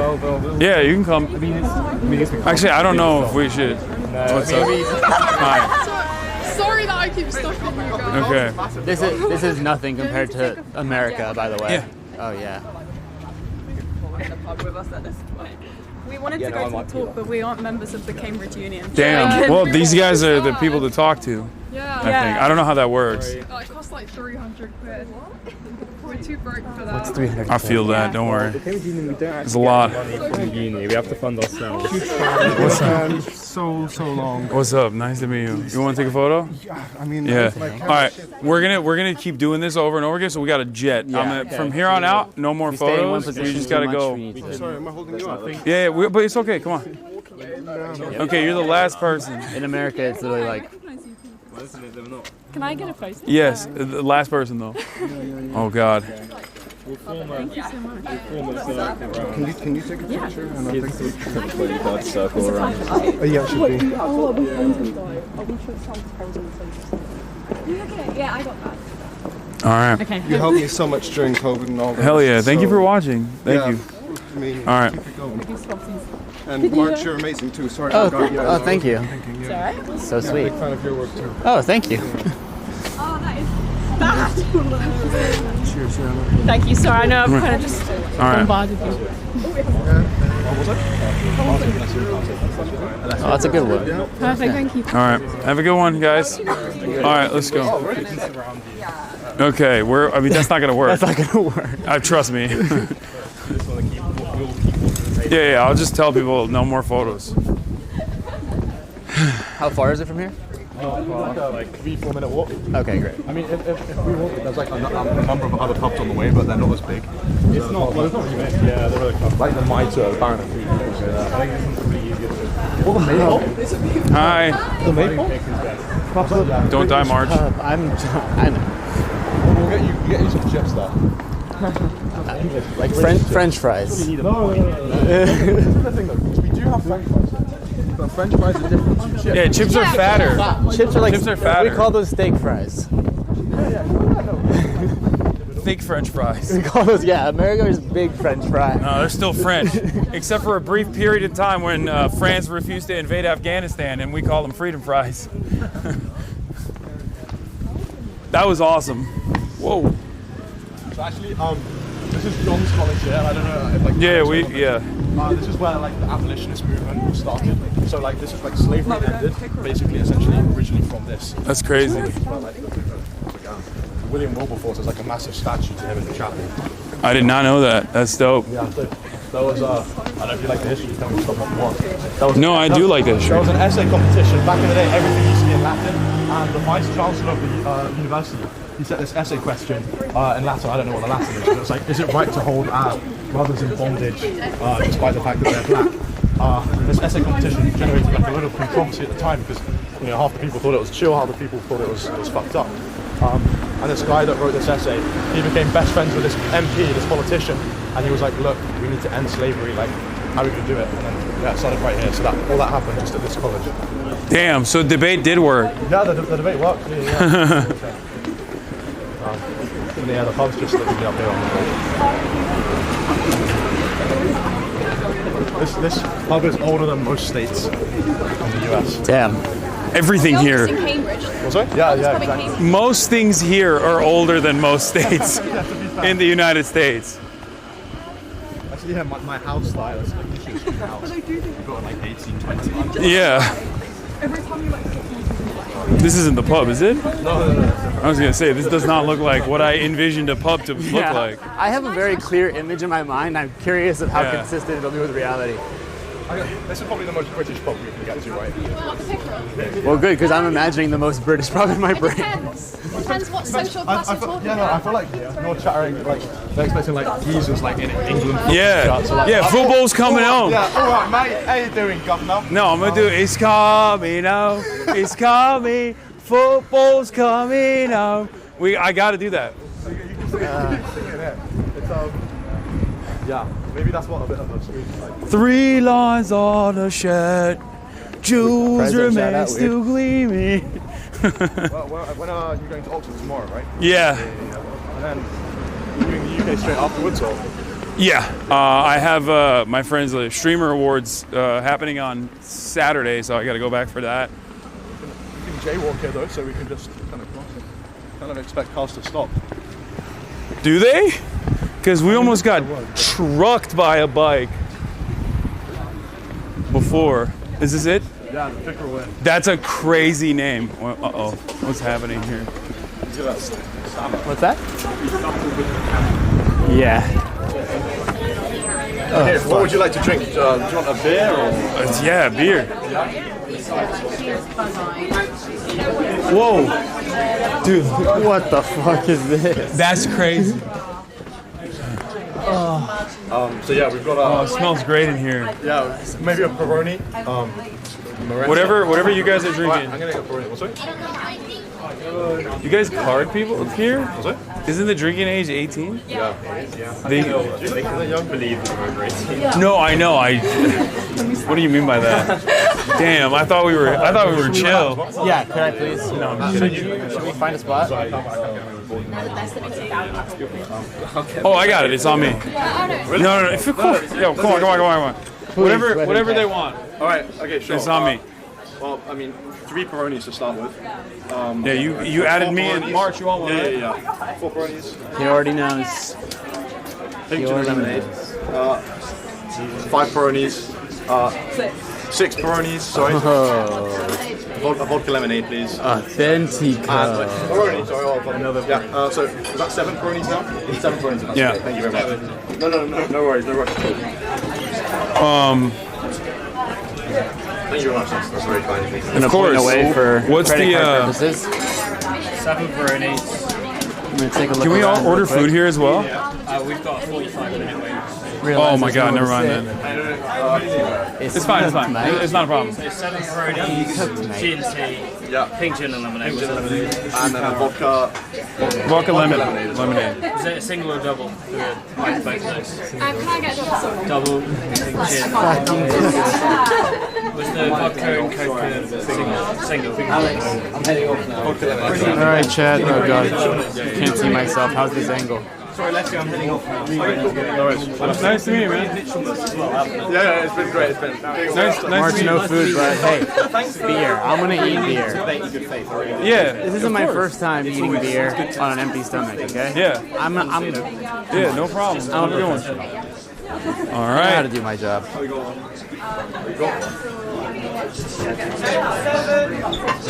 Yeah, sorry, the wait What? No, it's fine. All right, we got it. Eating beer, Chad. Beer is food, not ours. I'm trying to think what cool shit happened there. A little mini sexo for you guys. This is Micro I lived by one of the colleges. This building is in Magdalen College. What's up with the small ass doors? March fitting right in, looking like a Lemony Snicket character. Made for you with you in mind. Yeah. Yeah, I got a PhD. I got a PhD in putting that shit on university. Yeah, they have to be real tiny though. Like that Putting is that shit on. tiny. Yeah. Beer is a veggie, I think, says someone in the chat. I agree. Yeah, it's basically a vegetable. Do we just grab it right now and then walk, or? Yeah, they'll come. They'll bring them here. And then we can take them out. All right. If you want to go, we can pick them up. Have you paid? Yeah, I did. Yeah. Yeah. No, yeah, you guys are cooked. Wait, let me see. Do we have space? Is there even anywhere we can sit? Unless there's an outdoor area I don't know about.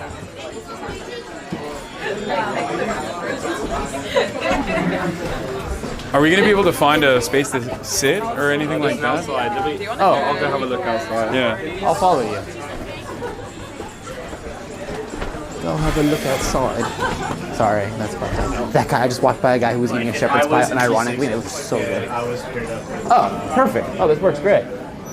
Oh yeah, this is perfect. Oh, we're good. It's coming home. All right, well, I'm putting this down here. Yeah. Yeah. Excuse me. If you want, sorry. I'm gonna do a little camera setup situation. Oh, did you guys get it all? I don't really know how I'm gonna set up the camera because Hasan forgot the tripod. What's up? That we use for tables. So ourselves on this table. might be kind of cooked. There you go. You guys might be getting Thank you. table cam, unironically. I guess I think this one beer is gonna nuke me because I haven't eaten yet. No, I'm not eating today either. No, it won't. It'll be There's a fine. problem though. The only place in the whole of the US where you can get a whole pint is Boston. What is that? Unless maybe like a Is few that sports real? bars. What's that? Is that real? I wouldn't know. I don't know. Is this a pint? I assume a pint is This bigger is a than pint. This is a pint the regular amount. Italian beer. Okay. Baroni. Where's the restroom? Literally just there to the right. All right, March. Here you go. I'm gonna keep you. You don't wanna. All right, I'll take care of them. Is this one mine? Yeah, that's yours. Yeah. Oh, first drink of the day. Good shit. Cheers. Thank you. Cheers. No, just you. Cheers. Hey, I've got that. So I feel like I'm performing to a British stereotype that You 100% are. Don't really conform. You 100% are, but as Americans, I'm very, very much entertained. That's great. We've been reading the chat this whole time, so we're deeply aware. They love you guys. It's so funny. We've got Alex Mitchell as Harry Potter, Ron Weasley, the guy that left. Here's Harry Potter.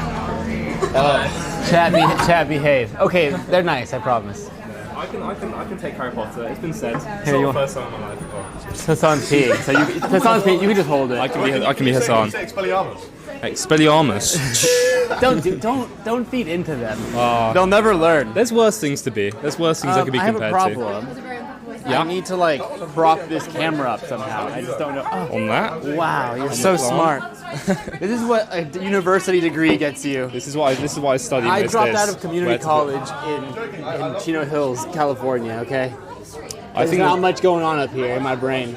There's a lot of people I think at Cambridge are, they may be good at academics, but the common sense is not always there. See, I have plenty of common sense, but academically. Well, that so looks I need it works. Yeah, that's great. I need Nice, Hasan. you got a good So we need Hasan and I to sit over here.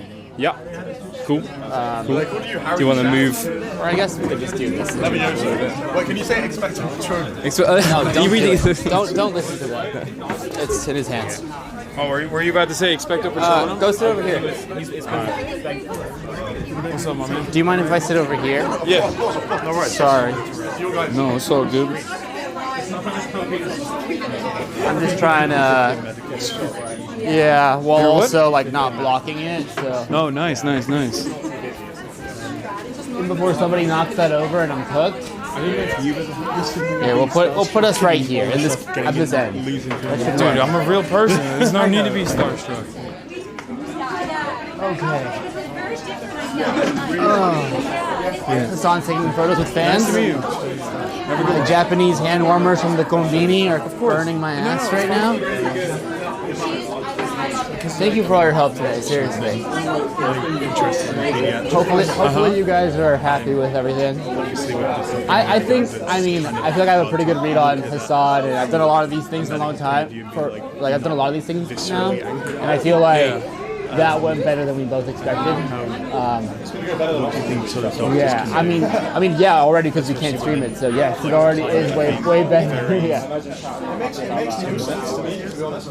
We're under fine scope in terms of if you start advocating for Palestine, you get your GMC registration sort of pulled. There's been there's been a handful. That's really interesting because there's a lot of prominent doctors that are doing surgery in Gaza right now are British. I've been able to see a few of them. But I'm sorry, I was listening. Yeah. I wonder if there's a legal advocacy network that you guys can very rely American. on. Like in America, we have Palestine Legal, and they're pretty helpful. Like their entire purpose is basically to ensure that if someone is being discriminated against for any sort of political action. Over here. 1 second, I'm going to come in a second. If someone is discriminated against for I'm not doing ignoring exactly you. I'm just what not you going to just say said, anything because I don't want to. they go after them pretty hard. His content. So there must be something in London as well. I'm not familiar with the English process. Anyway, thank you. Nice to meet you. Thank you. Hi, where am I sitting? Right here. Where's the camera? Right there. Where's my beer? Is that mine? Maybe. Okay. All right. Your camera's over here because somebody didn't bring a tripod. Yeah, was that me? I'm somebody? Yes. Literally. All right. Cheers. Cheers, everybody. Cheers.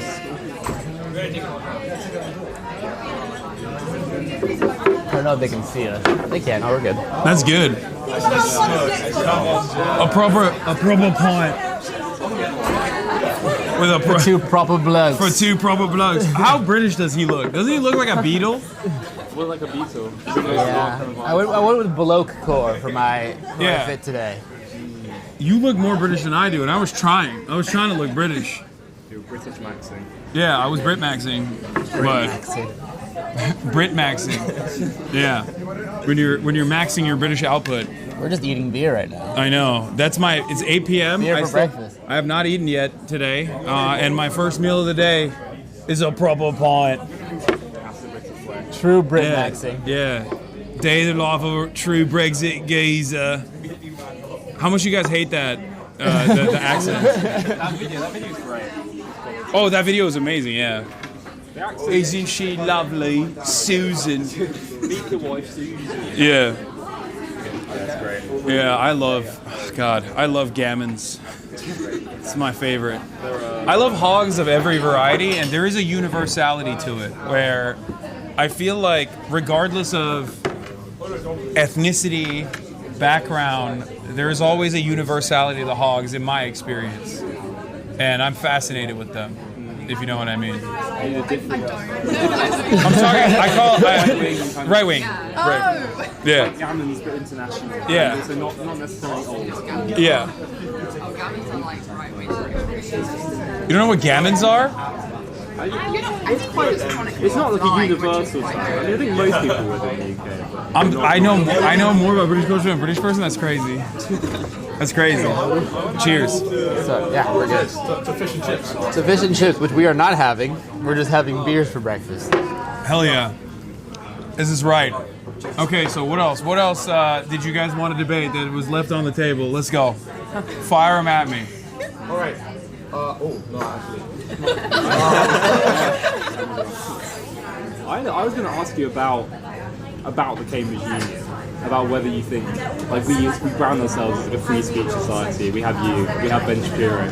Do you think that is a legitimate stance to have, or is that dangerous?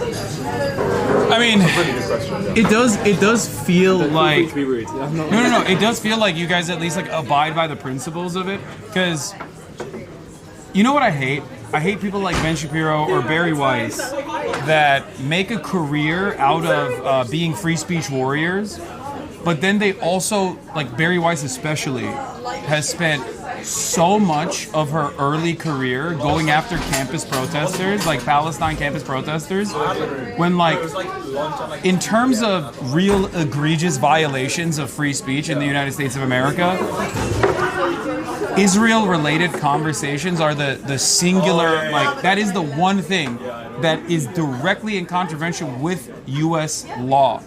It is unconstitutional. And it's really interesting because people, Dianne Feinstein, before she passed away, and Bernie Sanders were like the two congresspersons that always criticized it. They were like, this is a violation of the First Amendment. Like, you can't do these BDS laws. This is completely unacceptable. And I hate that people that advocate for that kind of restriction on speech then basically hail themselves as free speech champions. Because I think most people love cancel culture, most people love identity politics, and most people don't like free speech. They just, they have the boundary of permissibility, like permissible speech. And you go outside of it, they're like, oh no, I don't want you. You should lose your job. And it doesn't seem like you guys do that, at least, but I don't know. I don't think you guys have had like any Nazis on, right? Well, recently. A few years ago, we banned a guy. The debate was this house believes there's no such thing as poor taste, and the guy started his speech by doing a Hitler impression. So arguably, there is such a thing as bad taste. That counts as bad taste. I think what's interesting is, so we got a lot of flack last year when we hosted Ben Shapiro and Peter Thiel. Obviously, Peter Thiel, sort of founder of Palantir. But then the same people that celebrated us for platforming these people then criticised us for platforming you online. Yeah, of course. But no, we want to platform you and them. We're supposedly an apolitical society, as Alex says. I don't think there's a real. I mean, Do you think? I don't think there's any such thing. I don't think there's no such thing. Yeah. That's why I say I think everyone has their own personal standard, and as long as you're relatively reasonable, it's fine. I'll tell you this much: I get yelled at a lot. People constantly are like, "Oh, you're anti-Semitic." They always say that, and anyone that has ever watched even 10 minutes of my broadcast knows that not only is that the most untrue thing, I am actively, consistently combating anti-Semitism for the past 10 years. But I think that many mainstream media outlets that normally would hear that and go, "Oh, I'm not going to touch this person," kind of come at it with a level of charity where they're like, "We kind of know why people are saying this. They're saying this because of your opinions on Israel." And I think that is the standard in general. Most people are, unless they're super ideologically invested, most people come at conversations from a place of charity, especially in person, and they kind of understand that even if they lean into the smears themselves, they kind of understand deep down inside that maybe it's not fully valid. Having said that, there are definitely very real, rabid, vicious anti-Semitic people, and in terms of offering them a space to speak, I have a very different attitude than many other people do, especially in the debate sphere online, where I see no valid reason to ever platform a Nazi unless they've already gotten mainstream recognition and they have to be tackled. Their ideas have to be ridiculed and addressed and undermined. Because if you don't do that, if you're just platforming any Nazi whatsoever, what's up? Can I take a photo of you? Yeah, we can do that. You gotta come down here though. Yeah, sure. All right, no problem. Are you from Cambridge? There's so many people. Okay, yeah. There's so sorry? many people on Twitter. People are I'm going to come down from Liverpool. I'm not coming. I didn't come from anywhere. I was literally just 5 minutes. Nice to meet you. Nice to meet you. I just want to say you've been a good inspiration for me. I've been watching you for a few years, and you give me a lot of inspirations. And thank you a lot. I hope you. Hell yeah. Good luck, I guess. Oh, thank you. Thank you. Have a good one, man. Yeah. Are you gonna stay here for longer? Or? No, I'm gonna be leaving Cambridge and never coming back very shortly. No, I'm kidding. Yeah, I know. Maybe again for Cambridge Union. All right, Yeah, nice meeting you. Nice meeting you too. I didn't come to the talk because I had some other stuff. Oh, that's all good. I watched stream on and off. Hell yeah. Yeah. All right, well, thank you for watching. Hi, Mosh. I also. Oh, hi. Yeah, I know you because from the 3am podcast. Fear and mention. Let's go. Thank you for watching, man. Nice. Yeah. Nice to meet you, my man. Nice to meet you.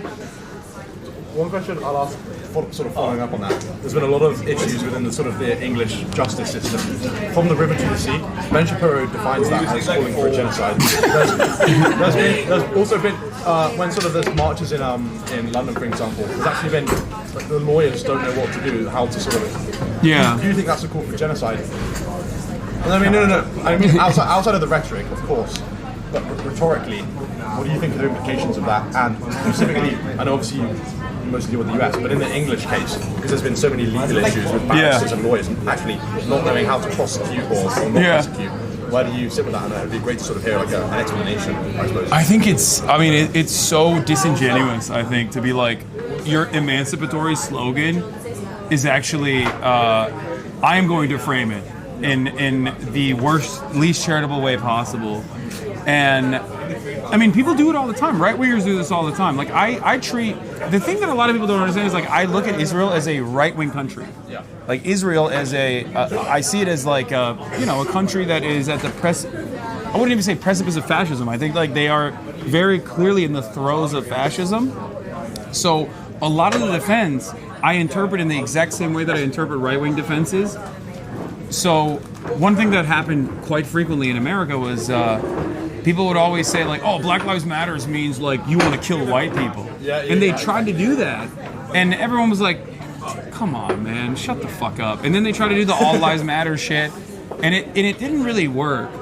But when it comes to Israel, because there is a valid claim, because anti-Semitism is a real bigotry, unlike, anti-white racism, which is not a real bigotry, right? Because there's a valid claim there, I think a lot of people like openly conflate real anti-Semitism with things such as from the river to the sea, Palestine will be free, not really recognizing what that does in the way that people interpret anti-Semitism in general. I think that that has a really damaging impact on Jewish people in the Western world in general, especially at a time when anti-Semitism is on the rise, partially as a consequence of exactly what I'm talking about. When people go, any kind of slogan against Israel is anti-Semitic. If you're against Israel, you're anti-Semitic. Israel's demographic concerns, you're anti-Semitic if you don't recognize that. And I think people see right from wrong. They look at it, they're like, well, I don't like babies being murdered, especially with my tax dollars. Like, what the fuck are you doing? Yeah. And if you think that's anti-Semitic, most people don't have the capacity to go, oh, they're falsely claiming that this has anything to do with Judaism. They just go, okay, I'm anti-Semitic then. And that's what's really terrifying. And I've seen this happen in America. I've seen like reasonable people become more anti-Semitic as a consequence of this, because they look at it and they're like, well, everyone keeps telling me that Jake Tapper on CNN is saying like, if you criticize Israel, you're anti-Semitic. Well, I guess I'm anti-Semitic then. Yeah. And that's really scary. It's not scary if you're Israel because you want Jewish people to come and live in Israel. So it suits your purpose, it suits your demographic purposes. But it's actually very scary for the millions of Jewish people that live in the Western world that are now, they have to just like sit in this weird paradigm where they have to be recipients of anti-Semitic hatred for things that they didn't do, things that they don't even advocate for. Yeah. So I don't know. It's really interrupt. I'm sure What's you're up? indie professionals. We're real big fans. You want another? I got this next one. You want another? I would love another. Do you want another one? Oh, you getting me one too? Yeah. You're not done yet. I'll be done. I'll be done by the time you get back. All right. All right, let's do it. Pepperoni. Yeah, probably. I have Mike from the table. Oh, nice to meet you guys. Hi. I'm Eva. Nice to meet you. Eva, nice to meet you. Oh, hell yeah. Yeah, nice. We heard some shit chatting about Welsh in the chat earlier. When you Yeah. I said he reminded me of my Welsh friend. Yeah, someone put he's a good type of Welsh. More Welsh are great. Well, I make fun of him all the time for being Welsh. Would we be able to get a quick selfie? Yeah, of course. Right? Let's do it. Can any of you take a picture for me? Stop getting paid to take some photos. Thanks, man. Cheers. I know, I'm actually quite bad at it. There's like a couple. Thank you so much. All right, have a good one, guys. Cheers. Thank you. Very proud of stuff. Hell yeah. Oh yeah. Wait, can I just ask them? Oh, Yeah. is someone talking? Okay, well, can I just ask, how do you think that the right maintains some kind of level of consistency, or like espouses to have that logical consistency, insofar as they lament the existence of systemic racism? Any modality of DEI is considered woke nonsense that isn't backed by any evidence, that essentially ethnic minorities are imprisonable because they commit more crimes, and that's as far as the analysis goes. And yet there's this in-depth contradiction there, like given that they don't believe any of that when it comes to anti-Semitism. Like, how do you think that that the right maintains that? Because surely that's bound to crumble at some point, but it seems that for 60 years it kind of hasn't. I think it is. I mean, they use it to their advantage. If they could do anti-white racism as a real movement, they would do it. So, like, currently, as it stands, the only people that do like white identitarian politics are neo-Nazis, like open Nazis. Yeah. But if that was more acceptable, I think a lot more right-wingers would do it too. And things do change, like environments do change, cultures do change in that regard, especially when it benefits the pre-existing hierarchies. And obviously white supremacy is a pre-existing hierarchy. So any day now, that could be a legitimate thing. I guess I compare it to Korea a little bit. South Korea has a massive misogyny problem. Yes. Yeah. And it is insane. Like 70% of South Korean men under the age of 35 say that like anti-male sexism is a real problem. And I think it's like 79% for over the age of 35. That's insane. Like that is the most insane fact I've ever heard. And I think obviously part of that is the draft. The draft plays a role in this. Yeah. Like conscription plays a role in this, but still, but that is a attitude that I think most people would not be on board with. But once like enough members of your society are on board with it, all of a sudden you can actually like make initiatives in favor of combating misandry.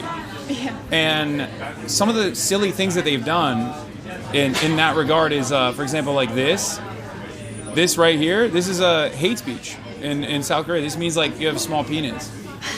Yeah. And South Korean incels have like successfully gotten this banned on League of Legends and in other places. And I think that there was enough momentum. Like there's enough instability, there's enough anger. And when there's enough anger and instability, especially if it favors pre-existing constructs, you can get your message across. And I think people cynically utilize anti-Semitism in that regard, but that's only because they can't use anti-white racism in that regard. Yeah. But things might change, and they might start doing that as well. Yeah, but I mean, hopefully not yet. In which case, do you think that the solution to combating those kinds of issues are to alienate those people who have those views, no matter how much of a majority that they make up within any given region? Or do you think the solution is to welcome the fact that they feel disillusioned and try to cater to them in some contexts? It depends, right? So if someone is entertaining delusions, like, do you entertain it for them? Exactly. Like, is that productive? And this is something I think about quite a bit. I have a lot of men in my audience, and one thing that I always stress is that the reason why they feel anxiety and the reason why they feel resentment, the reason why they feel hopeless is systemic problems that they're facing. But also, depending on the level of charitability or depending on like how insane they are, I will sometimes be like, okay, you're ridiculous, and I think that's important. It's important to put your foot down at certain points and just be like, you're being a silly bitch. Like, wake the fuck up, And as long as someone is earnest and willing to learn and willing to understand why they're angry, I think it's valid. But no, I don't think we should like completely capitulate to the delusions of enough people, you know what I mean? Yeah. I'm not going to capitulate to like the delusions of people that think that immigrants constitute a grave threat to American national security. A shit ton of people believe that. It's not born out of data. It's completely made up. If you look at the data, it's the exact opposite. Undocumented migrants are responsible for less crime per capita than natural-born U.S. citizens are. Yeah. And yet, a shit ton of people believe this false framing. Why do they believe it? Because Republicans advance it all the time. So, if someone comes into my community and says, like, nah, you don't understand, like, they're rapists, they're murderers, I'm not gonna allow that because it's just simply untrue. It is not dissimilar to, like, do you guys know Fresh and Fit? Oh my god, yeah. Too well. Yeah. So Myron, the guy who's a former Fed, yeah. He's always like in my DMs, or not DMs, in my mentions, being like, they're coming after you, the Jews are coming after you. Just like, why don't you just admit that it's the Jews? And it's like, in the simplest terms, it's just not true. You know what I mean? Like, what do you want me to do? Just like lie? I don't understand it. When people get mad at me for that, I don't understand what they expect from me. I'm like, I don't agree with you. Like, I'm not secretly hiding my opinion. I just don't agree with you. I think you're wrong, and I think you're delusional, and I think you're a fucking moron. Yeah. I think so sometimes you got to put your foot down, is what I mean. Yeah, but I just worry because at the point at which this becomes some kind of international consensus that is also a lie, how on earth are you going to, like, rectify that? Oh, I think someone wants a picture. Oh, what's up? Nice to meet you. Nice to meet you. Big fan. Found out about you Among Us 2020. Among Us 2020, goddamn. I love the gaming stream. Hell yeah. Okay, that's awesome. You want to take a photo? All right, let's do it. We got a gaming watcher, chat.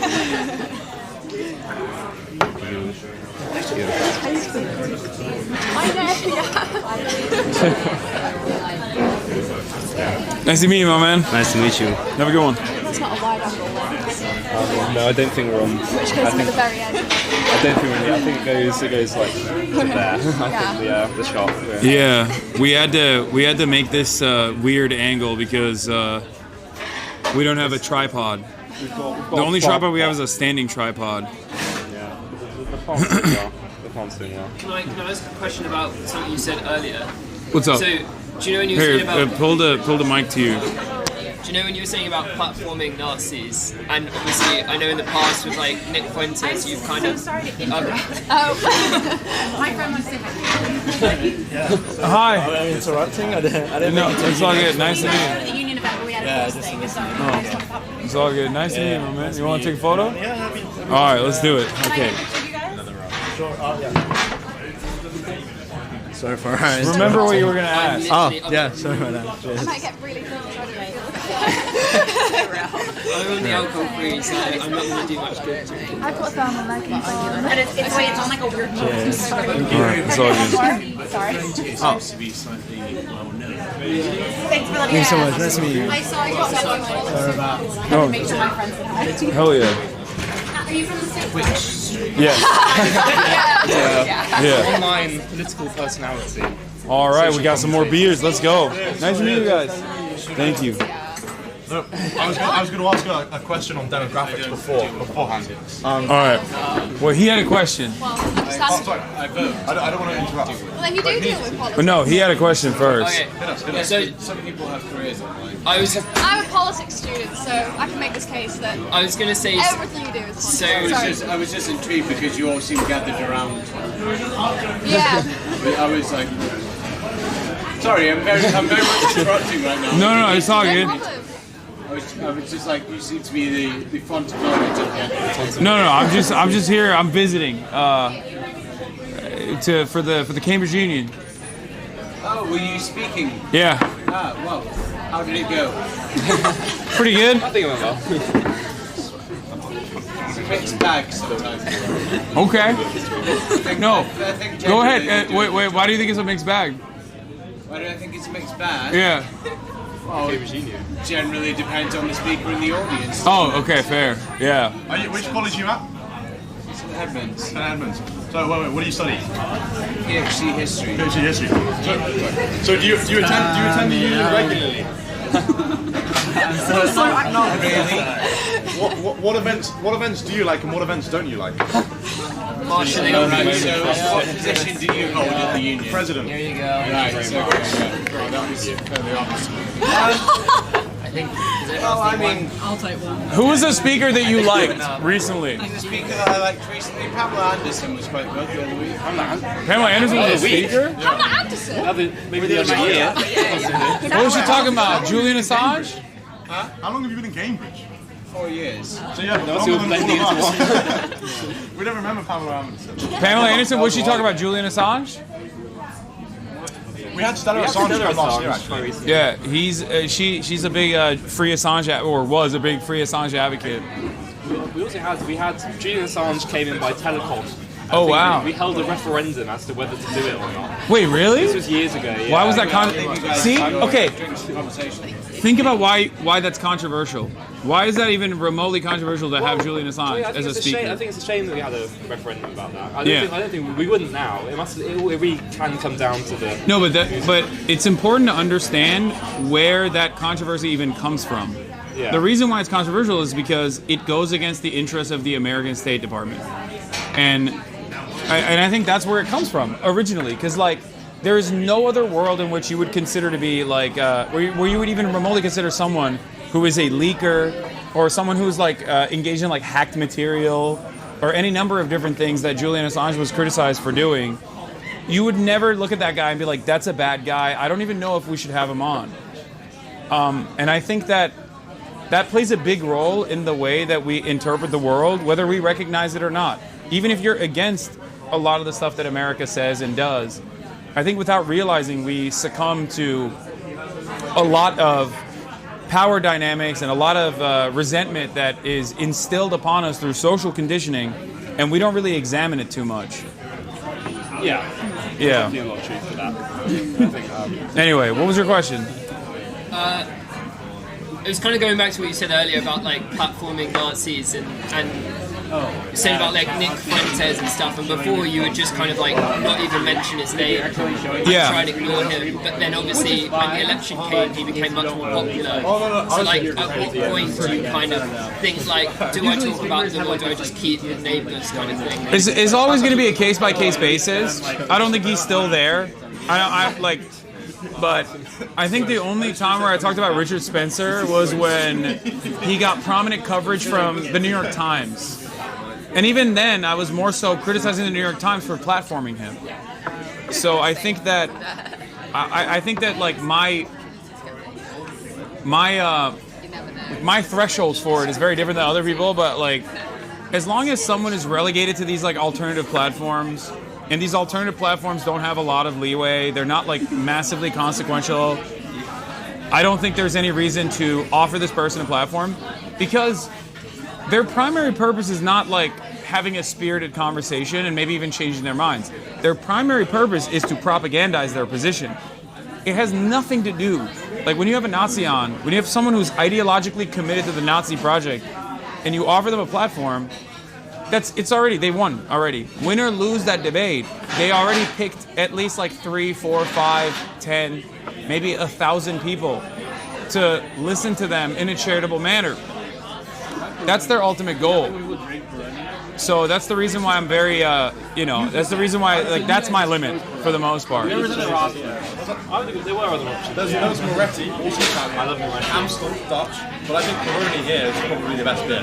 You had a demographic question. If you here, grab the mic. So you said earlier in the speech, or no, in the Q&A, and this is a question to learn, not a challenge. You said there was no other nation with demographic concerns or demographic, worries, either sat firmly within the Western bosom. So Singapore has demographics enshrined into law. Han Chinese having to legally be the majority. Well, so China, I wouldn't say. Yeah, twofold. Would you say that Singapore is firmly within the Western bosom? And two, if not, what do you think of the Han Chinese dominance in Singapore and just within the wider Eastern Asian sphere of influence? I think Singapore is a good example of that, but it's like somewhere in between. Whereas I think China would not be a good example of that because, one, it's still inappropriate and ridiculous, and also China will suffer from that because ultimately demographic concerns Japan is an even better example of this, where like they don't openly state that they have demographic concerns, but they like very clearly have a Japanese nativist immigration structure, and they're literally suffering as a consequence of that. But you're right. There are other countries. I didn't know that Singapore had it codified in the same way that like Israel has, which is so insane to me. Like saying we don't want any immigration whatsoever or make it like super incredibly hard is one thing, but just openly being like East Jerusalem has to be 69% occupied by Jews is like, to me when I hear that I'm like, that is the most insane thing. Like I can't believe that is a real policy in a country that is directly like an American asset in the region. But I guess we have allegiances with Saudi Arabia, and they have a whole bunch of fucking insane rules and do a metric ton of hurt anyway. So I guess it doesn't really matter for America. That is my point overall. Yeah, fair enough. Dude, I went through so many like rural Japanese towns because I like just got back from Japan. I started on the southern point of the islands, and then I moved my way up to Tokyo over like a week. And I passed through so many rural towns, and they're just straight up ghost towns, like just like dead. Unless you're like in Tokyo, Osaka, or Kyoto, like it's just like dead. Like there's a huge population issue. I think nationalism is inevitably a death cult. Like nationalism always turns into ultra-nationalism, which is inherently a death cult. Like there's no way that you can get out of that problem. You're always going to have a population problem. You're going to develop, you're going to urbanize, and when you develop and you urbanize, you're just not going to repopulate. You're just not going to fuck as much. That's it. Yeah, true. Where do you see China going in the next 15, 20 years then, regarding that? I don't know. I think they might be more open-minded to immigration, but who knows? We'll see. I mean, they have very aggressively Hanified every part of China, which was, I think, a massive problem with the USSR. Not to say that China is like ideologically upholding the principles of communism or anything, but I don't know. I don't know what'll happen to the Chinese population, but they also exhibit some of the same problems of all these other developed nations. But because of their starting position not that far ago being so dire, I think that they're still living in their like 90s era almost. Like, you know how America was in the 90s, like the boom? Like that's what China's going through right now. So we'll see what happens. I just don't know. I just don't think you can maintain a nation state that is so vast with any sort of demographic considerations in mind. I don't think it's a successful method at all. I think it inevitably will be. It will inevitably succumb to the same traps that many other fascist countries have found themselves in, where you're like, what are you going to do? Are you going to force births? You know what I mean? Like, look at South Korea. They have no way out of it. At least with China, there's like a level of stability, a level of prosperity, a level of like development that factors into it. But even then, rapid urbanization and rapid development is always going to lower your birth rates, no matter what. And I have not seen a country that has overcome that problem.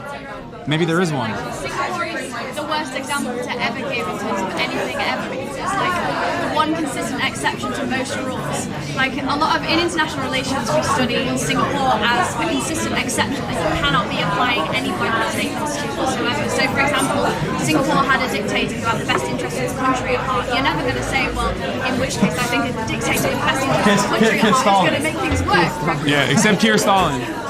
Put some respect on it. Why do you say that, by the way? What? Why do you Keir Stalin? Oh, I joke. I'm joking. I think it's really funny to think that like this like very conservative Labour Party is somehow Stalinist. I think there's something about Keir Starmer's name that's just very funny to say wrong. Like I like Kid Starmer more. But he's like, look, I'm a big Corbyn head, so you know. Yeah, big up Jeremy Corbyn. Yeah, I love Corbyn. I think he's too soft, unfortunately, just like Bernie Sanders was. But you know, I will always have respect for people who are consistently been on the right side of history. Wait, what do you mean too soft? Jeremy Corbyn? Yeah, or Bernie Sanders. Bernie Sanders was far too conciliatory to the Democratic Party. Like, far too conciliatory. No, that makes sense. I get where he was coming from. I don't agree with it, but I understand where he was coming from. He's an old man. He thinks like if he becomes a junior partner in a coalition.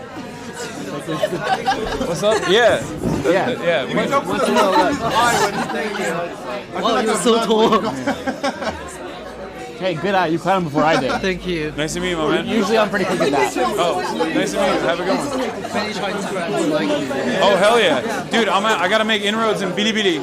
Yes, of course. I'm trying. Okay. Good luck. Thank you All very right. much. Never mind. I'm not gonna say that.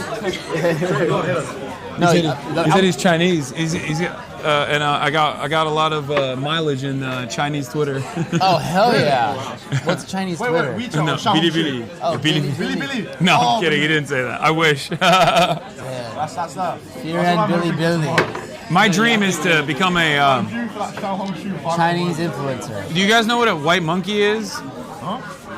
That's what I say. In China, and they kind of use it, I guess not really in Japan, but in China they have a concept called white monkey. One of my friends was one for Riot back in the day when he used to work at Riot. Wait, who? Wow. Oh. Where you get put into meetings that you're not supposed to in like a Chinese company because you're white. And they're like, see, we have a white guy. Like, this gives us more respect and authority. I was teaching English in China this summer. Oh, you were? I was in a like Tim Waltz. I was in a tier 3 Tim Waltz, exactly. Yeah. I was in a tier 3 city, and I don't know how it works in the US. In the UK, you have a concept of like Mayfair girls. So they'll like let people in for free. They give them free drinks all night, and they put them on their Instagram or their WeChats. They're like, look, we're cool. And I was in this city that was so shit and so like irrelevant. They would like film me and my like. One of them was a girl, so they would be like. They literally like, would post it on their social media. Look, we have an exotic white, blue-eyed lady, a beautiful lady, shipped in from England. She is here now. And they were like posting that on their fucking social media to like increase their publicity. Yeah. It's fucking crazy. That's my dream. I want to be like my man Ben Norton. It's time, Hasan. Let's go. The kids that I was teaching, right? So I was like, fucking bored. Just draw a picture. They fucking draw this Chinese soldier on top of Japanese corpses. They hate Japanese and people. When I said, I taught them a debate camp given the union, and I said, okay, give me a motion like this house would. The first thing they say, this house would drop another atomic bomb on China. I was like, fuck, no. This is a 9-year-old, by the way. I'm like, no, something else. And then a 10-year-old student says, this house believes Japan is a Chinese island. These are 9 and 10-year-olds that I was teaching. They're fucking crazy. Okay. I mean, look, listen, Japanese colonialism was pretty fucking ruthless. I get why they still carry on a lot of resentment. It makes sense. They don't even acknowledge it, by the way. I love Japan. I'm a massive weeb. The fact that they don't even fucking acknowledge any of that is crazy. The Yasukuni Shrine, where there's like fucking, they didn't like do any. I'm not even gonna say live stream what they did, but they just horrible war criminals. Yeah. It's like well, I mean, like the position of honor in the Yasukuni Shrine. Okay, but that's America. Like, we came in and we're like, if you give us all the data, the very important like biological and chemical warfare information from Unit 731, Unit 731, like unethical experiments, and we could use those later down. It smells so good. Sorry. You'll be fine. We'll give you back your power. You won't get prosecuted. No, it's okay. It's okay. We gotta head out soon. Yeah, we gotta head out soon. Before you do, can I ask? You're coming to Cambridge and the Union, which I think is such an echo-chamber place, and like I think it's something that really needs to be acknowledged. Like the fact we are at the most like privileged uni in the country. At least no, that's awesome. Yeah. Second, sorry. Yeah, Oxford's the most privileged. But like the difference between like streaming and like going to an audience of everyone versus coming to the Union, whereas people who have paid for a membership, gotten into one of the most prestigious unis, has like such a disproportionately high like private school. Like how does that feel? Like how can you? Would you go to like a regular university? A university that's not if they like offered you to? Yeah, I mean, I don't usually go to any universities at all. This started with like USC because the professor was a big fan of mine. This is my second ever like college, like any university tour that I've done. But yeah, of course. I mean, I went to a state school. I did not go to a wealthy school, and I have no problems with that at all. I think it's. I mean, I will go to regular protests. Like that's usually what I do for the most part. Like when I went to the DNC, the first day we went to the pro-Palestinian demonstrations outside of DNC, or in Australia we went to a Palestinian demonstration in Australia. Like I don't have a problem meeting people where they're at. I much prefer it actually. When you go to Cambridge Union, that's when you get a lot of people who hate me. For me, it's like I'm going into the beehive. Like more recognizable spots. And it makes sense. Like I get it.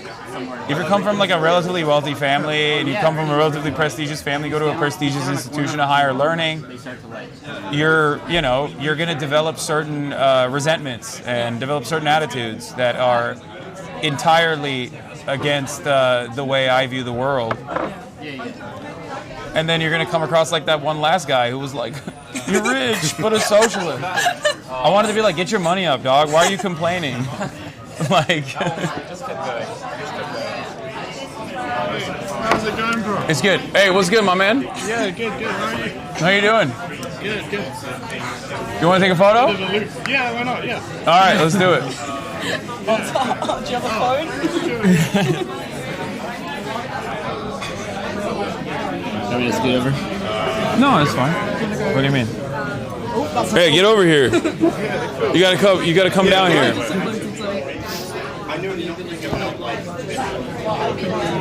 Cheers. Yeah, man. Nice to meet you. Can you sign my lighter? Oh, you want me to sign your lighter? Okay.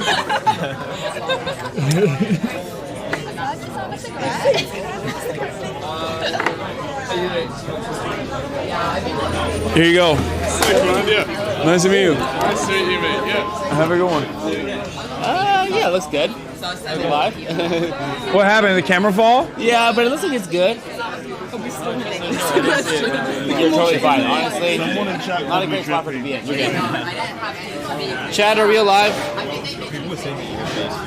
Ouch. R.I.P. Camera down. No, I think it's fine. Let's see. We're out of focus. Sony builds these things pretty sturdy. Yo, shout out Japanese excellence. Sony cameras. Respect. Oh, hi. Sony cameras, Sony lenses. What's up? Any cracks on the screen? No, we're good. It sounded bad. No, it's all good. I heard like a crack. I saw it. I was like, it's okay. Oh yeah, we just. Hasan will just pay for another one. No, it was not you. No, it's all good. Don't worry about it. I'm Kurdish and I appreciate Focus. Oh, it's out of Hell focus. yeah. I got you. Yeah, I was going to speak Turkish with you when I first I thought it would leave a better impression. Fuck. But yeah. No problem. Nice to see you again. It's raining now. Have a good one, guys. I just need to go under the awning. What's wrong? It just rained. Oh, is it raining? Yeah. Oh, shit. I can hold it. No. What was the question? Are you guys going for food or back to London? Going to like other units. Back to London. You guys want food before you go? Takeaway on the way. There's one final cultural tradition. Give him the mic. To show you guys. Who has the mic? Oh, I know. here you go. Do you ever feel like when you're coming to different unis, so you came to Cambridge, and to be fair, all the people here came to see you, but they already know about you, and if they know about you, they already know about your message about Gaza and Palestine. Don't you feel like it would be more beneficial if you went to random places like other unis, where people aren't expecting you, to spread the message even further? People don't, I mean, if people invite me, then I would go. But it depends. It depends on, like, the time I have. Because I stream every day. And I have to, like, there's an opportunity cost to it. Like, how much bandwidth I have, how much time I have. That's why I did Cambridge, because I was going to do Oxford anyway. And then when Cambridge asked, I was like, oh, yeah, of course. So that's just the way I view it, where... I want to. Oh, my mom is calling me. I wanted to. I don't mind going in front of larger audiences that are unfamiliar with me. That's why I do like mainstream media appearances and stuff too. So yeah, I think it's relatively productive. For sure. What are you talking about? Kebab? We can take you to the best. We can take you to the best kebab spot in the whole of Cambridge. Gardy's. It's fucking heavenly. They make their chili sauce fresh every day. Let me see what my mom is saying, and then maybe. Okay, no worries. Are you talking about kebabs? I'm so hungry. There's not a single kebab spot worthy of that time. Fucking God, don't even lie. God, it sounds too like... In the south, wait, are we in the south right now? We are in the south. Is this the south? This is the south. Not the south in the UK, not like the south. When I heard south, I thought you meant America. I was like, good food too. I'm sure. No, I don't doubt that. I think the UK lit south divide quite. Yeah, it's the opposite. Chili, where are you from? The northern enclaves are the labor enclaves, no? Like, or formerly. Gravy and like down now back. They are very similar to the south in that regard. Fucking people in Lancashire call bread rolls. What did you say? What did you say? The north is comprised of a lot of like working class backgrounds that are now that. The South, I think, is a very distinctive, the American South, the politics of it. It didn't used to be. It didn't used to be. It used to be like West Virginia was a workers' enclave. Like West Virginia had mines and union. Yeah, I mean that's. Wait, really? What's up? You want to take a photo? All right, let's do it. Would you like me to hold the camera? There's 30 cameras. What happened? Somebody walked by and knocked it off. Did it break the lens, you think? No, I honestly feel like it should be getting paid for that. Seems to be fine. I think the autofocus is a bit slower than it usually is. Alright. The thing is, we had such a terrible photo. Let me see. I want to prop the camera back on, but it's raining now. I was so cropped out of it. I just like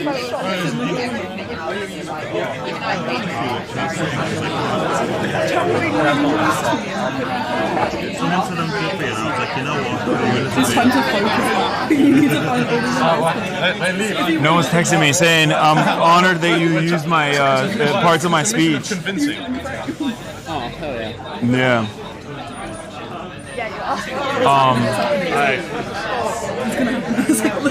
Yeah, offended if you want to leave. No. I'm gonna see. I think after this beer we can go grab the kebabs. Yeah. I think that's a good way to. That's a good note to wrap it on. I would keep going. It's just like I don't know how long I can stay here with the car. Who's like waiting for us? Where are you at? 3%. Oh yeah. Wait. Oh, I have a portable charger? No, but I have a iPhone cable. That doesn't help me. Why? You have a USB-C? You have a USB-C charger? What are you, iPhone 14 Pro? That's two I don't iPhones fucking ago, know. man. I don't know. We got rid of that shit a long time ago. You're too fucking rich, bro. Bro said I have a lightning cable. You're too rich. You're too rich. It's unsustainable.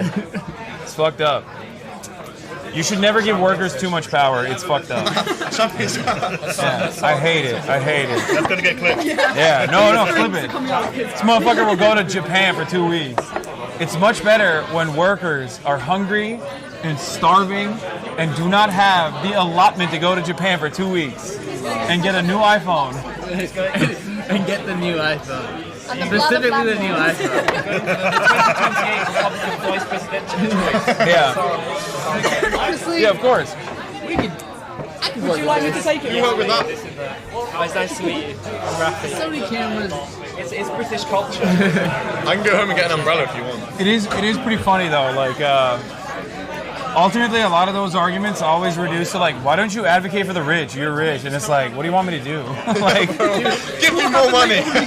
Like, it makes no sense. Hello. What's going on, man? Good. How are you? I love your jacket. Thank you very much. Nice to meet you. Yours is quite nice as well. Oh, thank you. How did it go? It went great. Swimmingly. Did you hear about the occupations that happened? Oh, the campus encampments? Yeah, I did. There's another one up right now in the financial center of the university. Oh, wow, okay. The discussion. Any upset people? Oh yeah, there were a lot of people who were mad. Sorry, chat. How long? What's wrong? Nothing. I'm gonna plug my phone into the camera charger. Oh, you son of a bitch. The camera's at 100%. So many good things about the show. You were so lucky to have me. Yeah, I wish I could have seen it. The camera's USB-C. Yeah, don't let me hear phone.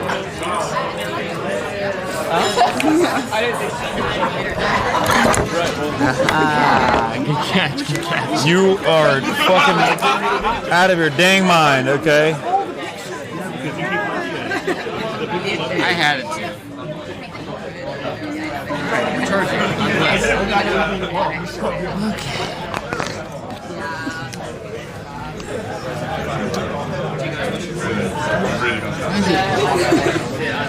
Dropping, it might have fucked up the autofocus. Wait, is it fucked up the audio?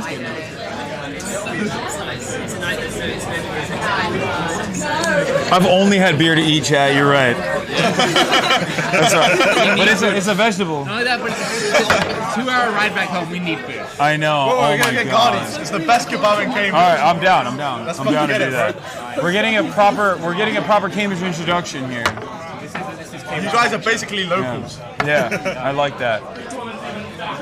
Plus, I can't prop this camera up anywhere anymore, so I might as well walk because I got a handheld. I will say this: it's a lot better than Birmingham.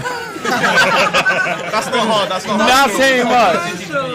It's not saying much, but I've seen Birmingham, I've seen Brighton, and I've been all around London, and Cambridge is very nice. Brighton was the gay capital of Britain.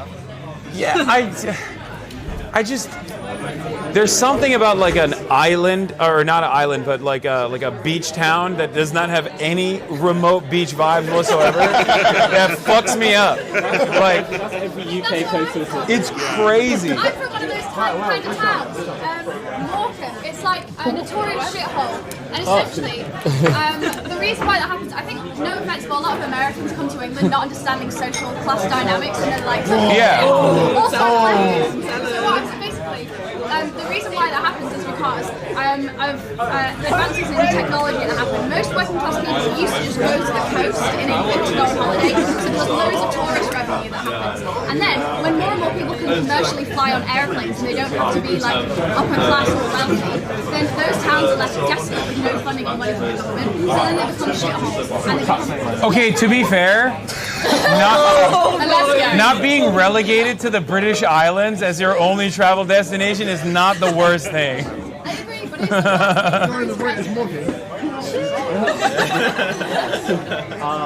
What is this? A message for a friend of mine. What did you say? Who would win oiled up twerking, Lennon or Mal? Chris. Please. Yeah, I think Lennon would win. It's the oldest pub in Cambridge. Follow the Pickerel Inn on Instagram. It's a lovely local pub. Hard-working people work here. So follow the Pickerel. The pickle. No, the Pickerel. Pickerel. Inn. Oh, the pickerel.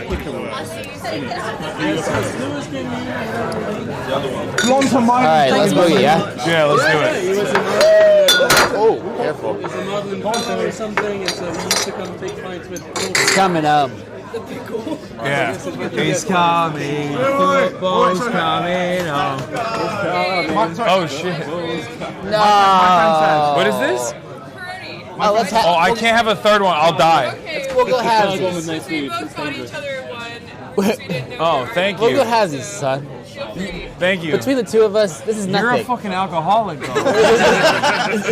Between the two of us, this is crackhead. nothing. My friend says, Alessia, I'm just please, when I in see you Rome, on a bro. stream. Can I get a 10-second video? This is Lily Anderson. What do you She's want? She's all the way in some shit fucking place in Germany on a fucking shit year abroad, doing her shit fucking fake degree. Hi, Lily That's Anderson. so funny. You're literally on a FaceTime right now. It's amazing. I don't know. Hi, I can't hear you. It's very loud in this crowded pub. That's so funny. Holy shit. I'm sorry, chat. Okay. Is he on call with Yeah, he's literally on call right now. Kind of beast, honestly. Nice to meet you. Oh my god, you have another one. There's no way. There's two. Okay, I'm gonna give you back to your friend. It's a video meeting. Hello, hi. Dude, that's Hi. so Who's fucking currently in the funny. theater. Nice to meet you. Keep up the good work in the theater. Good work.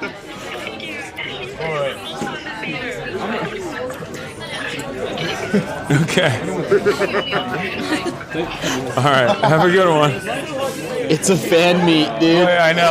I mean, that's what everything turns into. Are all of the IRL streams like this? Yeah, it's worse than this normally. Yeah, I was telling you, I was like, it's usually a lot worse. Look.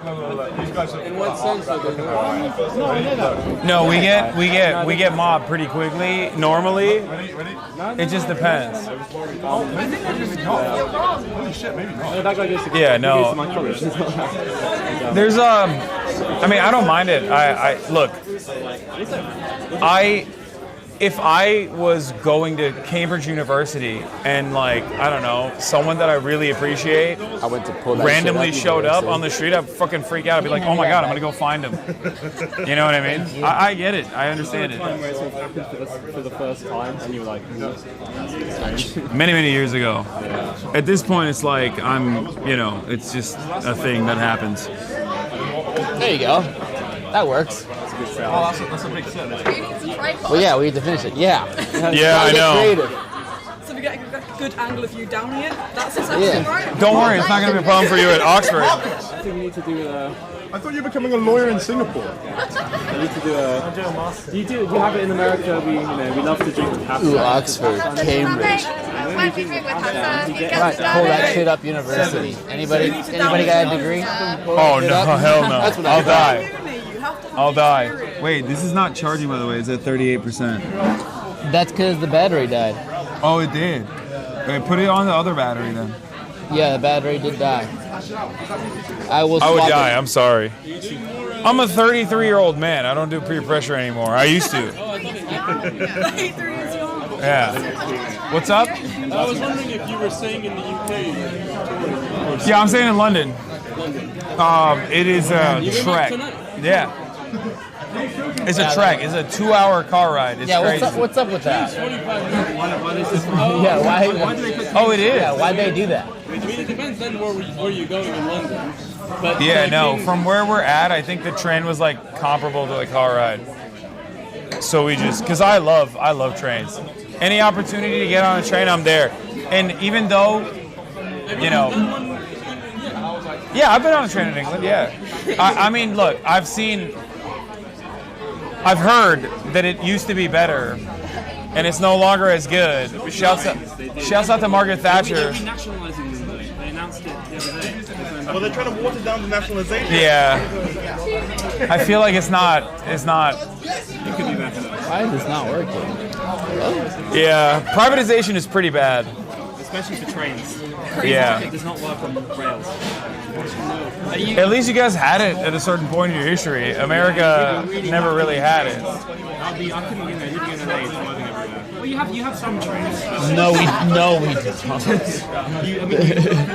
Bro, we have nothing. Like we have no public. It's really fucked up. Like we have Los Angeles is an anti-public transit city. Like I'll say this. They used to have a tram system, and they destroyed it at the behest of cars. It looks dystopian. 18 lanes of just... I'll say this. I was born and raised Los Angeles. All my family is there. Every friend that I've ever known is there. I don't know a single person in my life that takes the train. A single person.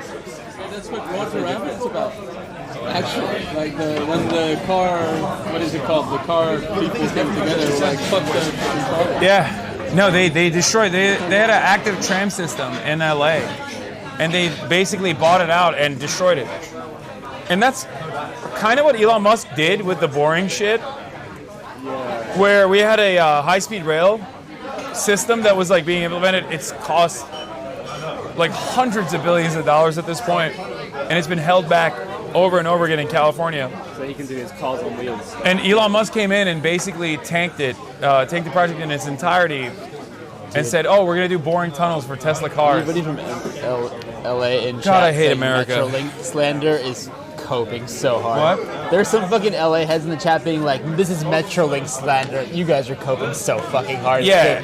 I mean, San Francisco has like somewhat decent public transit internally, but everywhere else in Los Angeles is dog shit. Have you done the London Underground?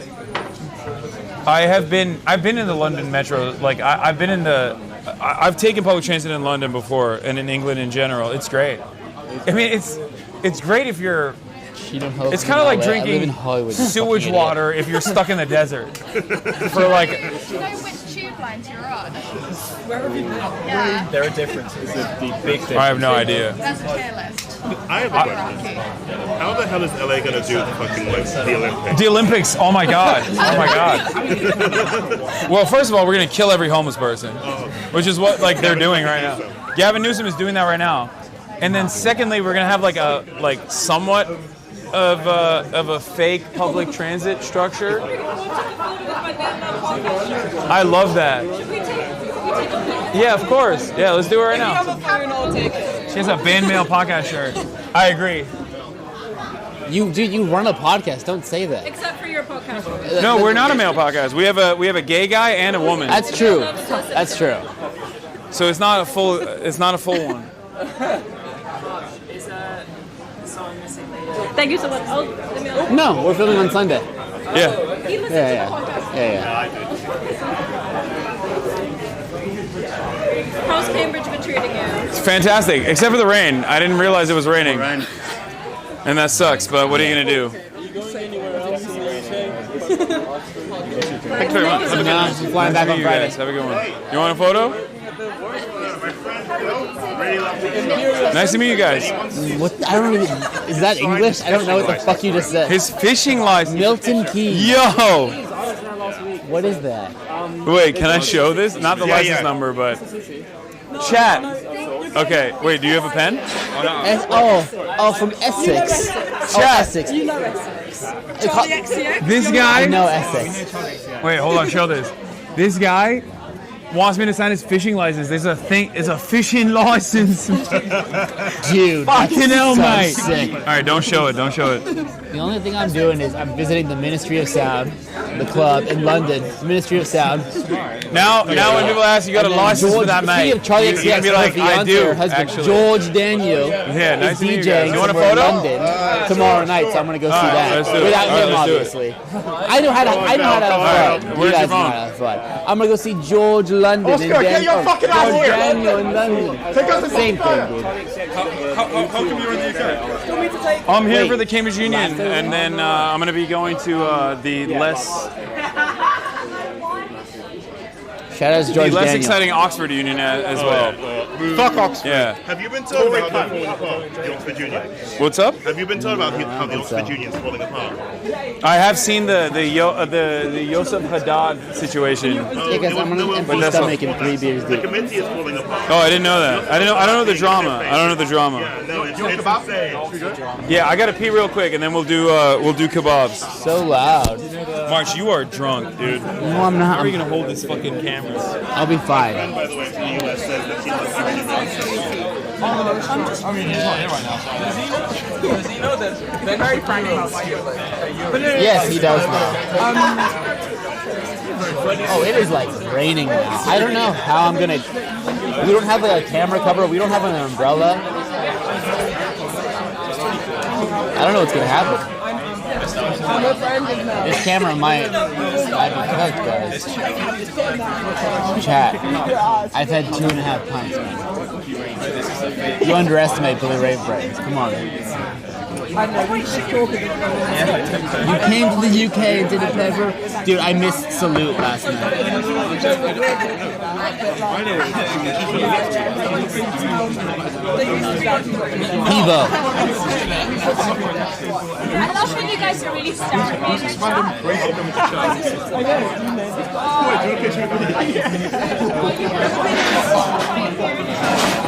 Exactly.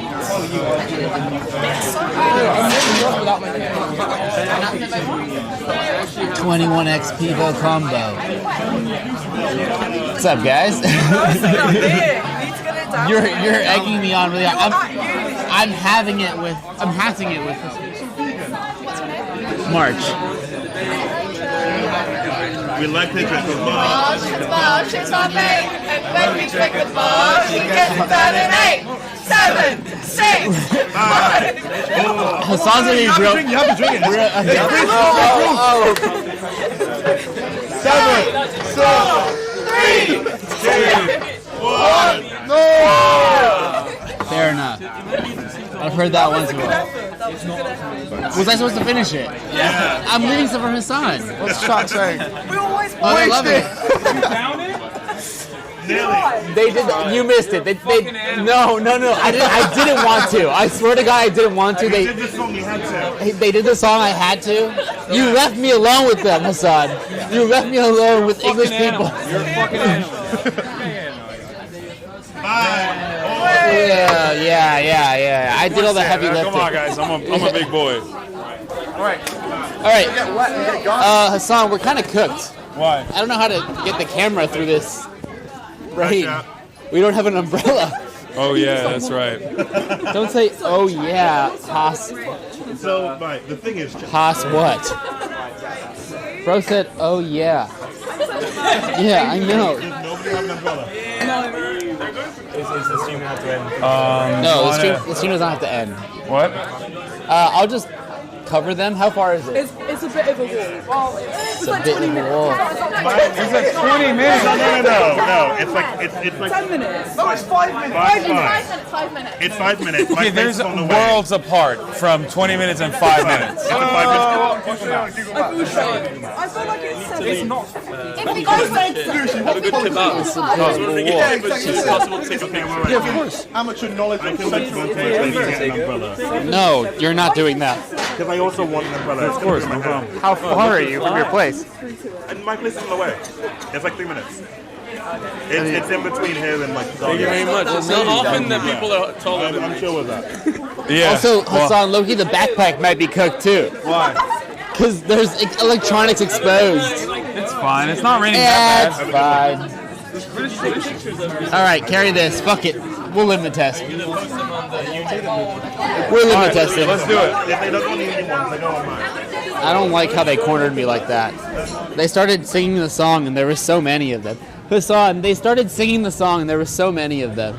Wait. Oh, They did the 5, 6. They did the fucking countdown. drunk. You're a drunk ass, dude. I didn't want to. You're a drunkard. I didn't want to. I swear, it's on camera. They fucking made me. Oh, I do. Oh my god. Good call, guys. Holy shit. I can cover. I'm a drunkard too, March. Yeah. I can cover this. If you want a whole coat, I can. No. Oops, sorry. It low-key is. No, it's not. If I just like turn left. It's coming from here. This is a good setup, I think. Yeah. This is good. The rain is coming from this angle. I'm covering it. We're good. It might. What day is it of the week? What is it, Wednesday night? Oh. March, get out of the road. I'm trying to fucking film you, mate. You're gonna fucking die, brother. Can I tell them to follow me on TikTok? Sure. Can you follow me on TikTok? Blonde Praxis. Thank you.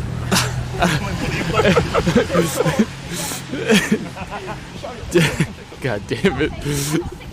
We should go back to London. Can you follow me on Instagram? It's not public. Me? I don't know about that. Okay, sorry, chat. You're getting you're getting coat camera. I'm covering you from the water. It's for your own good, chat. It's for your own good. It'll be worth it when we get the kebab. Yeah. Does the kebab have an awning of some sort? It's inside. Yeah, it's inside. Oh, great. You're looking like a vampire. Yeah. Okay. I'm trying to do my fucking job, okay? All the kebabs will be coming out of your pay. He's got too much money. It doesn't matter. You're welcome to share if it's a problem. Yeah. No, I don't believe in that socialism shit. That was bollocks. Get that out of here. It's so dope to have people that you work alongside that have that financial stability though, because I don't stress it at all. I can just be like, yo, buy this, and he'll do it. I did buy a round for the group. Yeah. Also, dude, I swear to God, the IRL, ooh, it's cold, man.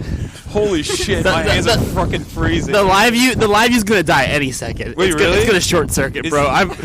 It's getting wet. It's fine. If I turn down the street here, I can get my umbrella. At any moment. Maybe over this part of electronic right here. It's pretty important. I'll turn here. Are you sure you don't want a full coat over it? I think I got it with mine. Feels dry enough. Dry enough. When it's electronics, that's fine.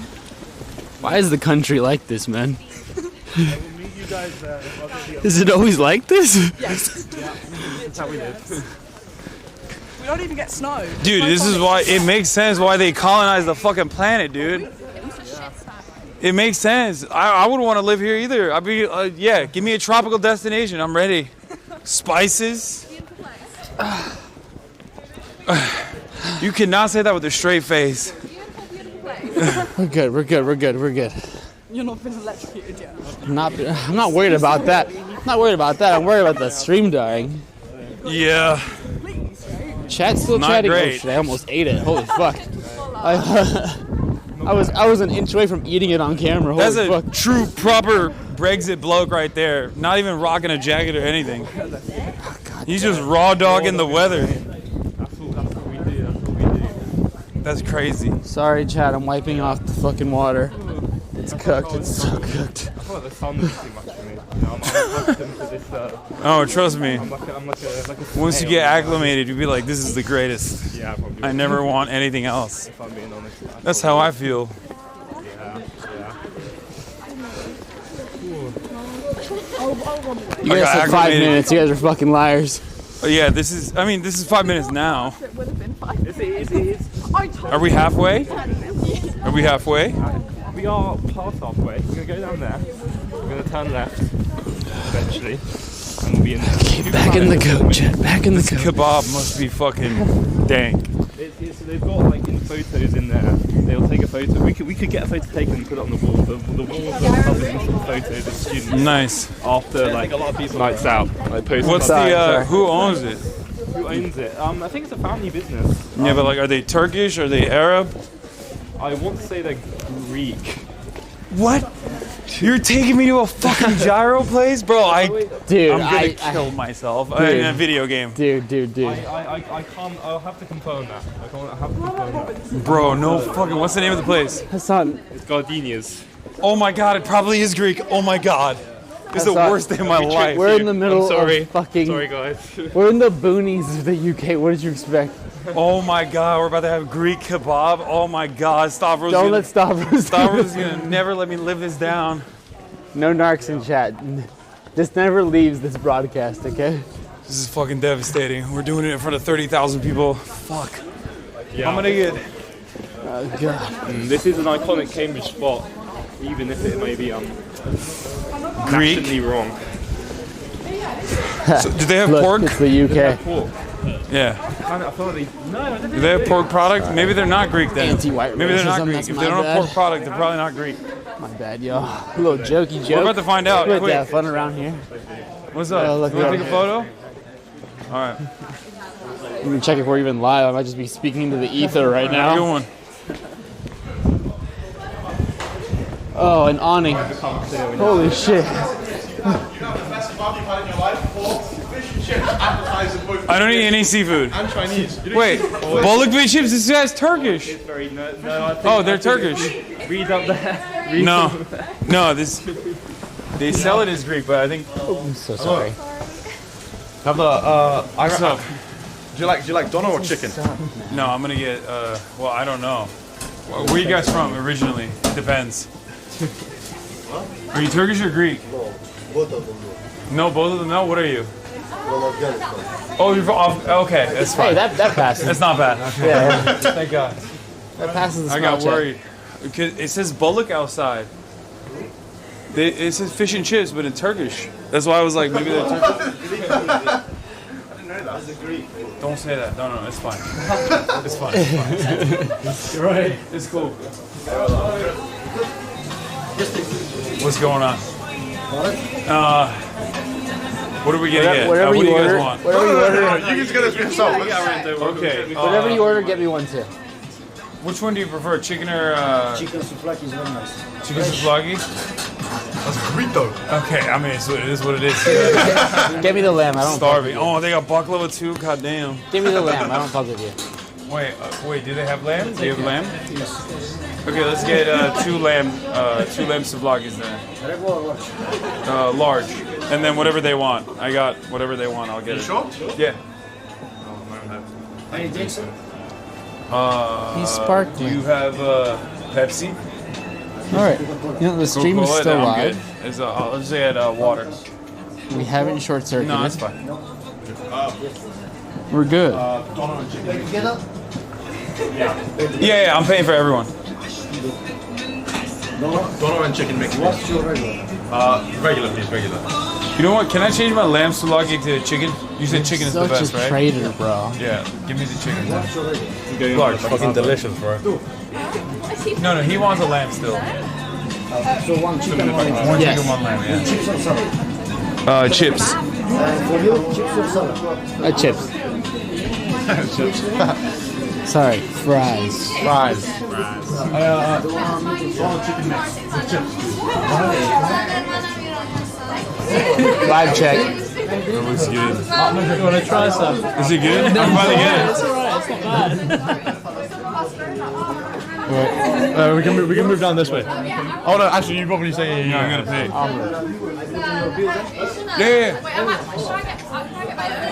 Yeah, they're all. I got them all.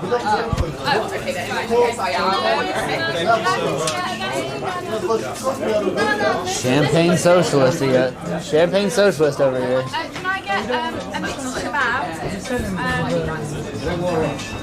Just regular, please. Oh, Wait, this cube I can afford to fucking pay for 8 people. Must be nice. What are they talking shit about? No, I'm just fucking with you. What do you mean? Salad on the kebab? More salad. I can get you more salad. Can I get chips? You claim you're a socialist, but you bought 8 kebabs for college students. Can I get a regular Curious. chips cheese? Fancy. Yes, please. Can I get the lamb kebab? Thank you so much. Regular.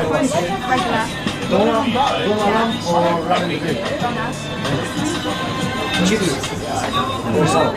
Neither. Chips or salad? Chips. Chips. Can I get cheesy chips? Regular lunch.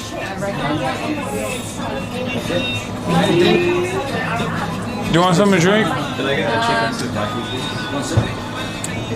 I just get some water, please? Who are you? Yeah, where are you guys? Chips, please.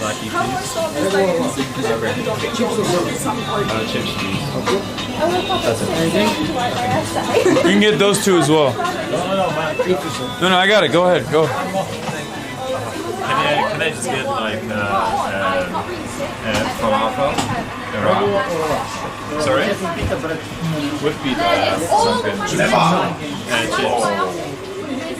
You didn't have to. No, it's all Anyway, good. thanks for sending the book earlier. I just now popped in because I caught you on the stairs. See if you'll be okay with Oh, nothing at the Mr. hotel. Moneybags. Yeah, we can do that. Alright. No, not doing Out the back. Chips or salad? I had a history. All right.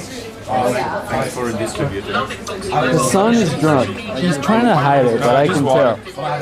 You're parasocialist, and Mod's ban that guy. Also, anybody who says that I'm drunk, ban them as well.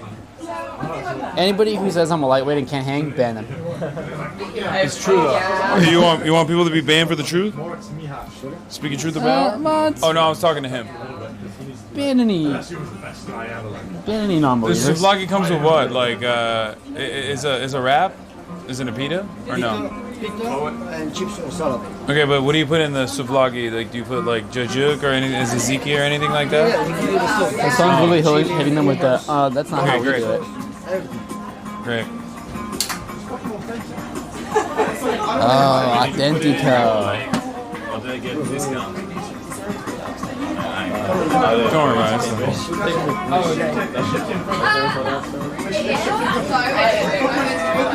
I'm reading all of you right now, chat. You think I don't see this shit? I'm really reading you right now. Yeah. Square. Wait, I'm a mod. Talk shit right now. I dare you. Say something. No problem. Catch these hands. What's up? Nothing. Hey, what's up, man? Hey, this is great. The natural drop of Wales. Yeah, you need that. Not me, though.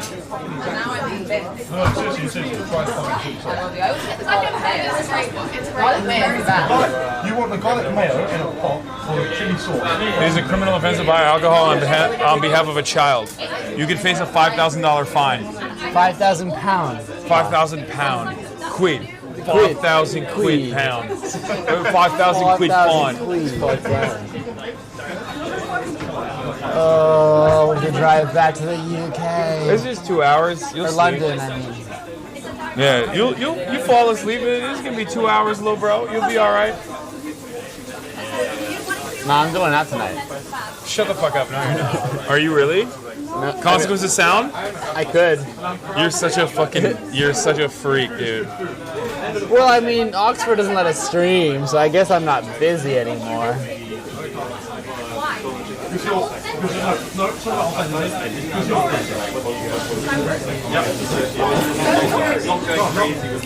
Chat, what a night.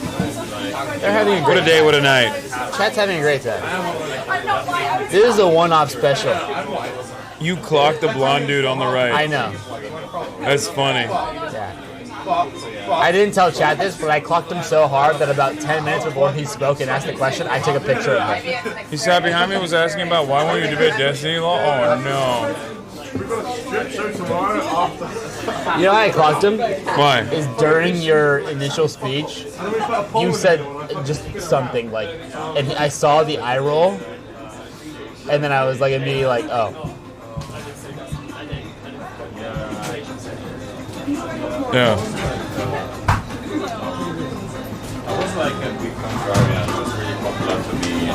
Where's the trash? Is there trash anywhere here? Oh, there's right there. Seriously? In Japan, we don't need trash cans. Got to get the chili sauce. It's fresh made every day. It's the best. Okay, I believe you. They have a bunch of sauces. I feel like we ordered everything in the store, so it's gonna be quite some time until we get it. Did you know in Japan the streets don't have trash cans? What? Yes, I do know. Thanks. Thanks. In Nippon desu. And yet the streets are so clean. Explain that. Because they have better culture. They pick their trash up. Curious. My hands are so cold, Dude, Chad. okay, it's not just me, right? Like, they're so fucking cold that I mean, like I can see you your my breath. Why, yeah, it's why? unacceptable.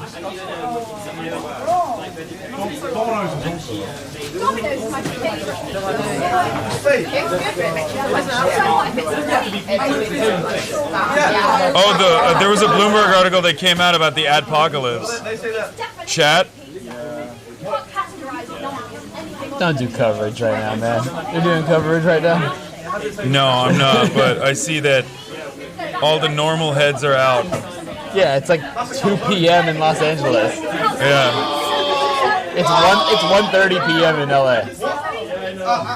Nice. So yeah, hey, get to it. Do politics. Do politics, politics, man. Exactly. Give us coverage. Chat, start linking him videos. You know what's crazy? Because up until today, I was like, anything like Tilly Middle, I said, she studies really hard. So cold. I know, she's full of shit. All her opinions, rubbish. All right, who got a hero?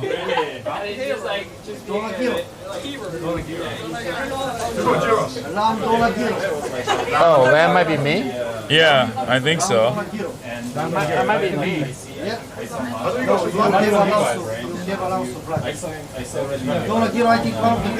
I'm free. I don't know. Did you guys ask? Did either of you guys ask for a lamb hero? No. No. I'm gonna give you donut and chicken mix. I think you take it. I also got a chicken mix. I mean, I can take that. I don't mind. But Just chilling. Just chilling.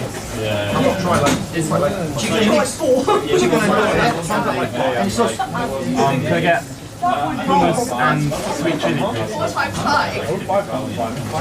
Any harissa enjoyers?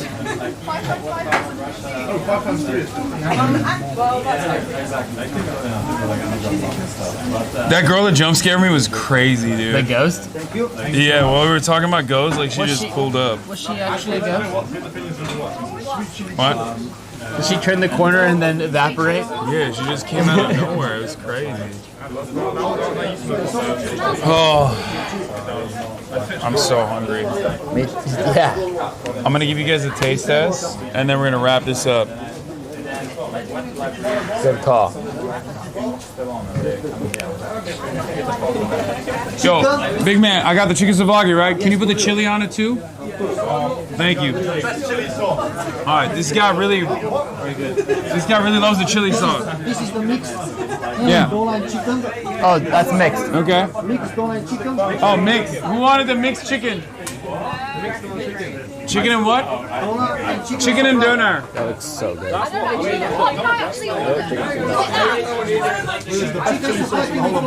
This guy fucking loves the chili sauce, bro. The bar's in hell, let's be real. Yeah. He's been hyping this shit up nonstop. I'm Mexican, he's Turkish. You can speak about he brought salsas. the umbrella, by the way, but I mean, we're not even gonna use it. For It's fine. We already got here. Sorry, I'm very particular about my salsas and spicy sauces, okay? I'm not easily impressed, let's say that. Well, because no one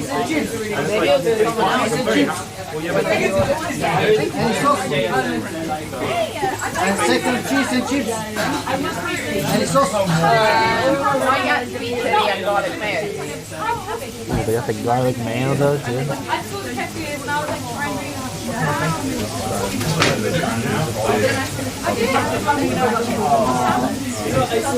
Puro pinche México a la verga. Puro pinche politique. Falafel and salad. Oh. Falafel. Falafel? Yep. With the salad. No, with rice. Chad? One with chips, one with your friend with salad. And your friend with salad. Did you want the I didn't want to ask. Yeah, You want to take a photo? Yeah, of course. Because my husband, I hear your voice. Yeah. My husband. You hear this? She says she hears my voice more than her husband's voice. Wait, you guys were already in here eating though. Yeah. We were, yeah. That's crazy.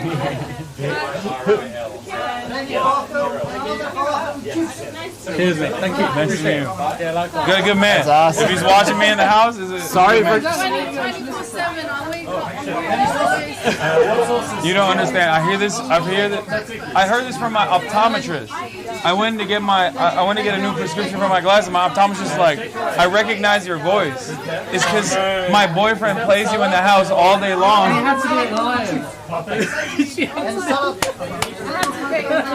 Yeah. Now they all know you're cooked. I feel bad. I feel like we barreled in and just ruined your dinner, but. Can I take this picture of you as well? Yo, Hey, okay, can you hold the camera? We got the marsh heads. Hassan, can you We hold got the marsh camera heads in the real quick? building. Yeah, someone wants to take a picture of me. Sorry, What's up? Hassan. Hold on. Chicken souvlaki? Yeah, hit me with all the sauces. Yeah, it is. What do you got? Oh, yeah. Okay, yeah, hit me with all three. Also, I just want to say, please follow Cambridge Palestine on Instagram. It's Okay. got all the stuff happening here. Wow. All right, hell yeah. Thank you. You hear that, chat? Follow Cambridge Palestine on Instagram. Thank you. Hey, chat saying W cameraman. Hey, good job, man. Hey, you know I got you. For me. Oh, it's lamb. Chicken. Someone ordered $1 kilo. $1 How are we feeling? Oh my God! Wait, somebody. It's not bad, but I mean, I think you have to be quite drunk to enjoy it. we're in Cambridge, Hassan. Come on now. so much. I feel like so much British food is reduced to this. That's like somebody in Cambridge being like, the best burrito you ever had in your fucking life, mate. It's just not going to be true. It just And then it's simply made by a isn't. Spanish guy, Yeah. like from Spain. It just simply isn't going to be true.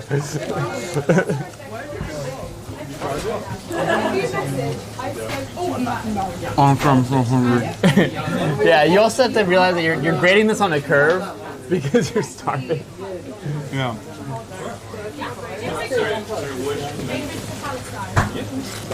British people love their chips, bro. And you know what? So do I. I fuck with their chips. Why are you hating? I'm not. Hey, the chili is bomb. You're right. Fucking chili's so good, right? Probably not. Right, I've got all of this. I've got a lot of food. Cool, where's mine, man? I'll have like a bite if it's really going nowhere. That's for lamb souvlaki, you bougie bitch. Yeah, we'll share it. Thank you.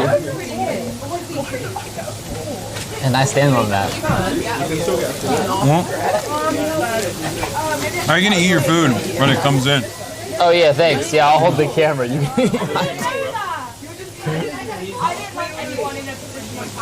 I'm gonna eat yours as well.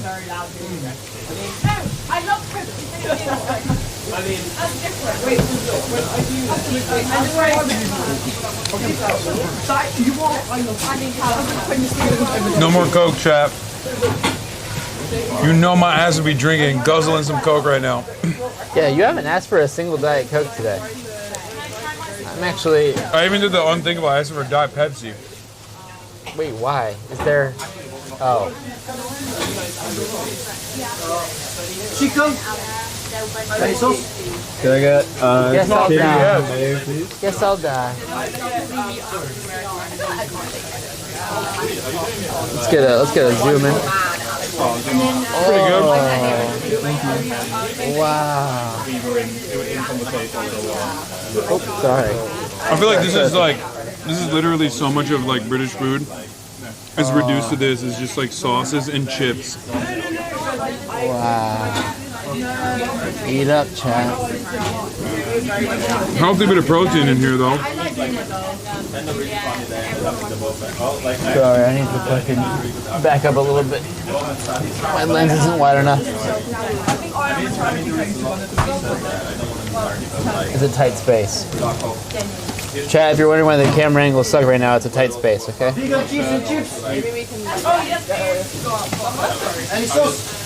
Wait, did they not give you your lamb souvlaki? Someone might have eaten it. It's okay. Just give me a bite. I'll eat it. Want some chips? That's okay. Did he not get his lamb? The lamb's... Okay. I'm just a bougie bitch.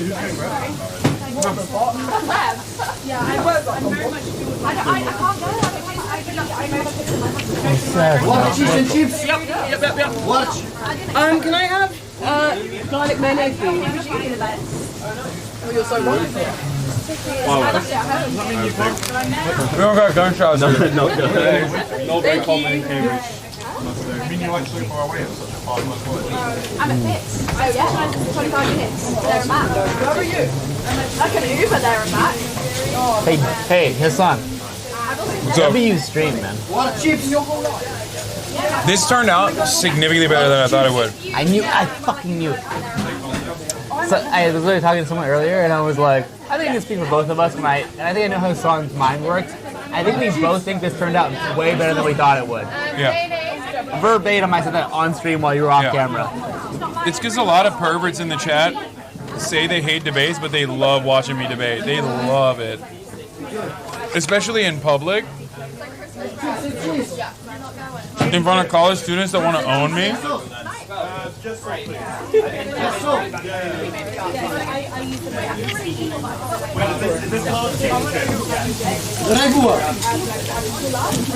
Chat, stop saying I'm drunk. I'm stone cold sober. I would beat up 2 more pints and then drive.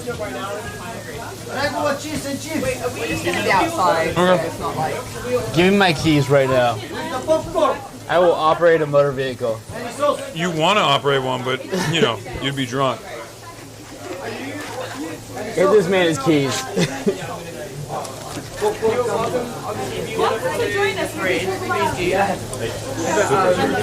Can I snap the selfie? Oh yeah, Hasan, can you hold the camera? No, I'm just kidding. Or whatever, yeah. I will ask Hasan, but like... No, you're good, you're good. We took a photo, right? No, we didn't. Sorry. This is amazing. Oh, thanks, bro. Your main reason why I'm watching, otherwise it would be so boring. That's what I'm saying. I get that so much, honestly. It's true. Sorry. Don't mind. Like, I can't be in All this. right. Ango's a bit arsey. I have my moment. I don't need it again. Nice to see you again, my man. No, like honestly, I said like I love your advocacy. Really valuable. Hell yeah, thank you. Merge heads. There's dozens And I of us. come from also one There's of the most dozens random of us. places. I'm Polish Belarusian, like Oh wow. You have like. So you have people, who appreciate it hidden in like weird corners of the planet. So there you go. All right, well. He's the second Polish guy that came up to me tonight. What? Oh yeah, yeah. Yeah, we have right? We have the entirety of the Polish socialist movement here. You and the guy with the turtleneck. Probably not wrong. I think we're just like one missing at this point. No. No, but yeah, it is a bit sad. Let me get the chili sauce. Is that the spiciest thing you have? Yeah. Okay, yeah. I'll get that. He's Mexican. Can I get He's the garlic white. mayo too? Yeah. You like fried chicken? Yeah, and a little bit on the chips too. Why not? Let's get crazy. I don't want to be on camera. But I didn't realize you raised so much money for that sign. I just want to say thank you so much. Oh, wow. Hell yeah. Yeah, no problem. Thank you. Thank you. Nice to meet you. Thank you. Wait, what is that? Mayonnaise? A little garlic mayo. Why not? Get crazy, bro. Can I get some? I have no I affiliation want more to the Middle chili East, okay? and more tzatziki. I can break the rules and not feel any shame. Yeah, thank you.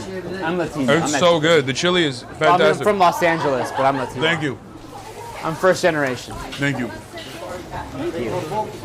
I got it right here. This looks pretty Oh, good. bro, he gave me so much chili. Jesus Christ. Oh, you redosed?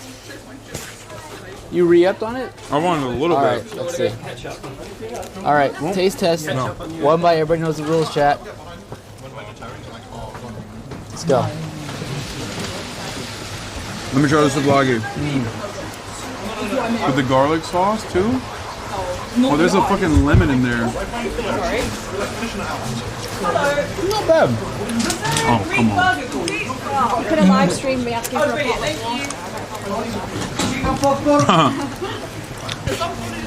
Look. I'm in the UK. The bar's in hell. Bro, Nothing. No, nothing. you didn't have to get fucking mayo like that.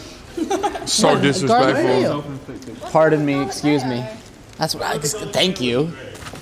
Exactly. You got British people agreeing with your cuisine choices. Yeah, that's fair. That's true. That's pretty true. Yeah, that's true.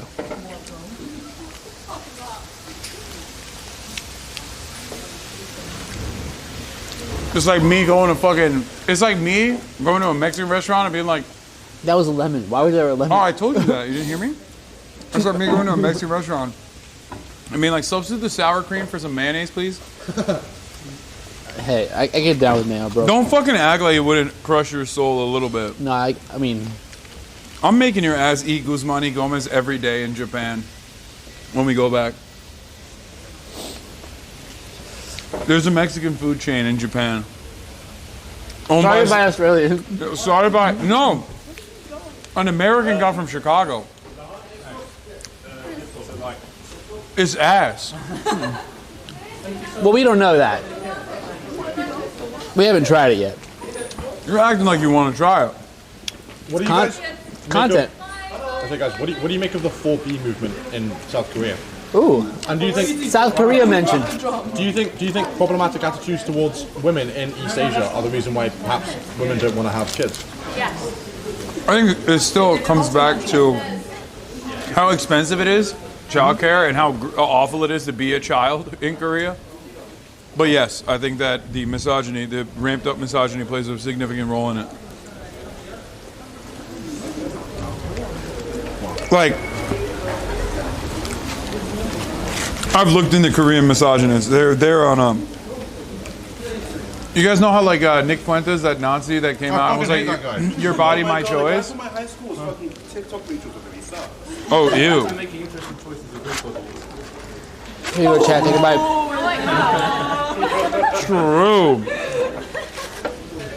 Wait, sorry, Yeah. I've missed that one. He said, "Your body, his choice." That's what he said. Oh, you know, Destiny. Yeah, and that's real. Destiny. I don't think it's true though. But no, that's a video. Yeah, but I argue. No, he's really he's sucking that dick, but we don't know if it's Nick Fuentes' dick.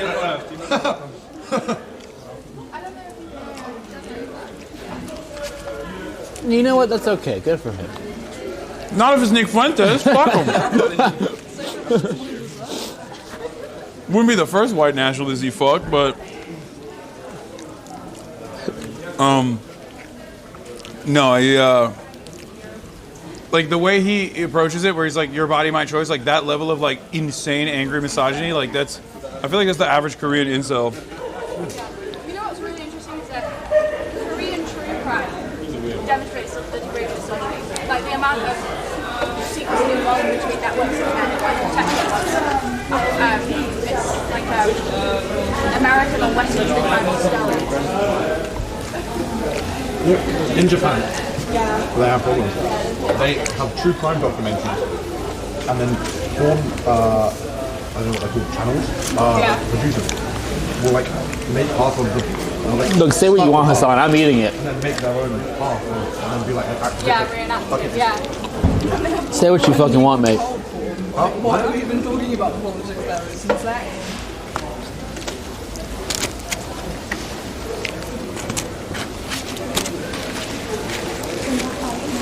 I feel bad for saying this. Who's got one free hand and is beating up this lamb? Me. Don't laugh, man. I'm on the clock, man. Don't laugh. Yes. That's crazy. How many people What are life do you live? Why? How could you deal with that? The fact that people will tune in to watch shit British bacon. Excuse me, the chili is made daily. I can't believe y'all made me eat Greek food, bro. That's fucked up. How many people are on? Like 30K. 28 to 30? Just watching us eat Do they fuck with guys? It's the London and Cambridge. Someone says, come to County Durham. Why the fuck would you go to that shit place? Oh no, that's my favorite thing when British people are like, "Oh, come to Birmingham." It's like, no, man. No, I've been there. It's the worst. It's the fucking worst. They have one mall. That's it. Oh, the Bullring. Oh, it's really raining. Yeah. Should we have the car come this way, maybe? No, we gotta go back. Also, I gotta pee. Do they have a bathroom in here? All right, give me the mic. Here. No, it's off, bro. I promise it's off. You're doing You're doing a great job one-handed. I know. You guys have a bathroom upstairs? This one needs to be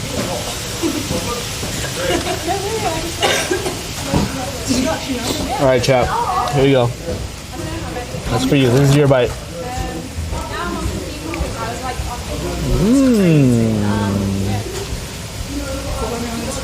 Here comes the airplane. There you go, chat. like my private Instagram. I want it to come around. I have 7 people looking at me like I'm crazy right now. No, I'm sure chat appreciate that. First person eating garlics. I love it. Do you fuck with the garlic? I'm babysitting right now. It's like, ooh, here you go, chat. Here you go. You guys want a bite? Here you go, guys. There you go. 10,000 people going, thanks, March. Thanks, March. Check the chat. Go ahead. You think I'm crazy? Look at them. They enable this behavior. That's horrifying. I just got an from a real life person, okay? I'm out here doing this for you. She looked at me like, I'm never speaking to you again in my life. Which is super fair. That's the threat that I don't really understand. Can I do a shout out? Not even to us, to Guardies. Like, we're supporting local businesses tonight. What's happening? To this place? This place. This is place. Yeah, go for it. Here we go, guys. We've got Gardenia Foodiversity. It's the best local kebab we've got in the whole of Cambridge. They just want to support the students. They want to support the town. They post pictures of people when they're drunk. Check it out. We love supporting local businesses. It's good. Support local businesses, guys. We do. Big up. Big up. You had me into that last part. And I was like, wait, that's weird. Hi. Hello. Hi. What's up? What did chat think of my interview? I'm wondering. Were they on board? When you were in the hall? Yeah, when we were like My question. Oh, chat loves you. You did a great job. Oh, thank you, chat. Much Yeah. appreciated. Yo, W's in chat, hearts W's in in chat. Go ahead, pull the chat up. My phone's fine. I got you.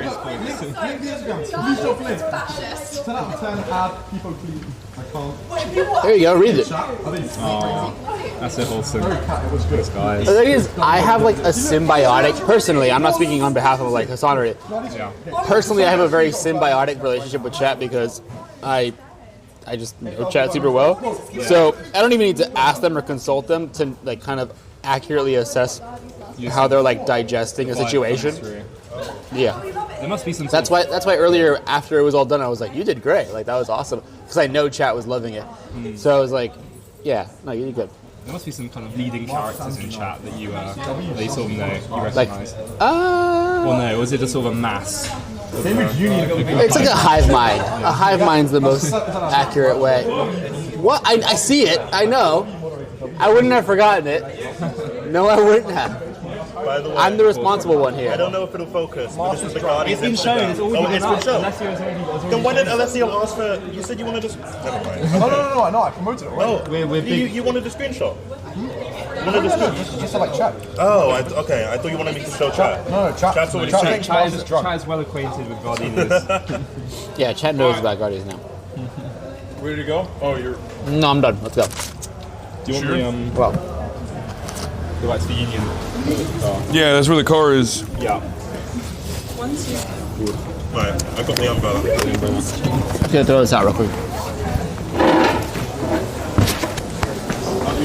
Are you fellow Mitchell, by the way? I am a Mitchell, yeah. Alex Mitchell is my name. It's a great name. Wait, second name or first name? Second name. You're Mitchell first name. Oh, wow. It's good. It's a great name wherever it goes. What a bond. Hey, it looks like the rain's let up a little bit, real quick. Let's get back there. Well, right? you also have the umbrella itself. Oh, fantastic. All right, boys. We're gonna walk back to Cambridge Union. Is anyone coming with us or no? I'll come. My stuff is there. Thank you. Are you sure? Okay. May I? Yeah. Bro, look at this wow. absolute freak, dude. Look, not even wearing a jacket. He's just raw dog in the rain. Yeah, that's crazy. What's going on, my man? You want to take a photo? I'd love a photo. Nice shirt. Nice shirt. Thank you very much. Wait, let me see the shirt.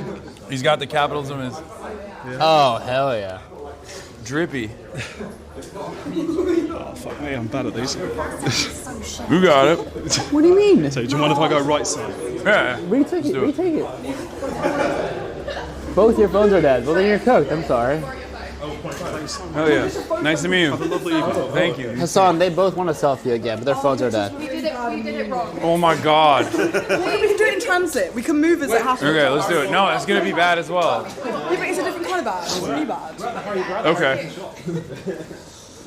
Okay, well, I'm one-handed with a goddamn umbrella, so I'm doing this on hard mode, chat. So before you get at me about camera work, no problem. Again, the camera work is shoddy today because Hasan forgot the handheld grip that we always use. So I'm fucking raw dogging it. You're so drunk, dude.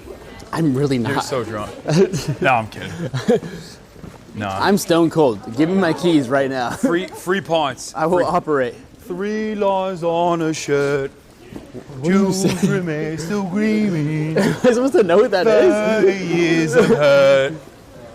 Never stop me dreaming. What are you saying? What do you mean? I don't know what this is. This is a proper banger, mate. I genuinely don't know. It's coming up. I know that it's one. Coming. That's the song. Football's coming I only know that part. Coming up. It's coming up. It's coming. Football's coming up. Greatest British banger. Is soccer even happening right now? Like, No. Probably not. No, but it's still coming home in my heart. Thank you. Thank you. Yeah. I'll come on one day. Yeah. One of these days. 30 years of hurt. That's such a crazy Never line. stop me dreaming. It's crazy that they said 30 years of hurt. And it's like, that was literally like 30 years ago. It's giving emo banger. A So little it's bit. been 60 fucking years of hurt. It's giving Midwest emo. And they still have not stopped dreaming. What is it, Chat. George Ramet or Jules Ramet? Whatever his name is. I need, the name of I the need a footballer. talented musician in chat to make a Midwest You don't emo even cover know. of that British song. people don't even know the song. I know the song. And I taught a British person what a gammon was. 2-0. You're saying we know their culture better Yes. than they do. Yeah, one of you guys didn't know what a gammon was. I still don't know what a gammon is. You don't know what? It's a gammon. What does that mean? Okay, Fucking so you know when you watch gammon. Question Time, right? Don't know what it is. Yeah. And it's all like old white men who look best. It is no longer that, actually, because they're doing all these demographic things to Okay, change. but before. Sure. Before woke ruined it. Yeah, before DEI. Yeah. That's what a gammon is. British white men? No, it's like a racist. It's like a racist old guy. It's a racist old pensioner who fucking. I grew up with them because they would come to Bodrum.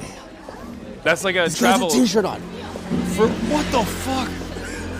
Bro, that's crazy. That guy's a t-shirt on. Does he not know how cold it is? It's not that bad. It's like 35 degrees and raining. Are you fucking kidding me? Yeah. My hands are fucking freezing right now. And motherfuckers are out there wearing their Barcelona kits. Literally wearing a t-shirt. That's disgusting. There's some in the water out here, dude. The Los Angeles brain cannot comprehend. All right, let's call my mom. Yeah, I feel bad. We've kind of made them wait a bit, eh? Yeah, it's fine. They had fun. They got to see their son at, Cambridge Union. Get yelled at by brain names. Oh, wait, IRL gray names. It's coming home, mate. It's coming home. Yeah, hello. I forget this is a college campus. Yeah, so everybody knows each other.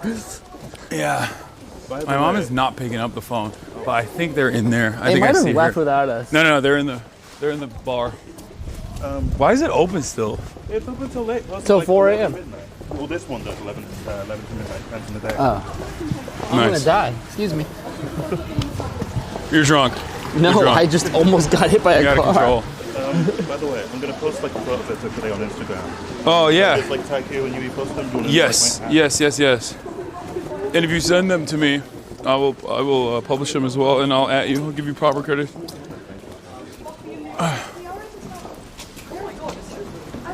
The orator. The orator. Can someone close this for me? Here. Maybe outside. It's bad luck to. That's why I bring said an maybe open outside. umbrella. 30 years of hurt. One last send off. Where's live music? Wait, they're not here. Wait, did you think they were here? They're at a pub around the corner. No, I thought they were here. That's not. No, they're not here. I don't know where they're at. Nor do I. I called them too, but why is she not picking up? My mom is so unreliable on the phone. It's crazy. She said this place, which I think is close to where we were actually. I think we might have just passed it. Hello, Anne? Hello. Oh, it's a walk back.